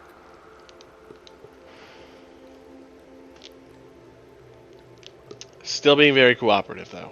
He's not, you know, he hasn't moved. You cast a spell and he kind of twitched a little, right? Because he could feel it. But he didn't move. Do we have any more questions for him? His name is going to be Ricky. Well, you probably know more about chromatics than we do. Can you tell me specifically what a green dragon's capable of? Well, like most dragons, they do have a breath attack. He's green, so it's probably going to be poison. Okay. So a poisonous breath attack. Strong claws, tails, biting. Yeah, the normal dragon repertoire. How old is this dragon? Oh, he's young. Certainly more room to grow. So not a full adult. No, certainly not. Maybe in a few years' time, but currently no. Corvina, he seems to be telling the truth, and he's not really leaving anything out. There isn't much to leave out. Okay. And the dragon, is he currently out for food now? Or is he spending the day sleeping? I don't think that he's sleeping, but he is in the tower.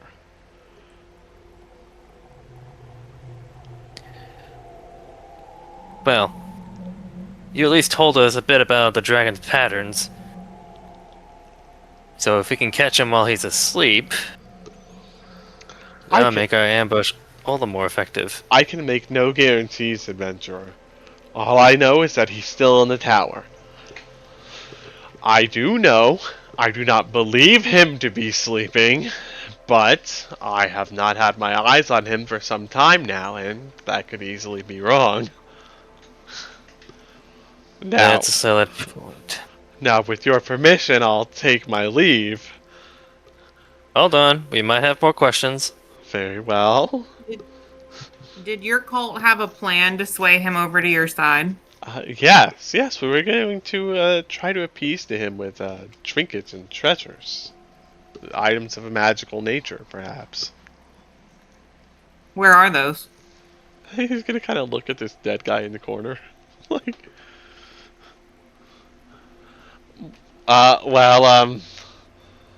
our leader had them on him. Which one was your leader? The one with the necklace. The one with the potion around his neck.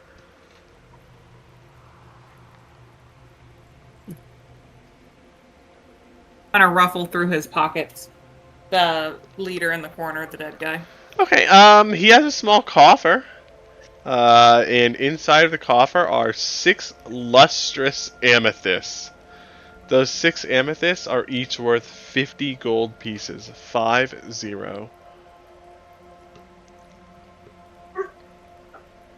I know, 50 gold pieces is a lot. It's something to get excited about. Cha-ching. Yeah, Dragon would definitely start drooling over those. He also has some kind of a potion in a stoppered vial that he's literally wearing as a necklace. Can I identify that? Not with an 11. Lame. Do you know what the potion was that he wore around his neck? Do I know? Jeff is asking the captive. Oh, okay, sorry. I know what he told me it was. And that is? Must I? Yes. Can I have something for my troubles at least? No. Living. Something a bit more. We're a little bit far from anything. Could You're always lucky feed I you to that decided- dragon. Yeah. What? One more time? Eric? I was saying we could always feed him to the dragon for his troubles. Feeding me to the dragon would be the same as giving me nothing, but at least it would happen more quickly. I wouldn't be starving in the wilderness until death. Please, you seem well off. Just a couple of coins to help me make it somewhere where people live without dying.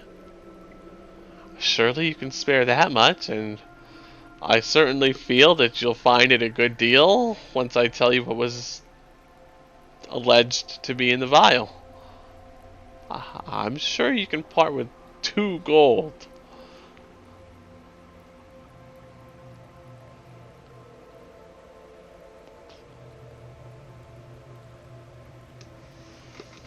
Any other questions you guys want to ask him?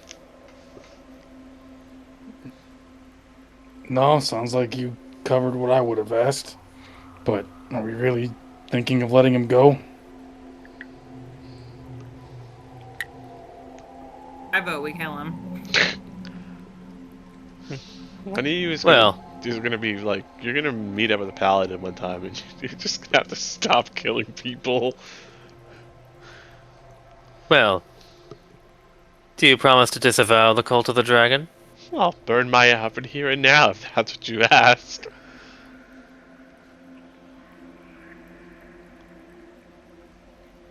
How much of a presence does your cult have around here anyway? Aside from you guys. And by here you mean?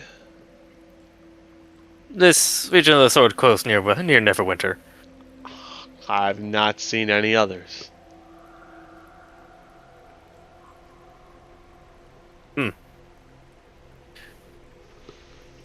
I see. Have you seen anything else in this village that might be worth noting? Well, I'm sure you've probably seen it yourself by now, but, well, the plants. They are not to be trusted. Yeah, we already know that. We just killed a crapload of them earlier. Ah, yes. The zombies pour Check. forth. Okay. There's a statue in the town square to the north. I do not know much about it. However, I'm sure that there must be more to it that than simply meets the eye. Okay. The Dragon's Lair. Have any of you been inside at all? Oh heavens, no. The dragon, it has a very good sense of smell, and if it were to smell us in its lair, it would immediately come and hunt us down. Fair point. Very, very serious overstepping of one's boundaries, you could say.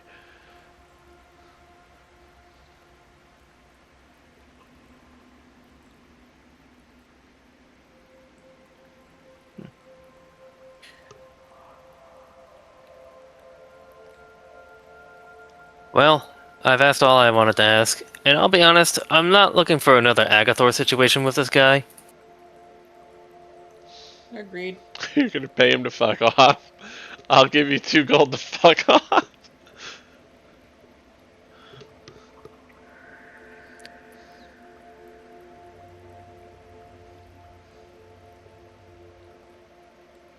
Oh. Does that mean we're letting him go? Or what are you doing with him? If you let him go, I felt I don't think it would be letting him go. It would be forcing him to go.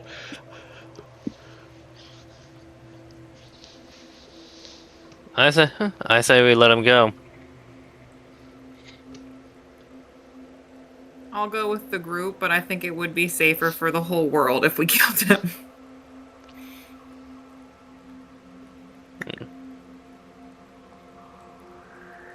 And I think we should steal his outfit.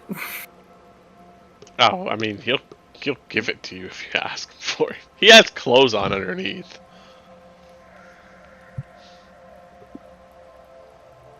But did you want to find out what was in the vial? You can always just give him the 2 gold.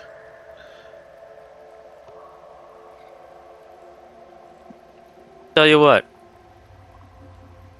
You tell us what's in the vial, and we'll strongly consider giving you the money to leave. How strongly?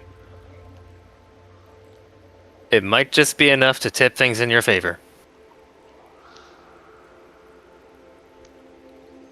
I was told. And he's gonna stress this. He was told, okay? He's not saying this is a fact. He's saying, I was told this. I was told that the vial contains a potion of flying.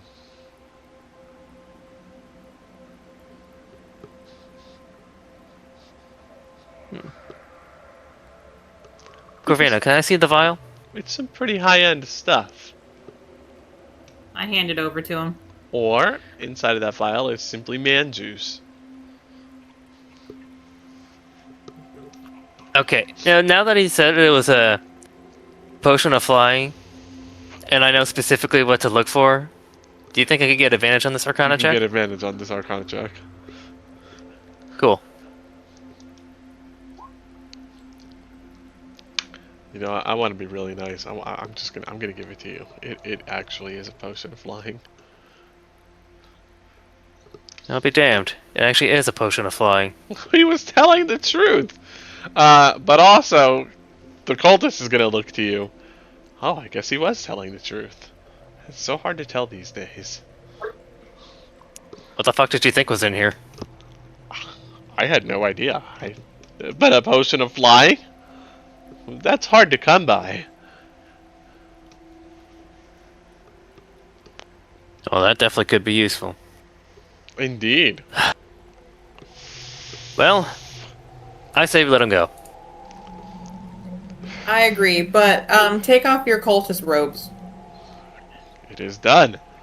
Like, he just throws them on the floor unceremoniously. Like, he's just, alright, fuck these. And he's gonna meekly hold his hand out to you guys. Jevin's gonna just take 2 coins from his pocket and just place them into his palm. May we never... They're gold coins, I should clarify. Okay. May we never cross paths again. Yes. It'd be wise for you to fuck off before we change our mind. So it would seem, and he's just gonna leave. He's runs out. Good stamina on him. You watch him running out. Well, those of you that are able to see him, you watch him run out. He's not fucking stopping.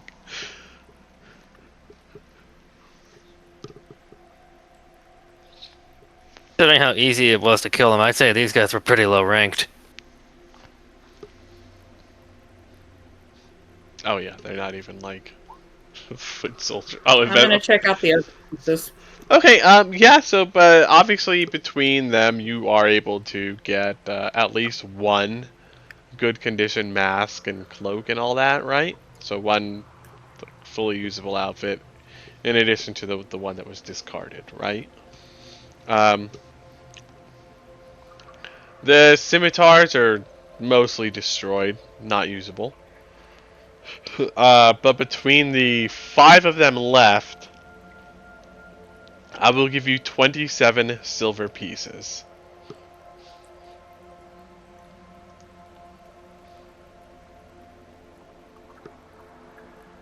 Alright, cool.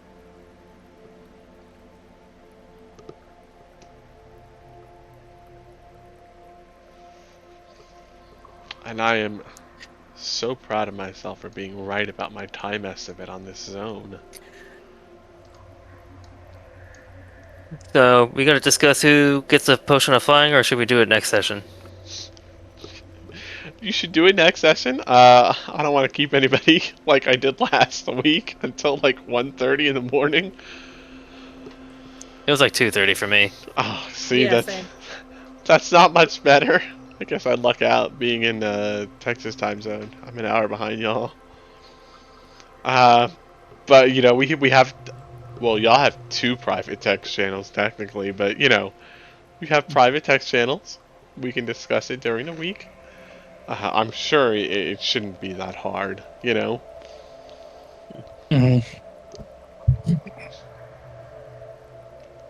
And just for the record, this is not a diminished potion of flying, right? This is full effect potion of flying. This is not like your potion of fire breath. This is the real deal.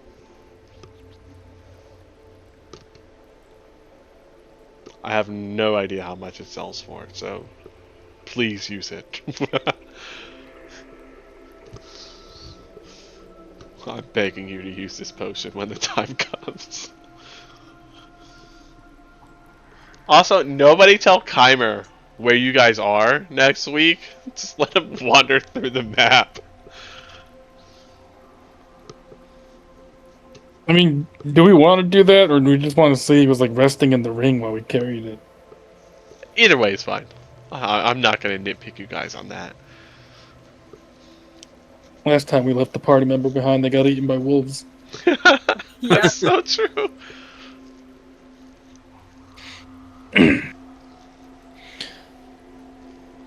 Yeah, no, we'll say he's in the ring. I feel like it's the more reasonable way. But I'm gonna leave his token where it is, so he can still struggle a little bit. Regret your kind of fine, right? Regret your sleep schedule choices, Keimer. This is your punishment. We won't give you any magic items. You just get to be lost in the woods. As long as he doesn't go north, it's gonna be fine. Watch, he immediately hooks left at that at the dragon's tower. Hey, where is everybody? I'm just Keimer, come back this direction, please, before something bad happens. But with that, I'm gonna cut everybody loose for the night. Everybody's done great. We didn't make a whole lot of friends today, right? But there's always next session.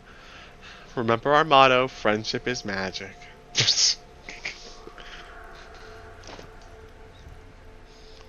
I think the only character capable of making friends is gone, so... Yeah, he wasn't here, so we were Well, not using diplomacy. Agathor's here too. I don't think Agathor really gives a shit about making friends.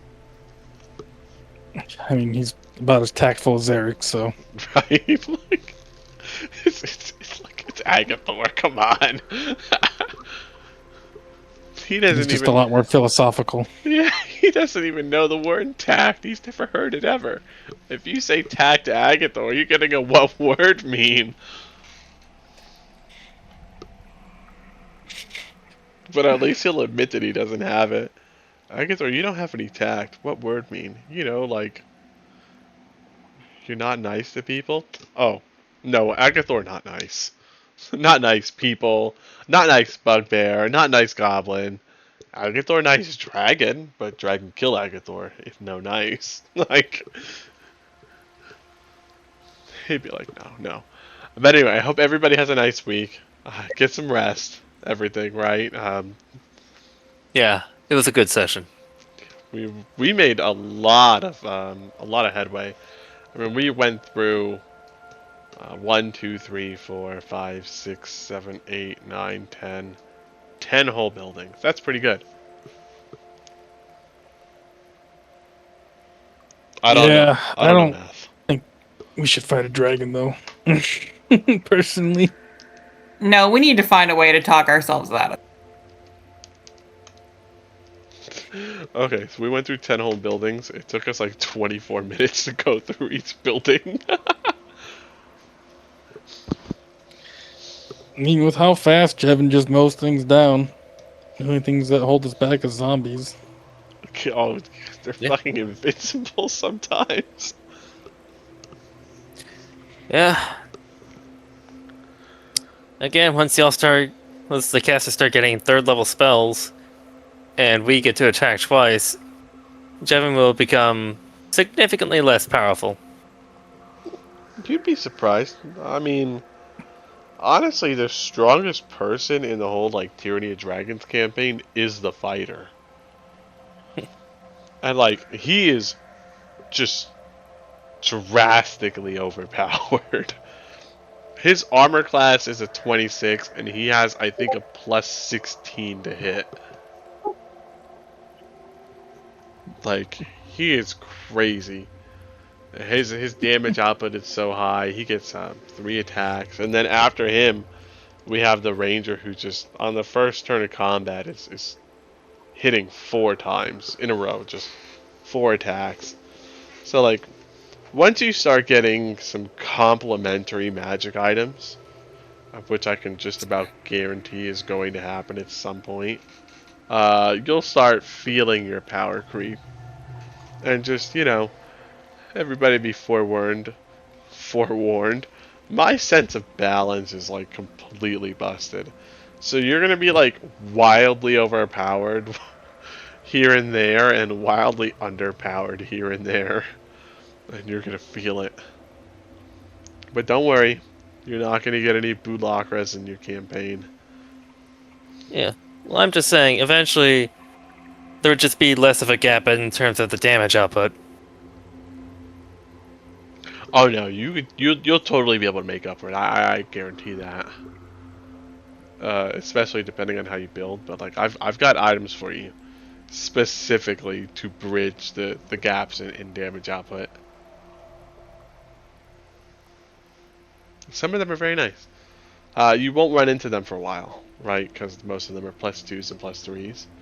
But like once you get them, that is literally their whole purpose. Because like these magic item packs that I have for you guys, they are custom built for your classes. So like the fighter items, your tier 1 items, you can get a plate armor, +1 plate armor, right?